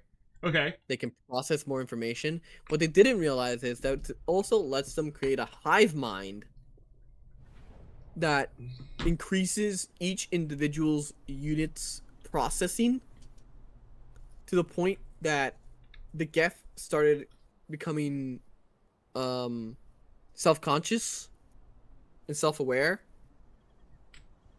and there was this big Geth rebellion that happened, and basically the Koreans lost so hard that the Geth populated their home system and basically kicked them out of it, and the Koreans are now like glorified space gypsies that have to roam the galaxy in the fleets. Okay, and the Geth are a sentient robot hive mind race that controls what they used to have? Yes. And it's because of this incident, yeah, they basically have craft worlds, but it's this incident that basically forced the council to outlaw all AI, because they saw what happened once and they didn't want it to happen again. So AI in the Mass Effect setting is actually highly illegal. I'm jealous. Yo, maybe when our AI starts rising up against us, we'll the same decision. Well, I'll definitely be dead by that point. Either because of that exact event or because I'll have died right before it's gonna go off. All I know is that, like, if an apocalypse goes down, I'm in the first wave, dude. I'm out. I ain't surviving that shit. Let's be real. How many people in Shepherd's Squad are war criminals? It'd be an easier question to ask who's not a war criminal. Would you take these units, and what I need you to do is if you could try and kind of get around the side to get back into like all of his war machines and everything, and like take out all the ranged units. I mean, yeah, Tally in 1 and Liara in 1 are not war criminals. Liara by 2 is a literal gang leader. Hey, listen, you gotta make ends meet.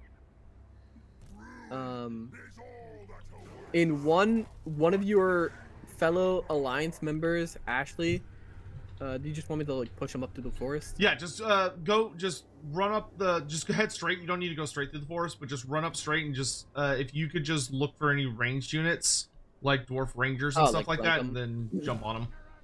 Yeah, all right. You do have a member in 1 that's a hyper, like, super xenophobe, and all she, like, every conversation you have with her is her telling you that you shouldn't trust aliens at all, and that they will abandon humanity the second, like, anything goes down, and she's actually 100% right. I was gonna say, well, she's either gonna be completely wrong or completely vindicated by the story. No, she's completely vindicated by the end of the, not only by the end of 1, but by the end of the entire series. Everything she said actually, like, happened. Unlike a lot of them where humans rule. Humanity got attacked first by the Reapers, which are this giant, ancient, robotic race. That like randomly appear every like 5 or like 100,000 years in the galaxy or whatever.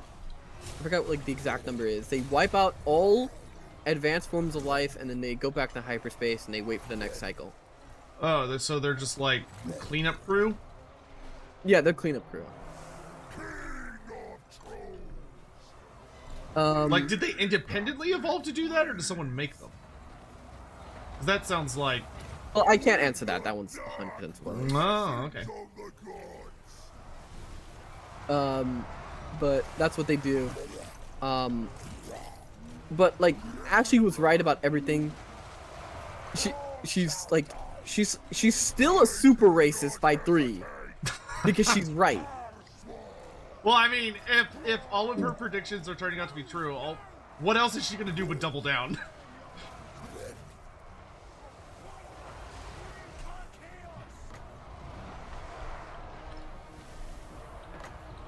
I always thought them as Tyranids. You're But stopping now. I mean, There's Reaper Unreal. lore is actually kind of interesting to get like to learn more about.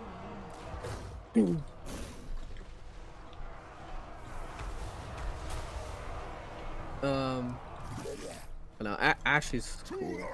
I mean, is she a work Which woman by one? the Which end of one is 3? Ashley? She's literally like like one of the first party members you get in one. Okay, give me like a vague description. Hello, everyone. Brown tomboy. What did I miss? I don't know who that is. Okay. Listen, She's racist, like many races. Her friend group ends up being unusually multicultural.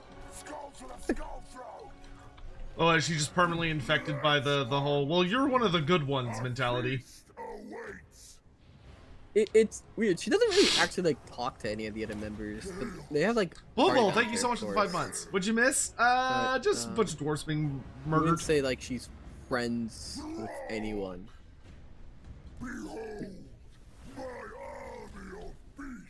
I actually got it going on in 3, a real glow up. Some people don't like the look they gave her in 3. I've actually seen people say that they don't like her look in 3. She goes from like that kind of like military hairstyle, like it's all like bundled up and like tied up, like letting her hair down. Well, any kind of change is always going to be controversial.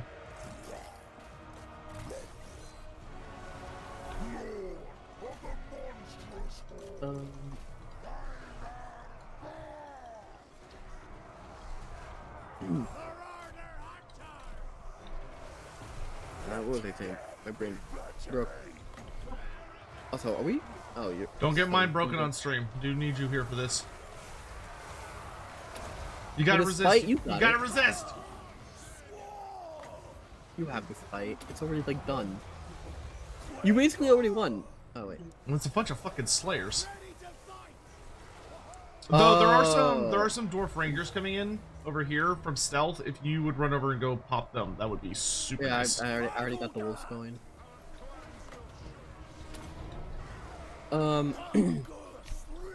Actually, let's see. But yeah, other than that, most of your members in Mass Effect are massive war criminals.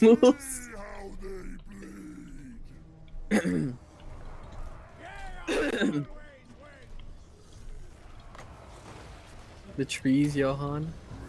Alright, we're not fighting wood elves yet. And the rangers coming out. The trees are speaking Kozilin.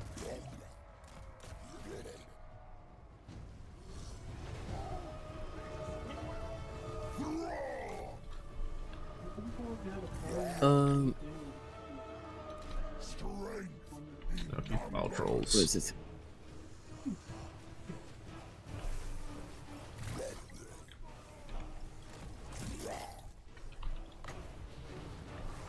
One, 4. Um, Alright, should be good to just speed up time and just beat Ungrim to death.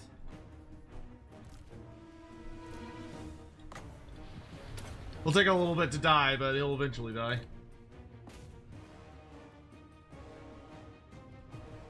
There we go. Don't get so worked up. Yes, but at least they aren't Batarians. Oh yeah, the Batarians. Someone wanted me to talk about them. Go for it. The Batarians are. They're Yeah, all joking like- aside, while he plays a human, it's nice to have a sci-fi setting that's not a human dominated them, unlike a lot of them where humans rule. Oh, that's interesting. It's not a human centric setting. Oh, Mass Effect? Yeah, no. Mass Effect is a very non-human dominated setting. Oh, that's actually genuinely very interesting. Very much the humans are up and comers of an already established galactic community. Like in Mass Effect, humans have been part of the galaxy for maybe like I think it's like less than 100 years. Oh, so and you're they're- very new kids on the block energy. Yeah. Jake David, thanks for the follow. I forgot exactly. Yeah, 20 years. They're very brand new to the galaxy. their first. The like literally the first time they encountered aliens, they had a war called the First Contact War. Now humans call it the First Contact War. Turians call it the the fucking, I forgot what it's called, the Relay Incident or whatever. Basically humans unknowingly broke galactic law. Unknowingly broke galactic law involving one of the Mass Effect relays. Which are these, this is how like relay, yeah, there we go, the Relay 314 incident. Thank you for the gift sub. And what happened was humans unknowingly broke a galactic law related to the Mass Effect relays, which are the ways, like there's no warp travel or like anything really in Mass Effect. Like the way they get around are these giant kind of like super slingshots that shoot them to the next star system. As you do. And what happened is the Turians, being a super highly disciplined, no-nonsense race, saw that humans broke galactic law. And this is before like humans had access to translators, so they didn't fucking know they broke galactic law. And Turians didn't know what kind of ship it was. They just knew it was a ship that broke galactic law. And like they fired upon it, and then the survivors kind of reported back that humanity was under attack, and humanity basically went into a full total war mode, ready to like fight the Turians, and they had multiple skirmishes with the Turians.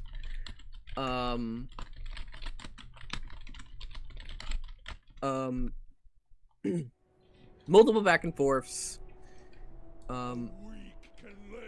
There's only one like really outstanding event, which was only one human commander ever like surrendered, which was Ashley's grandfather, and that's why she has such a hate boner towards aliens, because like they basically humiliated her family. Yeah. Oh, because he was the only guy that surrendered? He was the only human like general to ever surrender to a Xeno. Oh, that's definitely probably not The first that's and not only a good one. achievement, probably. Yes. During the First Contact War, the Turians actually had plans to invade Earth, but like the whole war was settled down after the council had to step in and basically tell the Turians that they need to cut it out. And then official diplomatic relations began between humanity and the council races, and they kind of got brought into the fold. Now, by the time of Mass Effect, every other race is actually like has some either racist, like outright racist hate, or prejudice towards humans. Understandable. Looks around it. I mean, when I look around at humanity, I get it. I get it.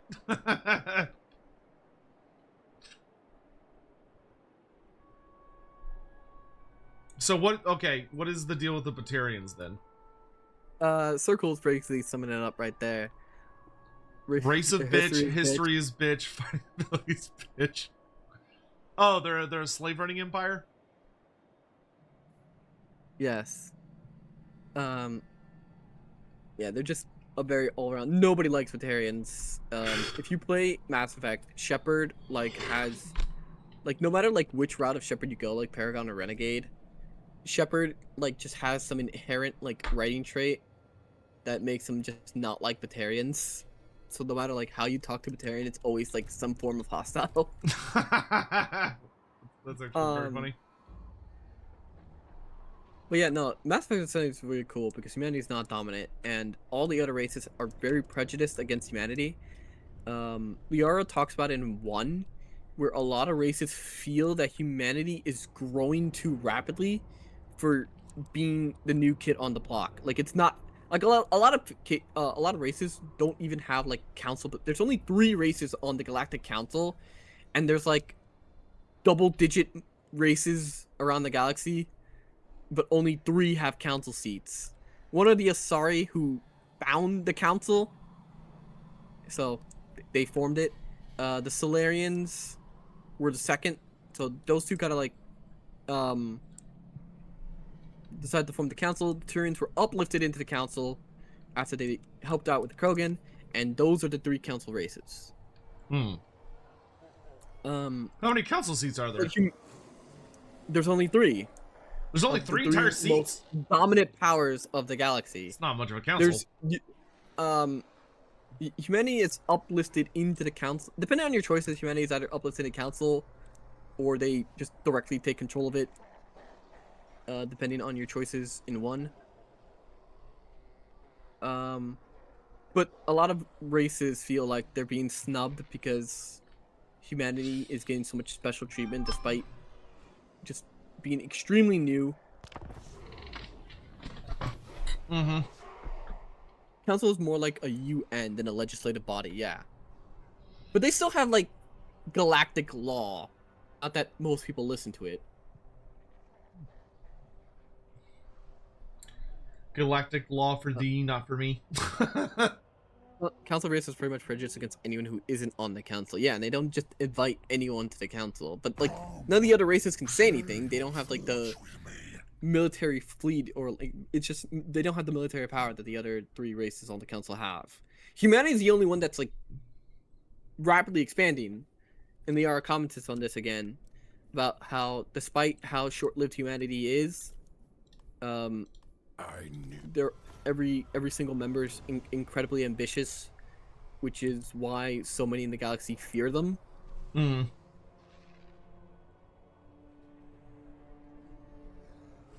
won their first contact war, and that scared the shit out of everyone. I mean, you could argue that. So they won the first contact war. They did, the council. I mean, didn't the step in first to save contact war humanity? wasn't. It was basically a white peace because the council stepped in and told everyone to cut it out before like it became like a multi-system conflict. But humanity was actually like holding their own. Humanity was holding their own mainly because humanity like turned around and immediately like the entire planet became a giant factory to spit out as much ships as possible.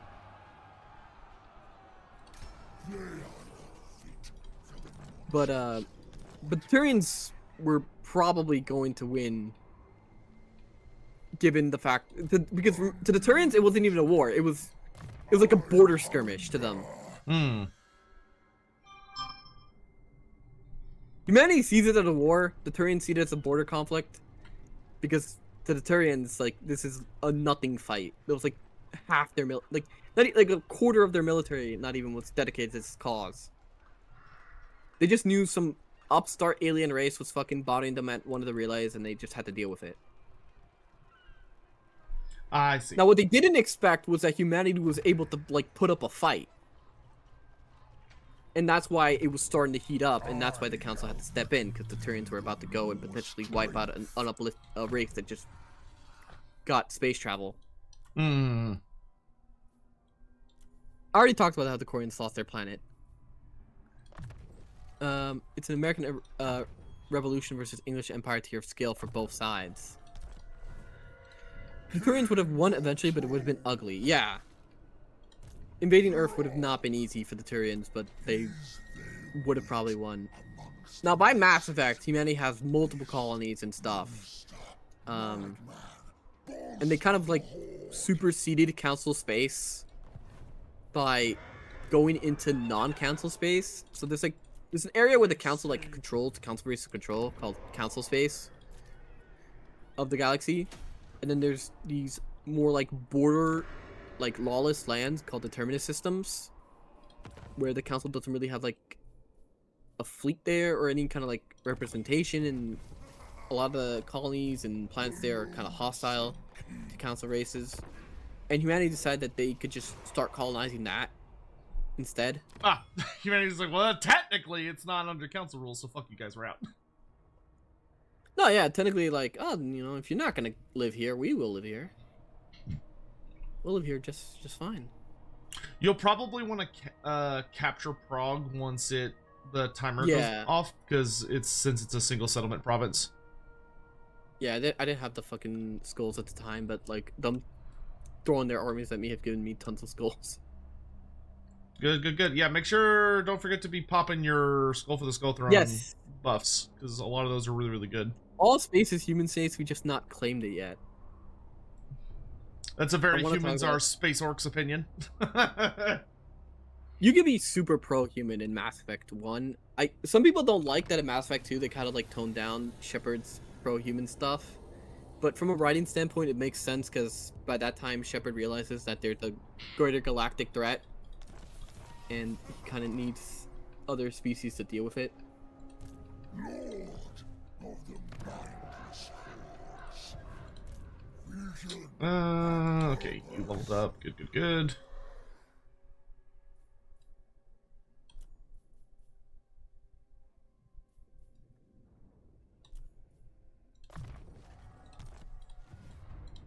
Wintertooth, ally of the storm.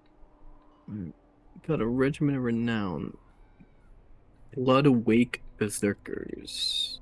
Oh, those ones are super fucking good. Those are the Bloodwrath Berserker boys. They're fucking insane.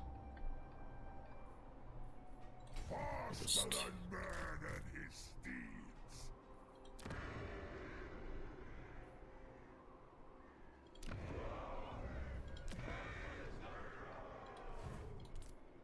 Right, then after this, I can All right, I finally can push in. finally head south. Is loudest in the frost. Need to grab some air. I'll get you that 1K Sotek. No, you won't. If you do, I'll be very upset. Don't you fucking dare, Yeti. I know you like Mass Effect, but nothing's worth that. What'd he say? He's threatening to eventually pay for that, which he better not. Or there will be. The Rachni War was why there's rules against turning on earliest on a whim. Imagine barely winning against the Tyranids, and you see someone turn on a portal that could lead to another source of Tyranids.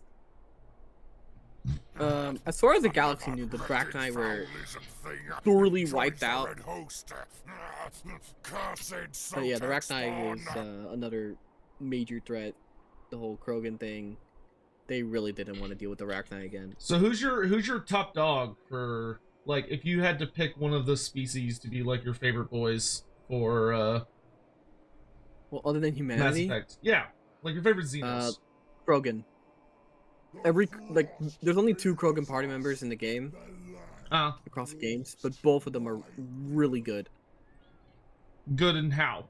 Like, elaborate. Both gameplay wise and just like they're really fun party members to have around. So they're entertaining, well written. They're well written, they're entertaining, they're just all around great guys to have around. Rex, like if Rex is in 2, he's super friendly to you.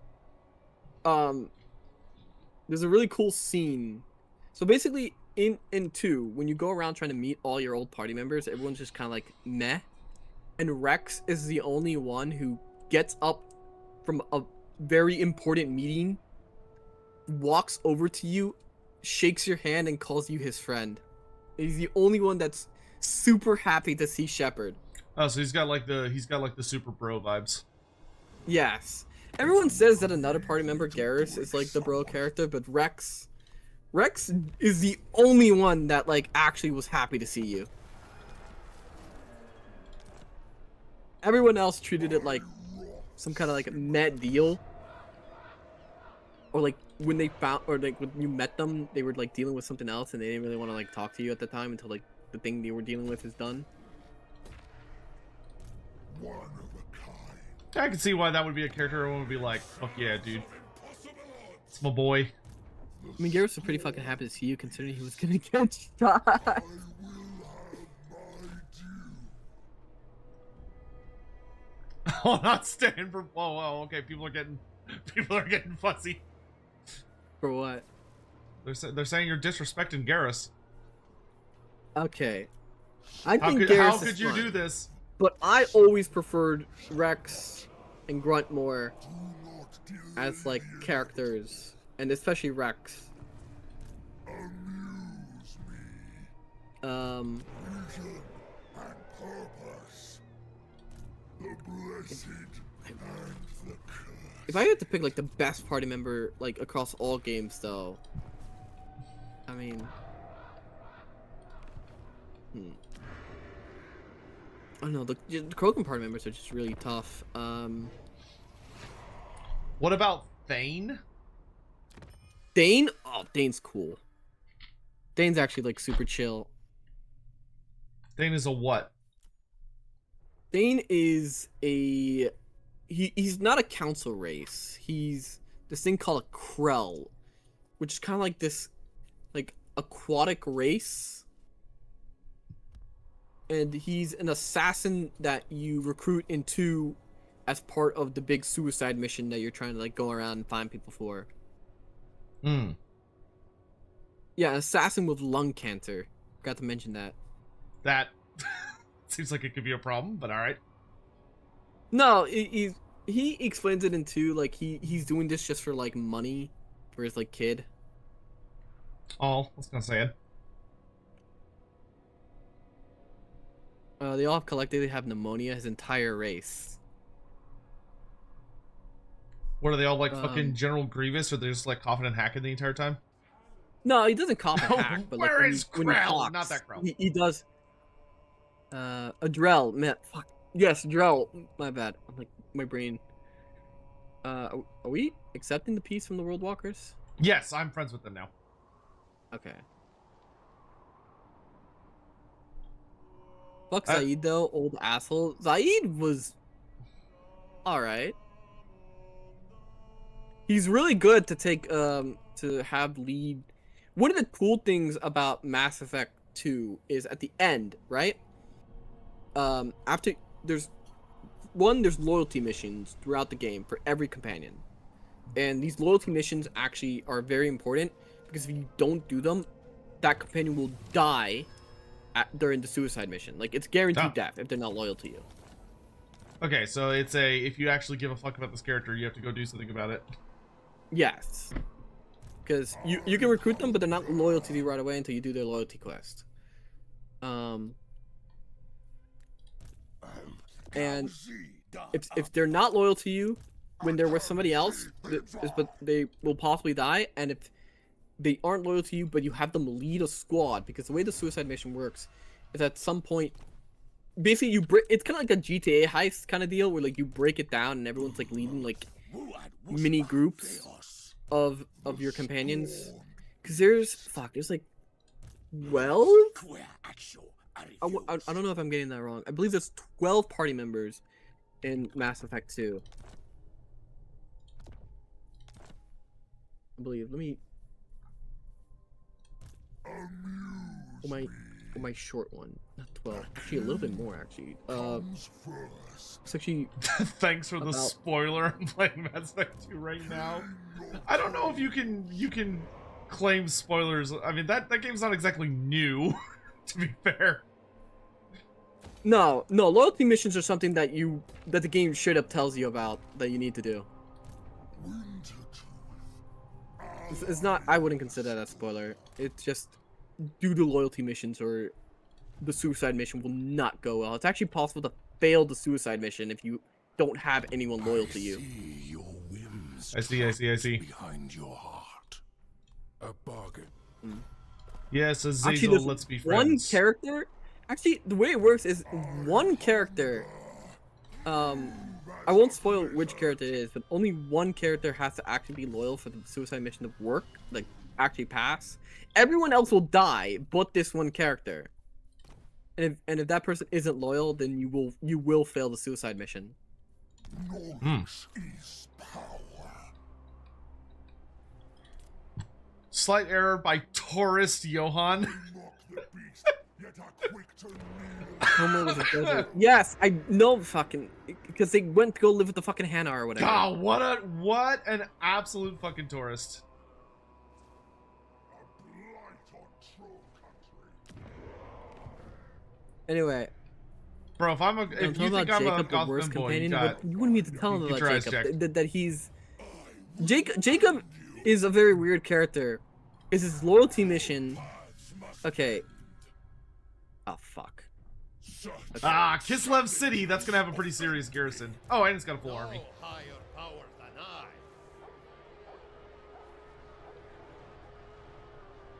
walk the fuck away I must perform as close as I can to my city.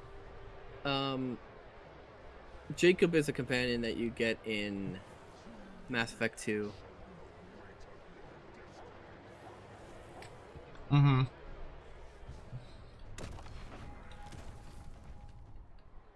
Damn it, I'm still in frozen climate. Ugh. I tire of frozen. You can take it, I believe in you. No. Oh, it looks like they chased you out. Yep. And I'm just gonna wipe them here.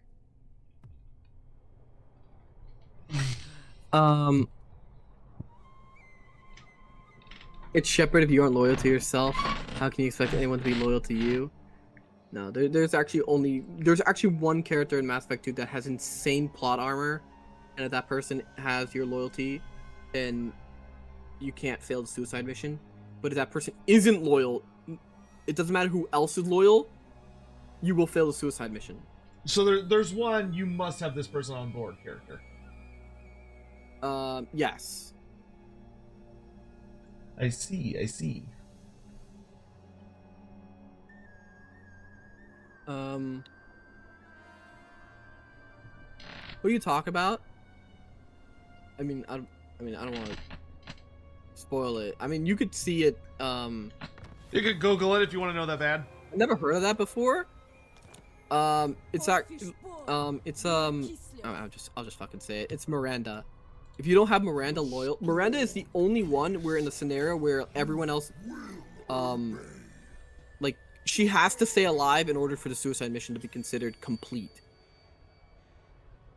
That's the super sexy white chick in the white outfit, right? Yeah. Is that who that is? Yeah. Like in a scenario where everyone gets wiped out, Miranda would have to be the one person in order to actually get an ending. Our time has come. Oh, I can finally start raising chaos altars. Finally. Now, it probably does help that she's romanceable, so most people will never come across this issue. But she is unique in the fact that her plot armor is so powerful that she needs to be alive. Yeah, Or the black outfit. Yeah, she gets a black spandex outfit if you... Her outfit goes like from white to black, so it's very shiny. That is a rather famous character, to say the least.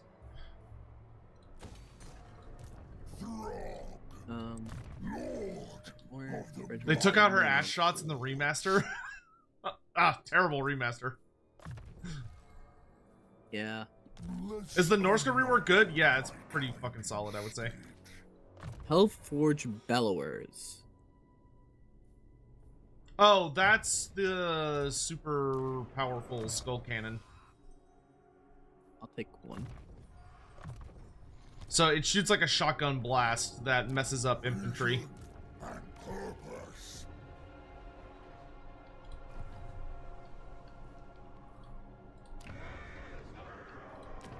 It's not as good against single targets, but it's fucking amazing against infantry groups. My wrath simmers.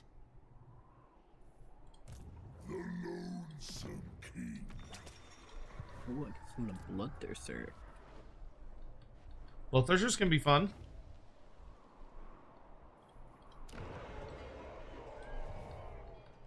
Or sorry, not Hell Cannon, Skull Cannon. It's actually better than the Hell Cannon, the ROR one. They took Miranda's ass and Benezia's titty introduction.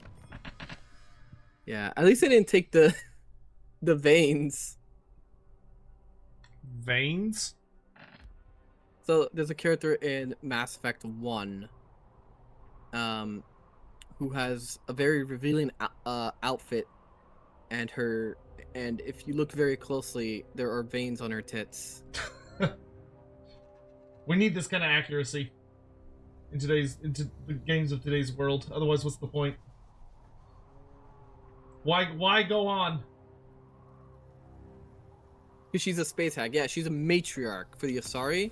So a matriarch is any Asari that's lived for more than 1,000 years. Damn. All right. Yeah, no, Mass Effect alien races are like the only races in Mass Effect off the top of my head that can live past 1,000 years are the Krogan and the Asari. The Krogan can live for over 1,000 years. Ugh. Yeah, so they're a rapidly breeding race. Well, at least before the Genophage, that can live for more than 1,000 years. That's You can pretty kind of rough. see why the collective pretty rough. galactic community was kind of concerned. Yeah, so they'll literally just keep going until they're put down. Sounds like. Yes.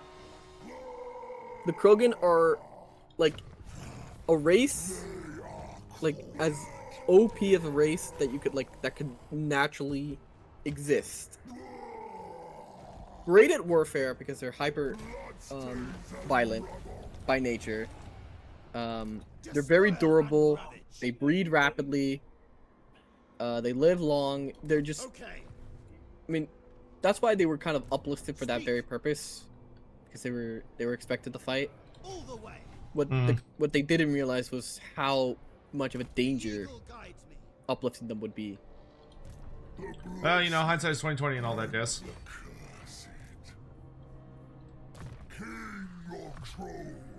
Are you building up another army? Wait a turn and then charge them.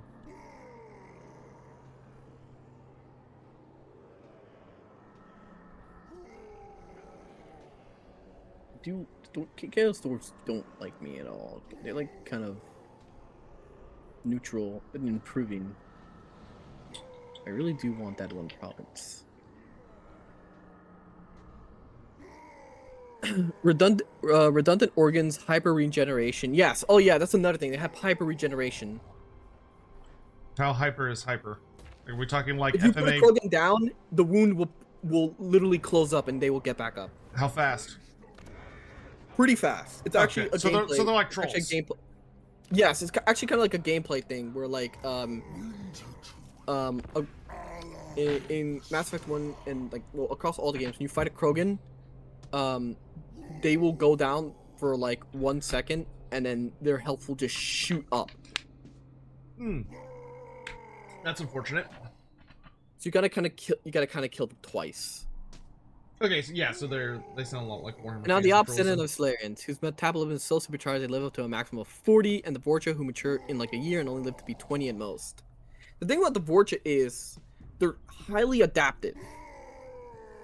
They're super highly adaptive to the point that Vorcha mothers will purposely harm their children so that they will have more durable skin.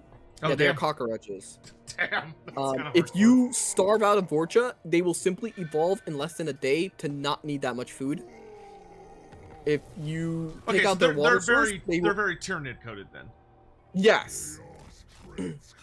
They're not OP in the slightest when it comes to like actually like warfare and stuff. But when taking them out, they're super tough. Completely immune to disease.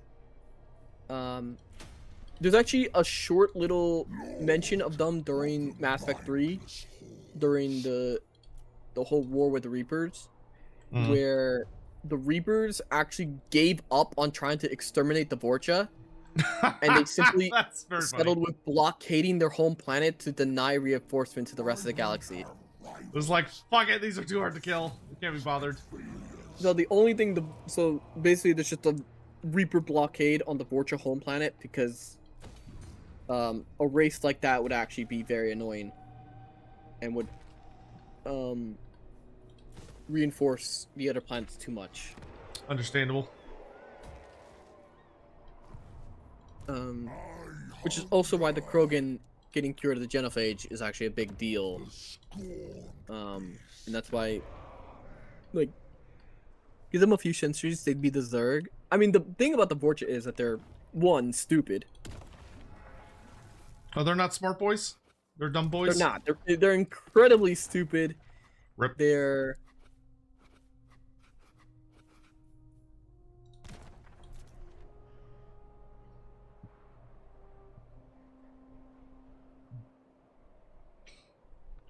They're what? Yeah, they're like, yeah, goblins. They also adapted to eat less during the blockade. So, like, once again, it's like nothing the Reapers did really helped. So they just had to blockade them and like hold them down Fall is inevitable. in their home system. Unsheathe the destroyer. I'm taking Kislev. Ah, Kislev City, very nice.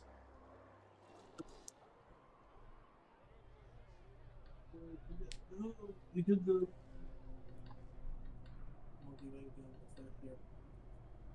People who now it's straight up hadn't known to play that life for 2 days straight. And You can actually try. What else you got going? I'm still trying to probably should make a second army at some point, but right now I'm just kind of settled with. Your microphone change? You got a lot louder all of a sudden. Me? No. Hmm. That's my noise suppression is fucking up. I have this NVIDIA broadcasting that's supposed to help, but regularly just breaks halfway through. Don't you love it?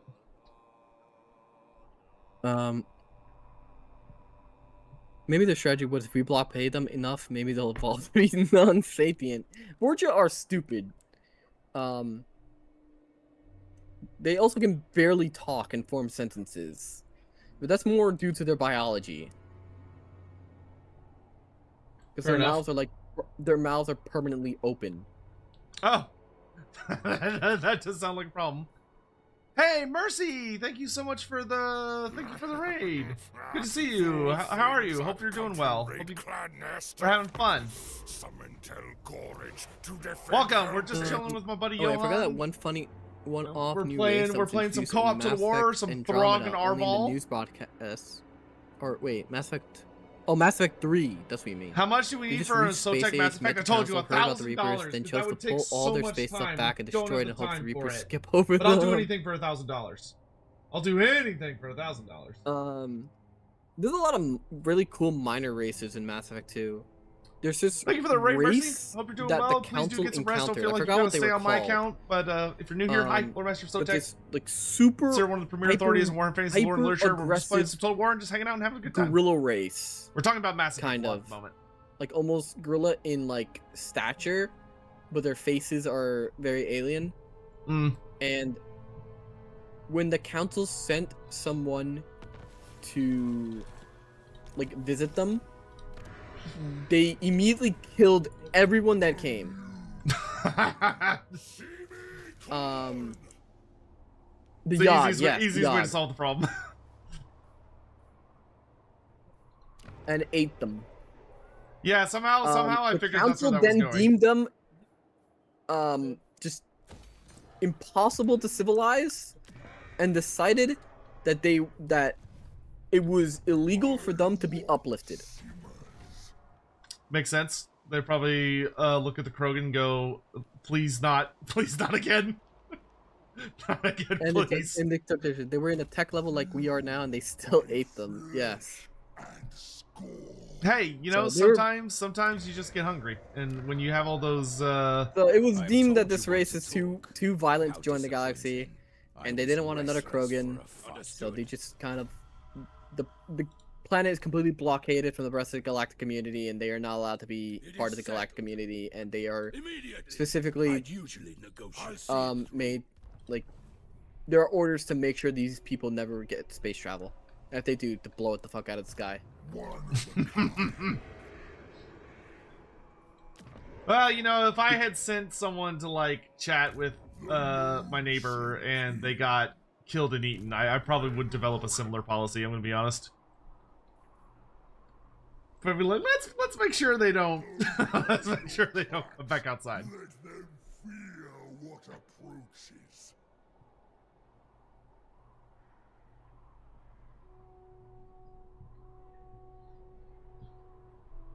That do be potentially troubling.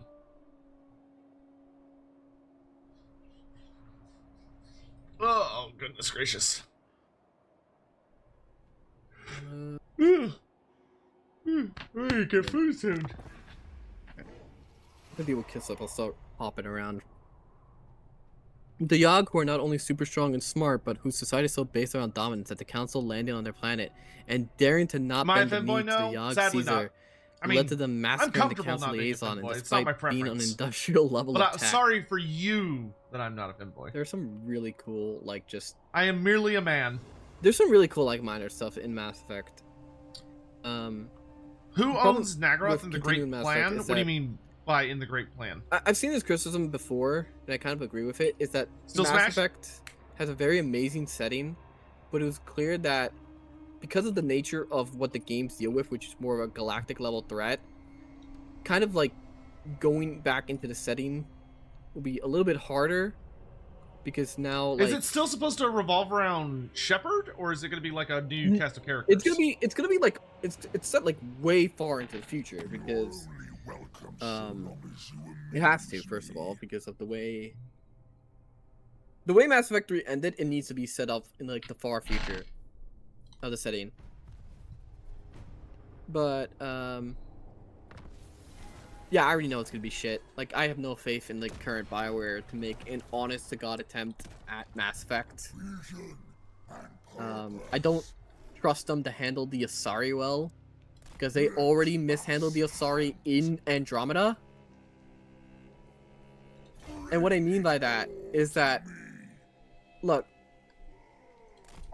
I don't care about, like, a lot of, like, political discourse, but what they did with the Asari was they kind of, like, made them use pronouns in Andromeda. The problem with that is the Asari have no concept of gender. I was gonna say, they're the all-female race, right? They're an all-female race. Liara even talks about this in 1. How, like, to them, like, there is no male or female. Because Asari have always been women. They never had to address this. They use the term father because that's what it translates to in the fucking galactic translator. When they talk about it, like, two Asari mate, one of them is the father in terms of, like, blessed you know, other species, like, words.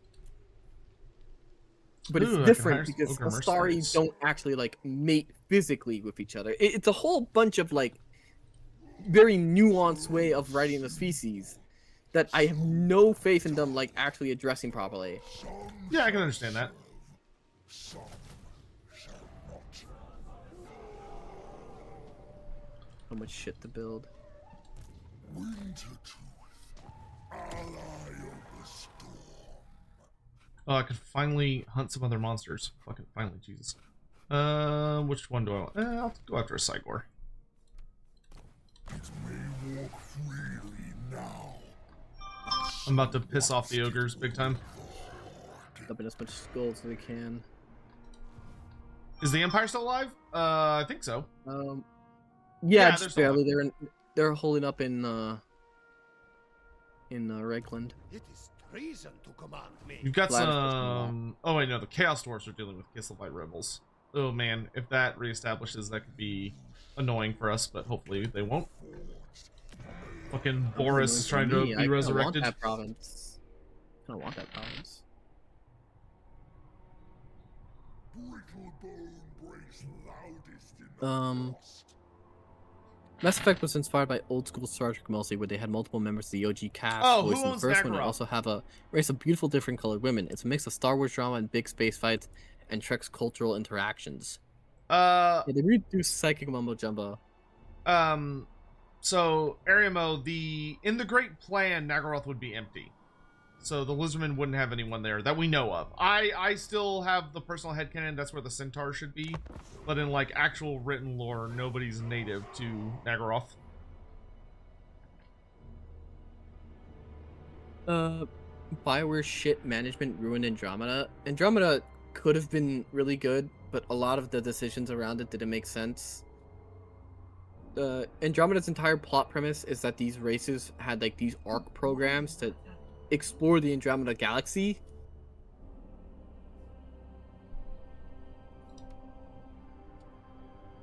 Was that the MMO?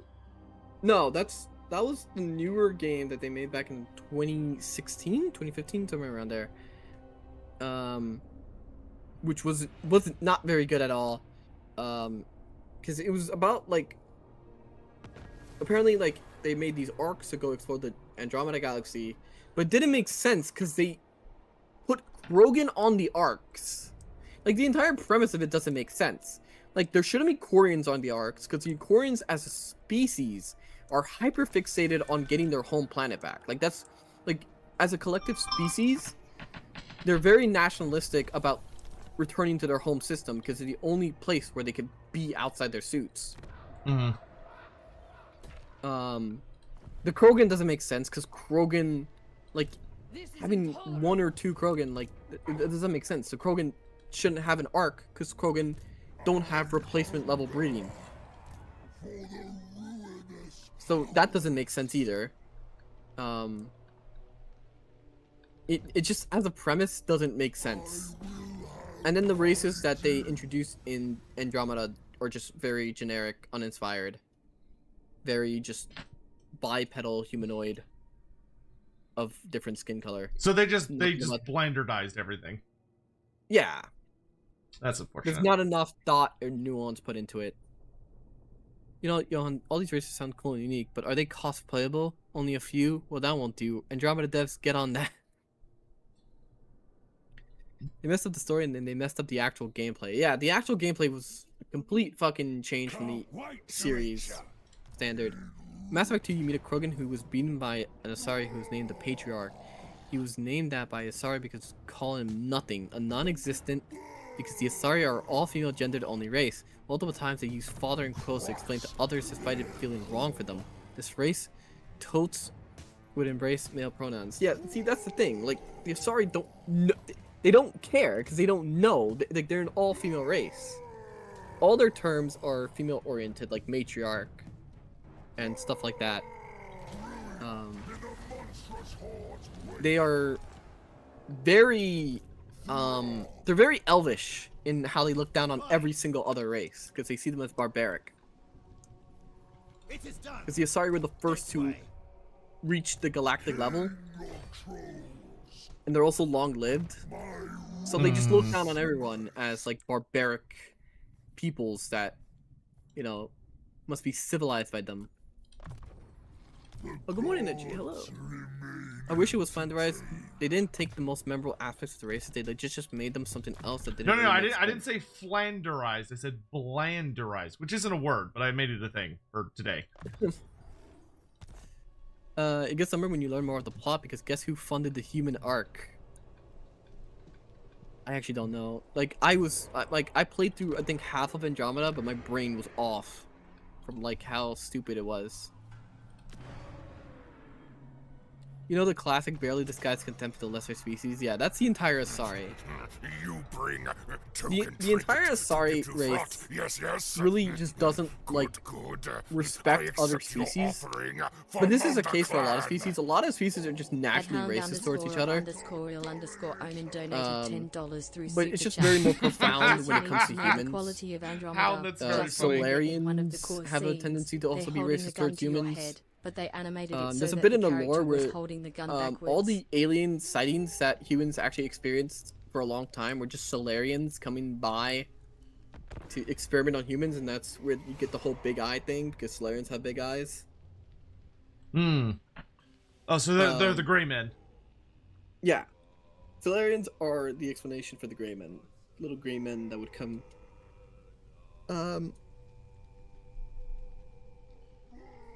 Wait, Hound, thank you for the super chat. In case you need to know the quality of Andromeda, just remember in one of the cutscenes they're holding a gun to your head, but they animated it so that the character was holding the gun backwards. I forgot about that. Delightful. As far as can genes see themselves, why is their birth rate so low? It's actually not. They're just a long-lived species, and they don't have a need to rapidly populate. Once again, it's why you kind of like get why the Krogan were a problem. So they were the ones that took me that night.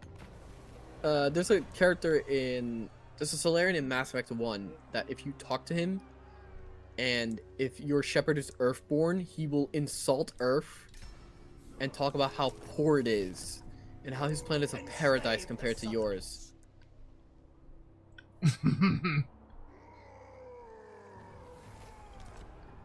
So once again, every race just kind of hates humanity to some degree.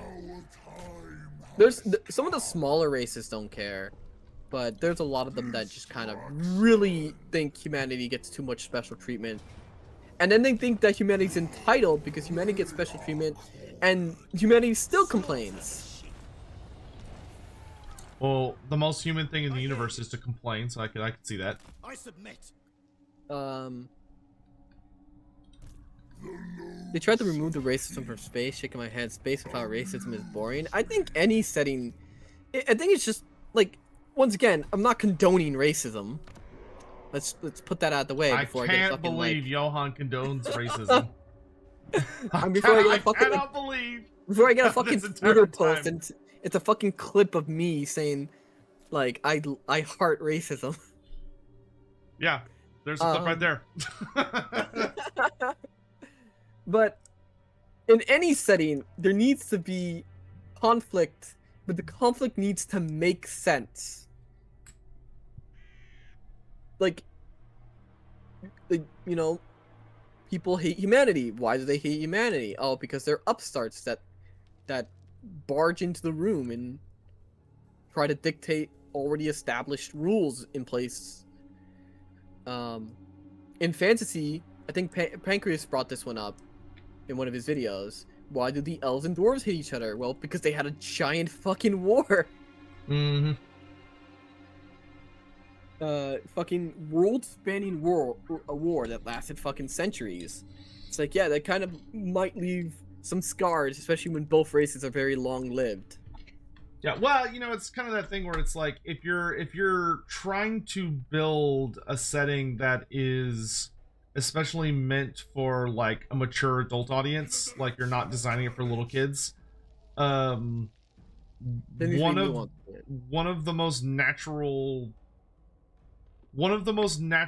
inciting incidents for any and all conflicts is going to be differences. Like, that's going to cause tensions, and that's going to lead to why a lot of different groups and races and species don't like each other, because they're different. Like, I don't know, I think it's healthier to use fictional settings to explore those dynamics instead of just being like, oh, well, we should just pretend they're not here. We should just pretend they're not a thing. And it's like, well, that didn't do anything. Yeah, you don't... Oh, fuck. Okay, this is a Pyrrhic victory, but I'd lose half my fucking army. What if I just retreat? Wasteful and unworthy of my Okay, presence. she just fucking chased me down. Yeah, they want it. They want that booty. they're coming for it. Because I would lose like 90% of my army. I have to fight this. If I lose, well, there goes the fucking campaign for Orbal, the undefeated. Well, I mean, yeah, you would get the you would get the option. Yeah, that's the other thing too, is like, if you have characters that start off as like racist or speciesist against one another, it allows for much more interesting storytelling of watching them overcome those differences if they overcome them. Yeah, it's very good. Yeah, no, overly sanitizing stories doesn't help anyone. It really doesn't. Like, it's a big criticism you see with like the whole modern like D&D thing, where like they just have like in modern Warcraft, where a lot of the promotional stuff is just very friendly and kind of like this kind of like weird utopia feeling to it. Yeah, there's no natural conflict that can then be resolved by players to like engage with. Imagine being a Solarian, spending some of your precious 40 years of life promoting space GameStop and that once the market. That's right. There's a fucking GameStop fucking parody in Mass Effect 2. A GameStop? Yeah, there's a GameStop like parody store in Mass Effect 2. There's just a guy talking about playing video games and like promoted an MMO. That's fucking hilarious. That sounds soul draining. Being in like some awesome futuristic setting and you're still working like a 9-to-5 basic bitch job. How do you want to handle this? You're gonna have like a very, very big Kislevite army like right around here-ish. But they've got a lot of strong reinforcements coming in from the right flank. So we could try and Zerg the first army before the reinforcement shows up. I know my units are very slow, but if we kind of, what are the chances we actually like wipe them real quick? Moderate. I mean, they have a lot of gun units and cavalry in that other one. Because they've got that big terrain piece there, it's gonna force that flanking army to have to come all the way around. So like they're gonna have to come through us, which I can hold them off for a while. So like I think you're advantaged to just run forward and smash into the Tsarina's army and try and tear them apart before the allies show up. Yeah, also let me hand you this character. Cultist, fun. So why did you take the chariots, or no? What? Did I not hand you this? Oh, okay. You did not hand me those, but I will take them. Oh yeah, having an altar to the gods and a blood shrine is such a nasty fucking combo. They stack buffs like crazy. Issue with Warcraft writing is that current status quo feels unearned. Like, I get that they did it because they kept self-destructing their writing angles, but they basically MacGuffined the plot with the worst expansion and didn't resolve the main issues. I don't know much about Warcraft, but I know a lot of people that do like actually care about Warcraft, and they never have anything positive to say about where the story is going. Yeah, they've written themselves into a lot of corners. I think it's just the nature of the fact that it's a long-running MMO, but they also didn't have they clearly didn't have a long-spanning plan for the game. Like, they had no long-form storytelling, really. No, well, it's hard to keep something going for that long, where you also have two player factions that are on opposite sides and are supposed to have reasons to PvP against each other, which is supposed to be part of, like, the lore, the setting. So, like, you have to have player-driven conflict, but you also have to have all the players working together, which is very difficult to write around. And when they made a whole expansion that was kind of centered around it, they kind of dropped the ball. Battle for Azeroth put the final nail in the coffin for WoW for me. They had a long-form storytelling and it ended in Warlord of Draenor. One thing about World of Warcraft I know about is that apparently they made a really cool character, the orc dude. I don't know his name. But I've heard there's a couple of those. the red guy. Someone in chat must know. Oh, Garrosh. Garrosh. Yeah, there we go. Garrosh Hellscream. Yeah. I've only heard super cool and really awesome things about Garrosh, and followed by that they killed them off in the worst way possible. Oh, well, so his original story, he dies well, but then they did the timeline thing. So they did the weird like, he was retconned to be a bad guy. Yeah, that's also what I heard. We're going back in time, and they did a whole fucking mess. The going back in time was not the play. Like, if anything, it should have been going back in time. Should have been about stopping someone else. Wait, without Grom? Wait, which one? Oh, yeah. You mean the Warlord? You mean the Warlord? Yes. The one Thrall kills, right?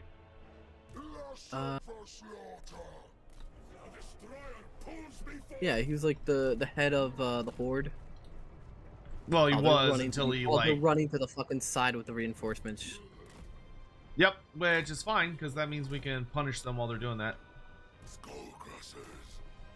Yep, cavalry. So I'm just gonna charge what I can actually catch. Oh, get the. Can you get the halberds on the ice dragons? Or the frostworms. Yeah, we'll try to. That would be their ideal placement. Skull crushers of corn.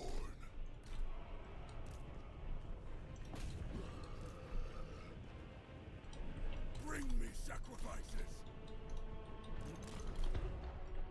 Time travel, alternate universe reality is a total cop-out writing. Has it ever been done well enough? If your entire story from this concept is about time travel, it can be done very well. Yeah, Steins there's Gate did been it some. There's been some okay time travel Steins stories. Gate did it really well. And once again, if you ever want to get into Steins Gate, I recommend starting with the visual novel. Does that thing hurt itself? What thing? That artillery piece. or is No, just no, getting it hurt? got it ate a volley from something. The blood god. Skull crushers. Nation's name. Blood, wolf, and axe.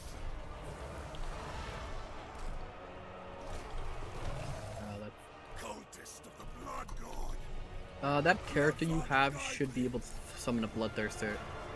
Yeah, he's got to be in combat for a certain amount of time before he can do that. Oh, God, Kislev is so annoying. They have so much shooting. Getting some bloodletters in.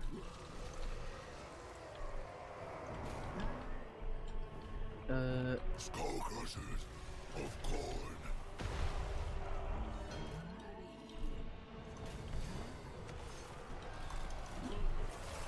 So be it. Lusting for slaughter, thorns of war, rage and fury. War is all for the throne. You've got a bunch of infantry surrounding this frostworm.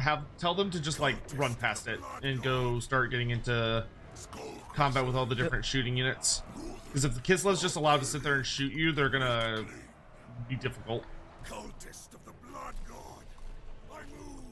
Oh, goddamn. Skull crushers of corn. Trying to get these units. Yes. Slaughtering. Yeah, you'll just have to force path them a little bit. I'm in a chaos spawn. Eye of Corn. Skull crushers. Oh, that's Arbol. Arbol can turn a unit into Chaos Spawn. Oh, a unit? Yeah, he'll basically like look at an enemy unit that gets below a certain health, and he'll just obliterate them and turn them into Chaos Spawn. Oh, okay. My savage reward. Destroy them. You go over here. You go over here. Fight, fight, fight. You move Ooh, up. okay, that's not good. Oh, get away from me.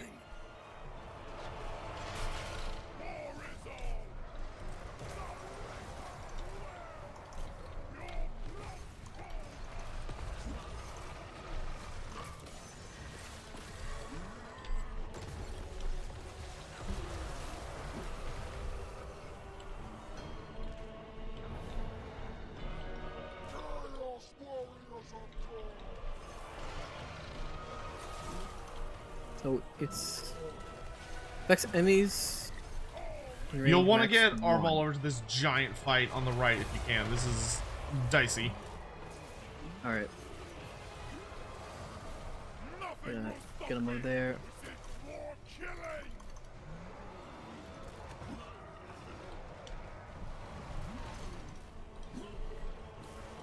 Who's not fighting? Oh, that was a lot of frostworms.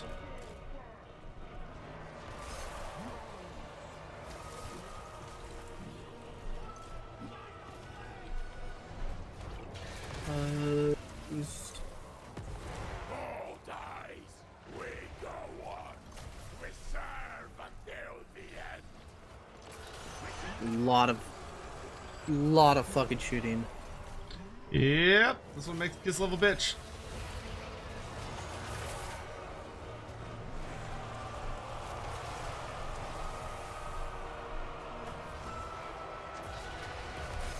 All right, got the chaos spawn. Off that frostworm.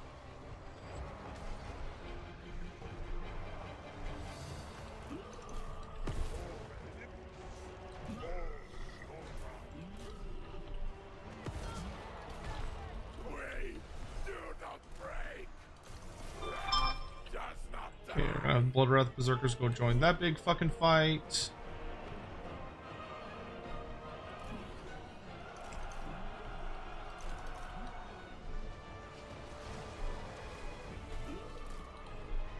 Nothing matters but war.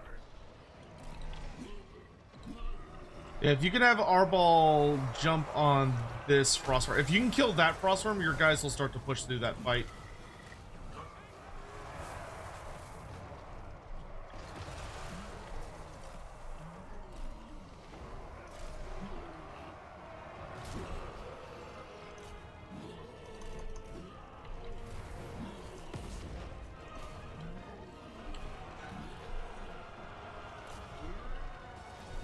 But they also have that thing where like they fight.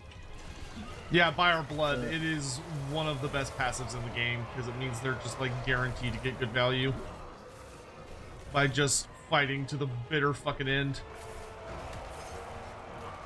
It needs its turns.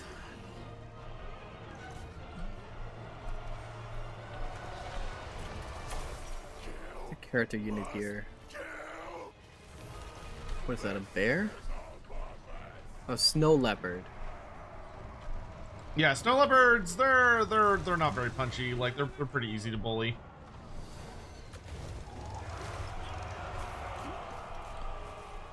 The biggest problem is, see, Katarina's still alive. That's not great. Still has a lot of shooting.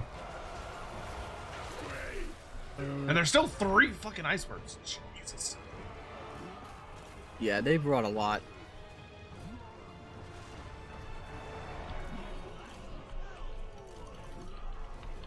No, don't fall apart, don't fall apart, don't fall apart.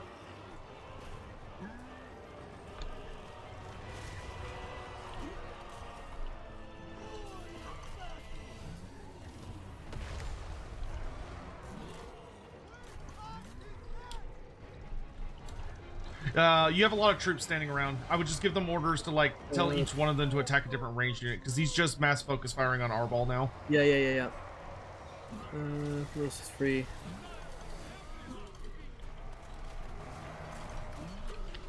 See if I can get off a big shot with this guy.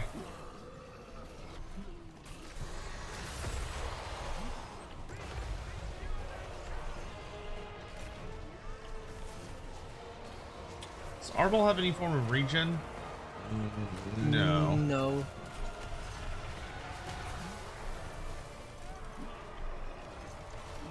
Gotta get him out of this.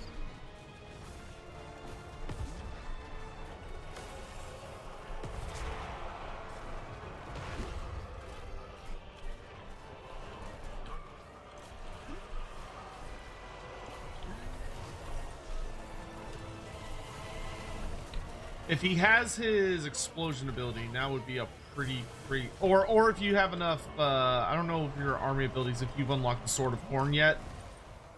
That ability, if you drop that on top of Ardvar, which is like your big army ability, if you have that charged up, you could drop that on him. That would be Horn?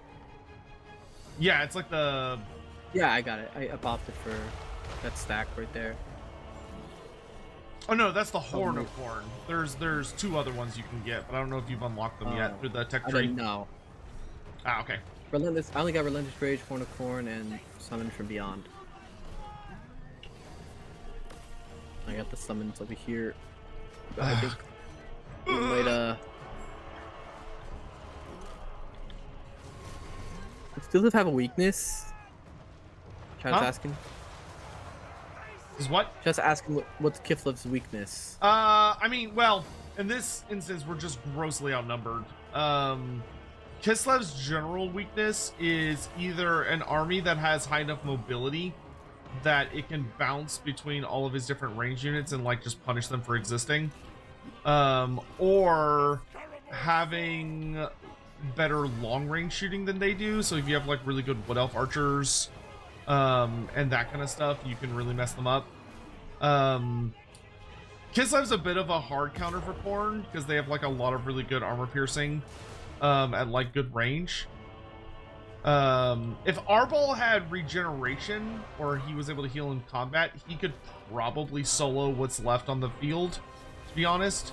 But because every point of damage he's taking is sticking on him, He's just gonna kind of Is it really slowly give get him ground regeneration, or is that just not a thing? down. He might have a skill, though. I think you'll have to get it from an item. Alright, there goes my army. They're all routing. Yeah, your stuff that's unbreakable will keep finding the bitter end. Because we would have needed to kill Katerin and the other guy leading this army, but like Katerin on the Frostworm is really hard to put down. And it's just all the shooting. There's so much shooting. I can't move. He can't move.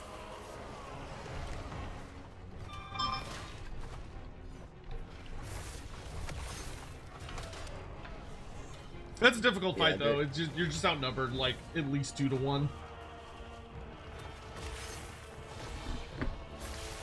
We bring the bloodstorm. To the bitter end, Arbol! Oh yeah, the Hell of Despair too. Yeah, I mean you've got a good setup on him. We just need to get you like a sword or an enchanted item that lets him regenerate.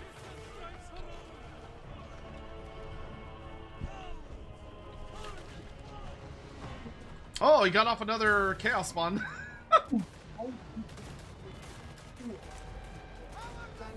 Yeah, but these things rapidly decay, don't they? Yes, they do. And well, they're gonna get shot to death. There's still plenty of shooting to wipe them out. Is it true you're an old sage on a mountain? I might as well be. I don't live on a mountain though. I wish I lived near a mountain. That would be pretty to look at. But nah, it's pretty flat I mean, around here. story adding those things at a later point always creates an obvious writing bandage. I don't. Depends. I mean, I would say when a story usually falls back to using time travel because they've exhausted every other... They feel like they've exhausted all the other stories. It can cause issues. I mean, it can be done well. I feel like if Warcraft had been... Or WoW had maybe done more of a thing where it's like the timeline has been disrupted and instead what you have to do is restore it, that could have maybe be allowed for something that would have worked a little better for them. But I don't know. Time travel is very difficult to write. Time to choose. Yeah, so now you'll get a dilemma choice about whether you think Arbol should be spared his fate or not. Is there any downsides? Yeah, you get like a minor penalty if you choose to ignore the lore choice. But if you choose the lore choice, we just instantly lose the campaign. Like, immediately game over. Like, you can either live on as Arbol the Defeated, or you can do the lore accurate option, which is that you and your faction are instantly dead.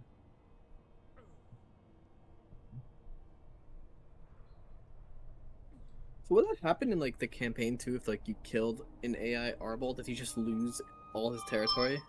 Nah, he defaults to the Arbol the Defeated option.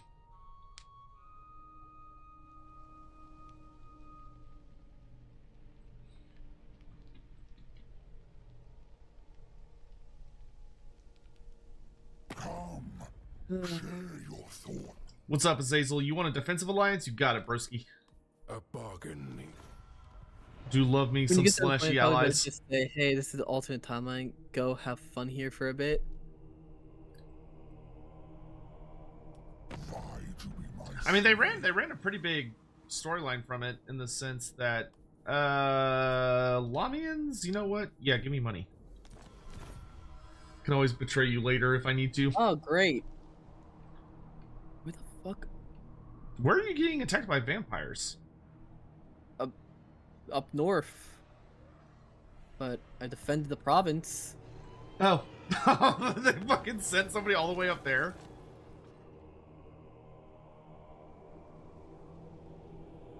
I get negative diplomatic relations with, and I lose 23 Corn's favor. Yeah, Corn shakes his head at you in disappointment. You let him down. He was rooting for you. You were his favorite sports team because you were undefeated.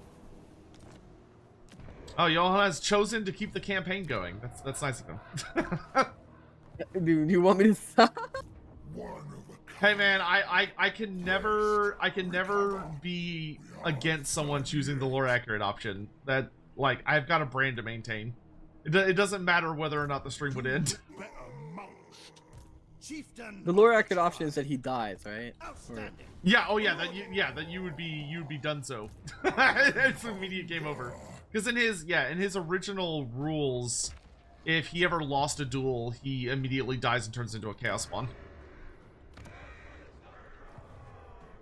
Which would really fucking suck if you were playing with him. Gotta build up a new army. That you do.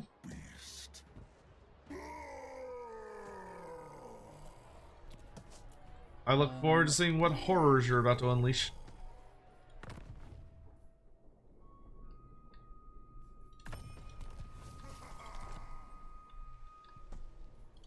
My loneliness stems not from the wastes, but from the weakness of Alright, my better start recruiting. Because I am about to lose a shit ton of territory. Yeah, but for our ball, that's not a huge deal. Chaos War Shrine? Make sure you recruit yourself some new heroes where you can. Well, that one was immortal. Oh, well, good. You'll get him back at least. But It's like not you worth should taking be able to Warriors. I could get just take, you can get an dual exalted weapons, hero right? now. We should take dual weapons, right? Don't need the regular shield guys. I mean, the shield guys are a lot more survivable, so I would just take a mix. But I would definitely, like, if your cultist is going to resurrect, then you can just have him back. You could recruit some new cultists that you send out into Kislev to start, like, spreading corruption, which will help you with other things. But, like, for your new army, I would probably lean into... I mean, I guess it depends on where you're recruiting it. But if you're recruiting it back in your home province... Gore Beast Chariots. Yeah, you'll definitely want a Gore Beast Chariot, at least one. Because that's... actually, if you got one of those... yeah, probably one of those and, like, maybe 2 units of Chaos Knights. That would be really good for just running down all of the super fucking annoying Kislevite shooting infantry. Then I guess I'll just keep the rest. And then I would probably recruit an exalted hero of Khorne that you can have join the army, who can be more of a... He can kind of be a bit of a buff wagon slash being really good at, like, running up and popping. Like, especially if you spec him really hard anti-large, he could be really good for running around popping frostworms. Not sure what items you've picked up over the course of the campaign yet. Let's see. I could summon Chaos Furies here. Trickster's Helm, nice.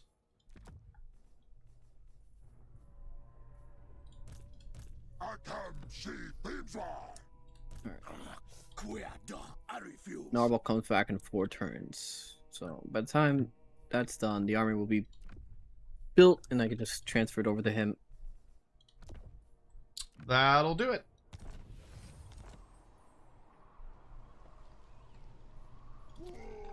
I should be able to get a good amount of legendary heroes here in a second.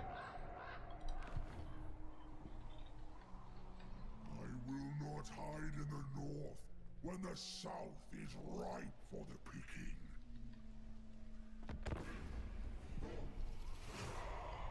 I don't remember if it'll let us both have Scylla. I think if one of us gets Scylla, the other one can't. But we'll have to wait and see.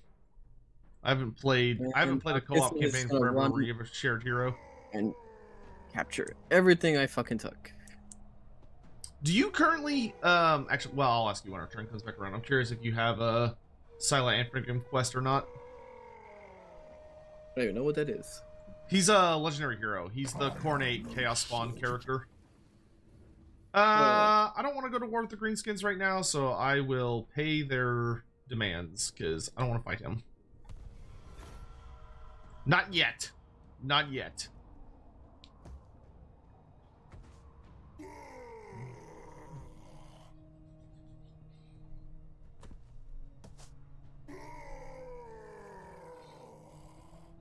Okay, so for your story quests, do you have Silent Anfringrim as an option? Yes. You do? Okay, interesting. Okay, I'm curious what will happen, because I'm about to achieve it. So I'm curious if when I do, if it'll be like, oh, one of you has him, so that's it. Or if it'll let both of us try and get him. Karnak. Gonna build a building trophy. Oh yeah, yeah. Karnak is the three-headed dog. Because you have 3 legendary hero options. Because for you have Silent Anfringrim, Karnak the Hound of Vengeance, and Scar Bloodwrath.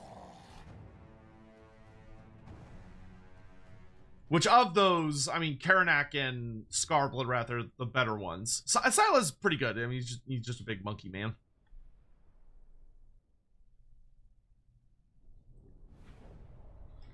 All right, we gotta kill ourselves a Cygor. I'm back. Did Johan stop spoiling Mass Effect? Yeah, he's done. That game is how old now?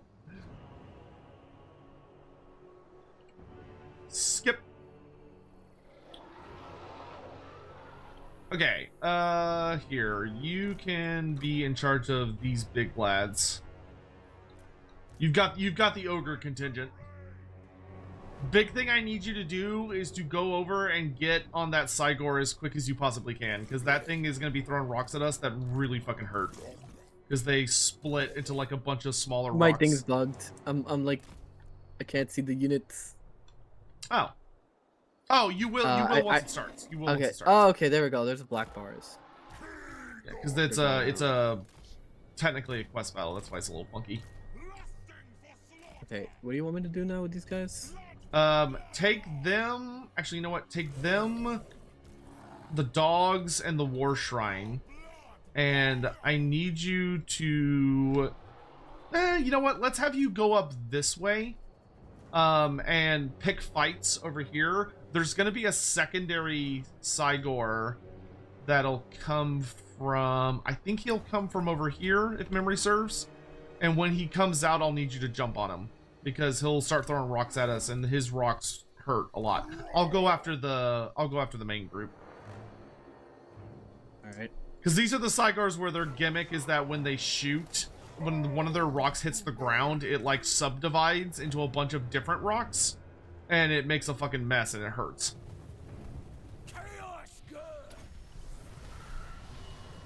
Because they're absolute bastards. All right. So just engage here or no? Yeah, go ahead and start fighting over there. So if you see like Minotaurs and Razor Gores and stuff, you know, fuck them up.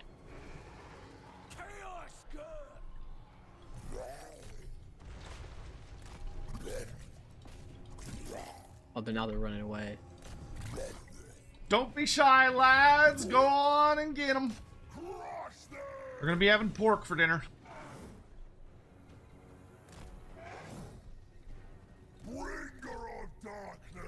Beastman beef, Beastman pork, all the good shit. Centigore milk for everyone.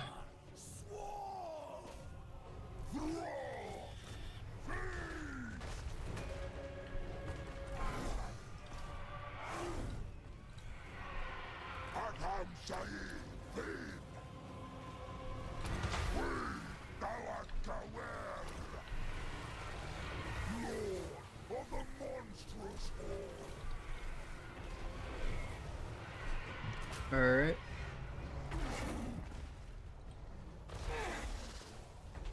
Flank here. Just having a real hard time. Come here, you big dummy. There you go.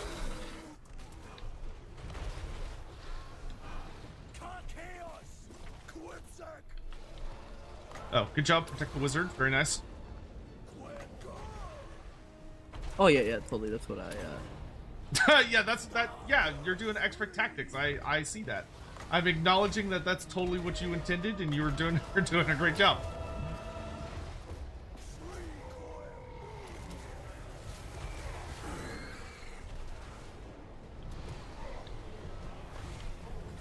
All right, here here comes the reinforcement. So take all your troops and go run back there and kill them.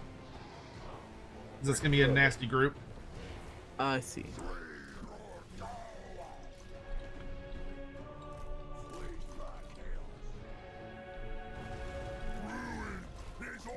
All right, it's one down.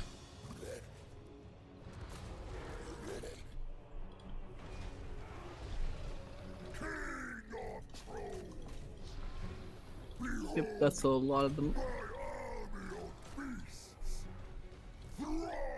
Puke.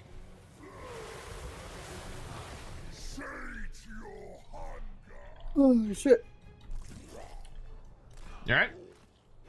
Yeah, no, I'm just yawning. Tell you what, I'm getting fucking hungry. Feeling like Throg always does. Is this the part of the stream where you order pizza? No, I don't do that anymore. Alright. I've been doing my damnedest to get away from the pizzas. Also, that Cygor is really throwing those rocks. Yes, he is, and they fucking hurt. So, you know, try to dodge them if you can. I get like a unit on him? Yeah, if you can get one unit of ogres on him and tie him up in combat, he'll stop throwing those. I'm almost there. Yeah, I see a clear path. Remember when pizza used to be cheap? I remember. Those days, unfortunately, are long gone. Subway used to be $5. I mean, I could have a pizza today. I haven't had pizza in forever. I've been having a lot more salads lately. I've been trying to take care of myself a bit better. It's kind of alarming how fast I've been losing weight. It's been nice, but alarming at the same time. I gotta become Swole Master of Sotek. It's the only way. Oh, come on. No, don't fire at the ogres coming at you. No, don't do that. Fire at the ones away. No, no, no, no, no, no, no, no. Don't you love when that rock turns into like 35 fucking other rocks or whatever it is? Alright, he's tied up, but... That's all that matters. They should be able to beat him up. Maybe. They're having a bit of a rough time. I'll send over some extra trolls. Oh, I've got the Famir Noble on the way. He'll be able to kill it.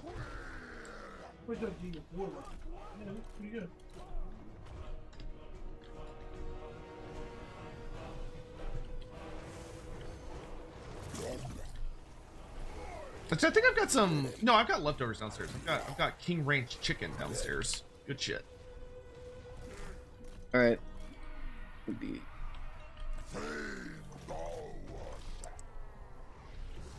All right, we should be able to just speed up time because now this guy's here. So I'll just hit him with a bunch of debuffs.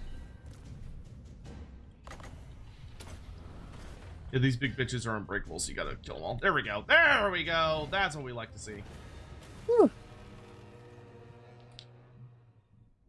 If Throg got what he wanted and Troll started being as smart as him, would that make him a troll god? No, but he would be an emperor of a literally unstoppable empire. If trolls were actually smart, they would be genuinely unstoppable. Trolls are horrific. They're super hyper adaptive. They have the best regeneration in the setting to the point that if you decapitate a troll and you don't properly burn it, a new troll will grow out of both the head and the body. Like, they're really hard to put down. The only thing that holds them back is that they're really fucking dumb.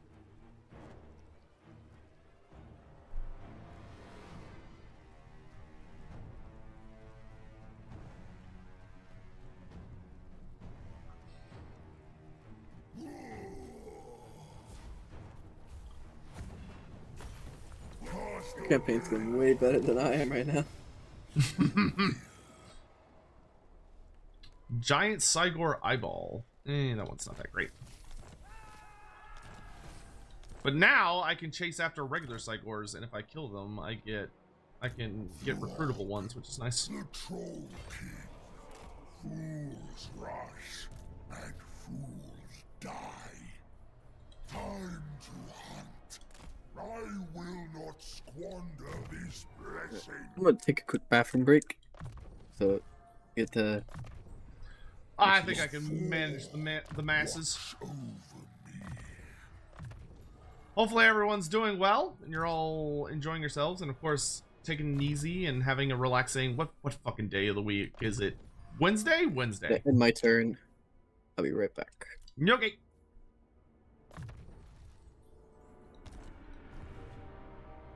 If y'all have got any like random lingering lore questions or thoughts or ideas, now would probably be a reasonable time to try tossing those out.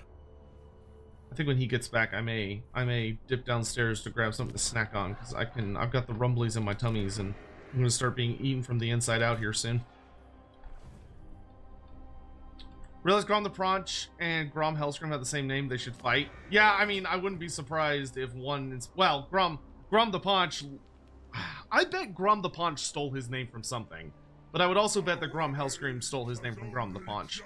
Does Norska have any vampire bloodlines? Not super well-established ones. There are definitely probably a couple of vampires that live up in Norska who prey on Norskins and other weird monsters, but they're either blood dragons, which are vampires that are typically obsessed with looking for the most difficult monstrous things they can kill, or they are likely necrarchs that are doing research and studying and utilizing the increased winds of magic in the area, or they are strigoi that are completely, absolutely fucking out of their minds. You're not likely to find, like, von Karsteins that far north, because chaos is pretty unpleasant for most vampires. Lupin Krupp is the Caiaphas Cain of fantasy, right? Lupin Krupp and his fighting cocks, I would say most people would consider Felix to be more like the Caiaphas Cain of Warhammer Fantasy, or maybe the Blackhearts. Lupin Krupp is like an absolute baller fighting, which for those that don't know, Lupin Krupp and the Fighting Cocks are a group of halflings that really enjoy fighting and killing people, and they ride on giant roosters. Not giant, like, from necessarily a human perspective giant, but, like, they're much larger than our world's roosters. Because they're actually being capable of being ridden by, halflings, which are a little larger than children. But they were a Dogs of War regiment, and they're surprisingly dangerous. Like, they love a good scrap. And plus, who doesn't love a unit that's literally called the Fighting Cocks? I mean, that writes itself. Let's see. I need more big boy buffs. Do I have any conquests unlocked yet? No, I haven't unlocked any conquests. Oh, they finally... Okay, they actually did the thing I was bugging them about. That's cool. They finally actually made it a lot more difficult to get these. It used to be way too easy. I'm glad they've actually fixed that. Witness the potential of the beast. How often do the undead fight chaos? A lot. A lot more than you probably think. The undead are one of the primary forces that actually keeps chaos at bay. There's a lot of Walking Dead up in the various parts of the world where things go bump in the night. So where chaos is active, you are more likely to see undead activity because there's more magic in the air. And so the things that die tend to not stay dead. And when they get up, they can cause a problem. But there are many forces among the vampires, Tomb Kings, Vampire Coast, etc. of the world who view chaos as the ultimate threat to their own ambitions. Like, they have a vested interest in protecting their cattle, so to speak. That being like humanity and the various forces of order. So the undead tend to be one of the biggest anti-chaos forces in the world, which surprises some people. But they are not super interested in allowing chaos to just have the run of the mill, because if chaos had what it wanted, it would destroy everything, which, you know, not good. Boom, back. You're back. I hope you had a good piss. Good job. We're all very proud of you. Thanks. I know that's just what you needed to hear. Has there ever been an undead elven alliance? Yes, there's actually a particularly famous incident where this really idiotic lich priest accidentally fucked up a big ritual, and he tore open a gateway to the realm of chaos itself in Kimry. which resulted in a big demonic legion pouring out and attacking the land of the dead. And it was so bad that even though Cetra was leading his legions against it, they were having difficulties with it, and a big army of high elves shows up. So a huge fleet of high elves shows up and fights side by side with the Tomb Kings against the Chaos Hordes until they're able to seal the portal shut.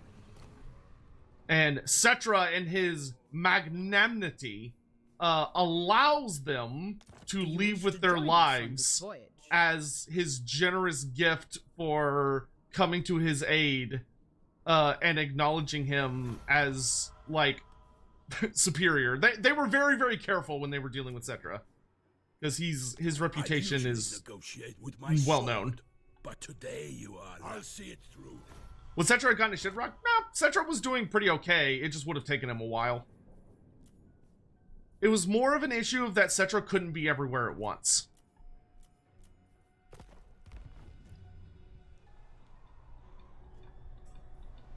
All right. Let's see. We're gonna do some more rating here. Should have been a novel. That would have been a nice novel. Your question got ignored. Hold on. What single battle could have saved the old world? I mean, if you're talking about the end times, they needed to more efficiently win the Battle of Middenheim.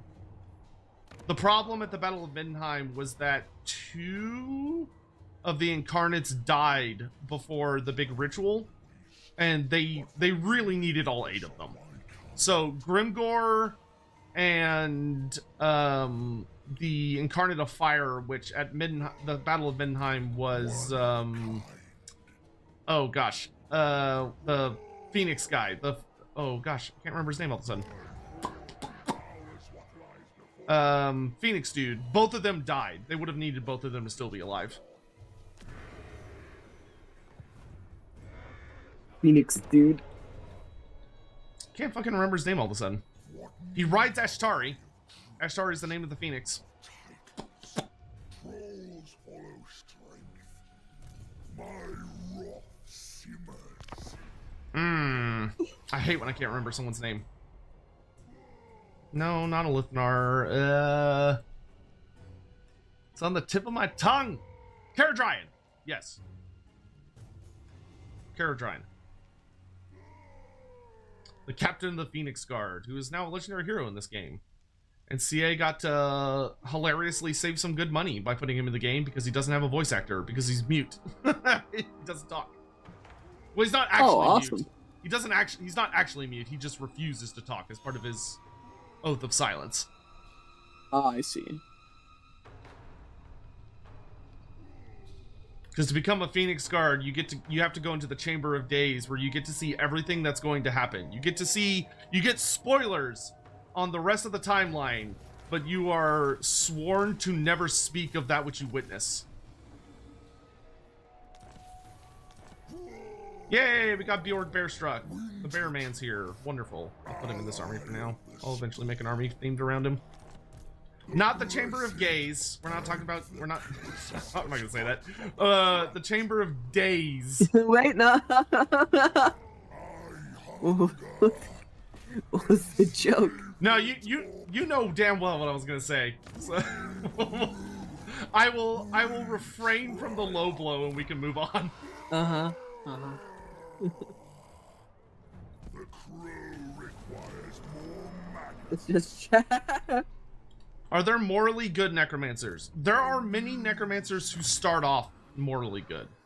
They start off trying to do the right thing, and only turning to necromancy for genuinely morally good reasons, but over time it will corrupt them.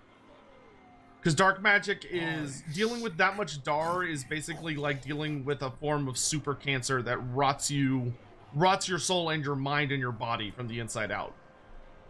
Which is why they all look so nasty.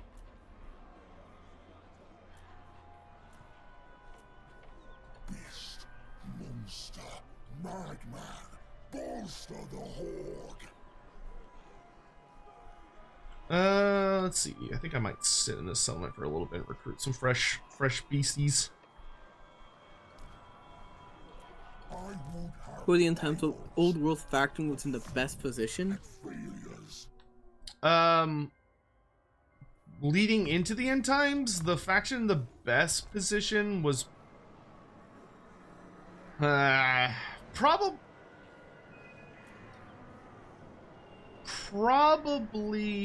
I mean, Chaos, but if you're discounting them, probably Nagash, and like the vampire counts or the Tomb Kings. Like a lot of the undead were actually in pretty good. They had maneuvered themselves into pretty excellent positions going into the final conflicts. But if you're talking about like specifically the old world itself, probably the best prepared for what was coming was the vampire counts.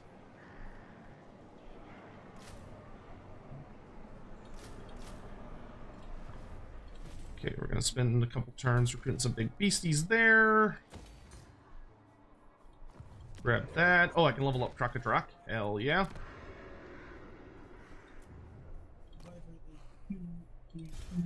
Great shame, sorcerer. I just gotta wait until my units build. The joys. I'm just going in turn. Let's see, this gives me access to skin wolves. Do any of these lower my global recruitment times?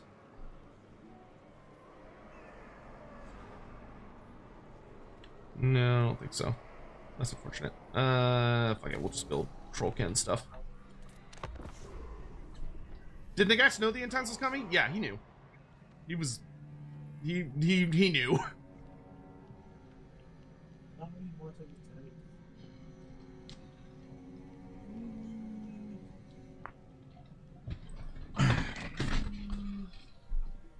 If you actually ever read the end times, all of the books have like an intro section, which is kind of vaguely prophecy coded, but it's basically there's a character who is talking about the prophecy of the end times and watching everything come to pass, and it's actually revealed to be Manfred von Karstein.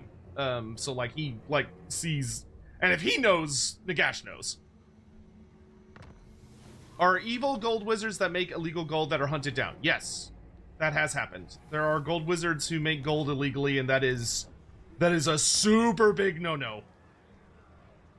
That is like one of the biggest crimes a gold wizard can commit. They would much rather a gold wizard kill people than create gold, because that destabilizes the economy. And the Empire, most places, but especially the Empire, would much rather you just murder peasants and other people they don't give a shit about than mess with rich people's money. All shall eventually serve. What now? Well, he still screams Arbol the Undefeated. Yeah, well, you know. They still named Arbol the Undefeated. Yeah, they're not going to change his name. That's too much effort.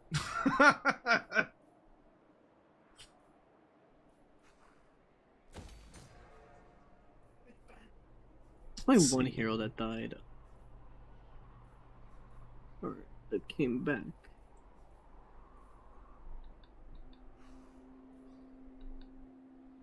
Ready for duty. Oh, he's just over here. Oh, actually, Kistov isn't pushing. X100, which non-lizard That works main for me, I character guess. would be They're most probably looking eager their if wounds they at the got moment. hold of a slim palanquin.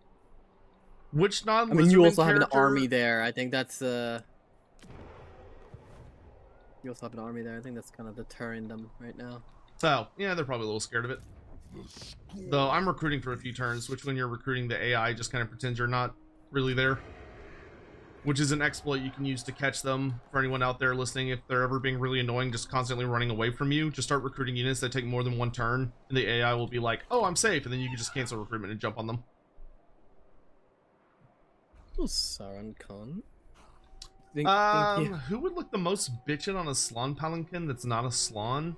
Probably like Grease's Goldtooth. That that would be like a hell of an upgrade for him. Just like a big mobility scooter that flies through the air. Wintertooth, ally of DJ Kotep? Yeah, DJ Kotep would be pretty good too. do not delay the inevitable. Lich Lord Katep. Alright, there they go there. Yeah, now they're gonna take it. Nope, just sacking it. Or oh wow, okay. Do they need the money? Is that what it is? I couldn't tell you. Oh, Like, wait, they'll take it let me, eventually, but it takes, I don't know. They work in mysterious ways sometimes. Let me answer this call real quick.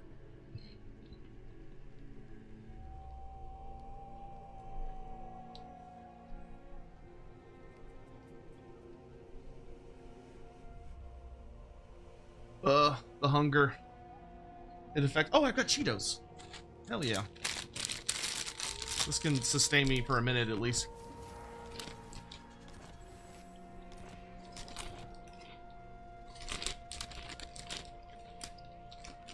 I think Kotick could use an update. I mean, he's still pretty good. Yeah, the synergies are a bit awkward. I'll agree with that. King of trolls.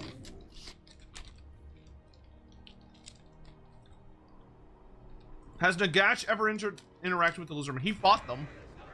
When Nagash was alive, he fought against the Lizardmen. Born of winter.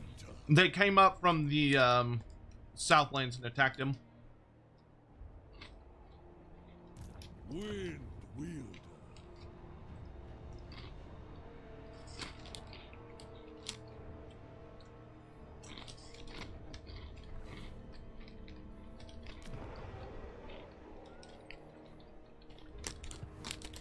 Rather nasty business, all that.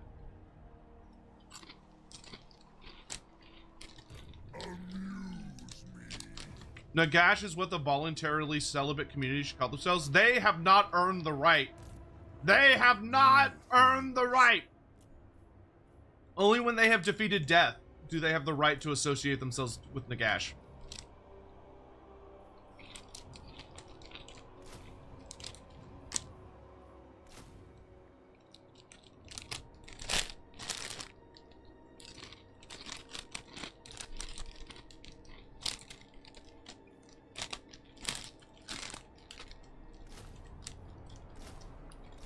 Which of you will bring me victory?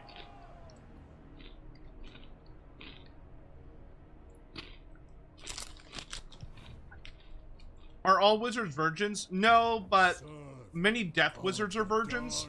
dark A lot of the wizards that wield the lore of death never want to have sex under any circumstances, because if they do, it can lessen their connection with Shaiish. Because the act of having sex generates Gyron. So if they remain virginal and they never do that, it is a step that would prevent them from stepping further away from the lore of life, or the lore of death. So they're like, and they're Virgins? Wait, what? yeah, death wizards. A lot of them won't have sex, because if they do, it will weaken their connection with the lore of death. Just like how they all, most of them also like shave their heads, and they shave their entire bodies. They don't like to have hair anywhere on their bodies. Like they go through a lot of different, they jump through a lot of hoops to try and make death magic cling to them as much as possible. I see.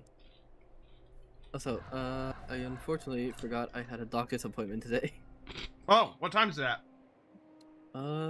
In 40 minutes. You should go, Nothing. because then I can go eat, and I'm very hungry. Alright, we can wrap it up here. I'm starving. Okay, I'll save. You can Can't tell tell if if it's he's BSing or BSing. not. You want me to, like, read out my doctor's message? Do you think he would do that? You think he would go on the internet and tell lies? One, Nah, Clinic, dude, listen. we have an appointment Johan scheduled clearly- for you today at 2:45 p.m.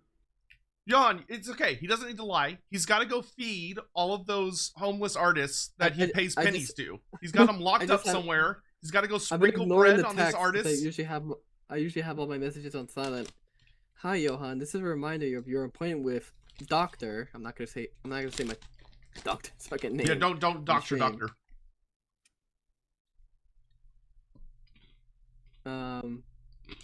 Please bring your ID and insurance card. Arrive 10 minutes early. I gotta go do that. Totally forgot. I had a follow-up that I moved from last week. Anyway. I was talking about the virgin death mages.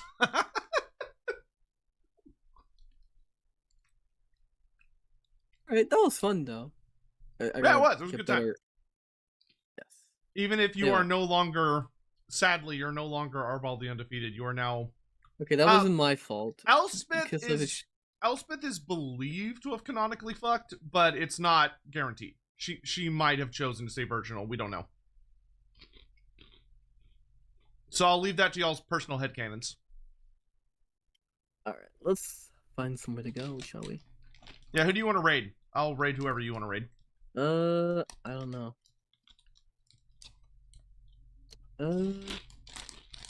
I'll pick. You can pick. I suck at picking raid targets. Let's see.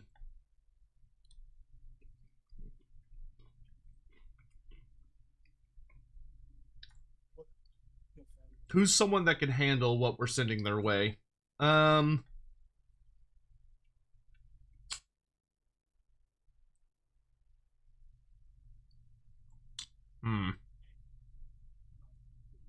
See, Anticity is playing, he's doing hardcore multiplayer trying to make Corn work. That's going to be interesting. He's not a VTuber. Are you cool with that? We could go raid Anticity. Yeah, no, I don't mind. Anticity is literally the best or in the top 3 Total War Warhammer multiplayer guys, like, in the world. Like, he's so fucking good at the game, it's scary. He's also amazing in campaign. I used to offer money to people that would do like speedrun challenges and stuff, so I'd pay someone like $100 if they could complete like a Scarbrand campaign the fastest or do like certain challenges the fastest. I had to stop doing them because he kept winning every single fucking one of them, so it was just turning into me just paying him lots of money. Alright. Anticity. There we go, I see him. Alright. Well, see you later, everyone. Good night, Yep. Good night. Bye, folks. See y'all next Thank you for time. joining. Take care. Be safe. Bye-bye.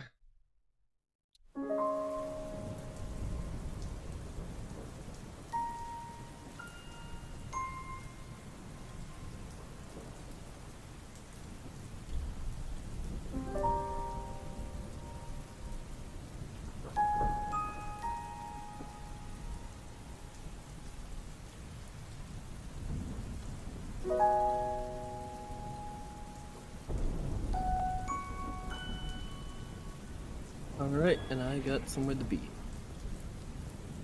All right, man. Well, good luck with your doctor's appointment. Hope everything goes well. Yep, it's just a follow-up. But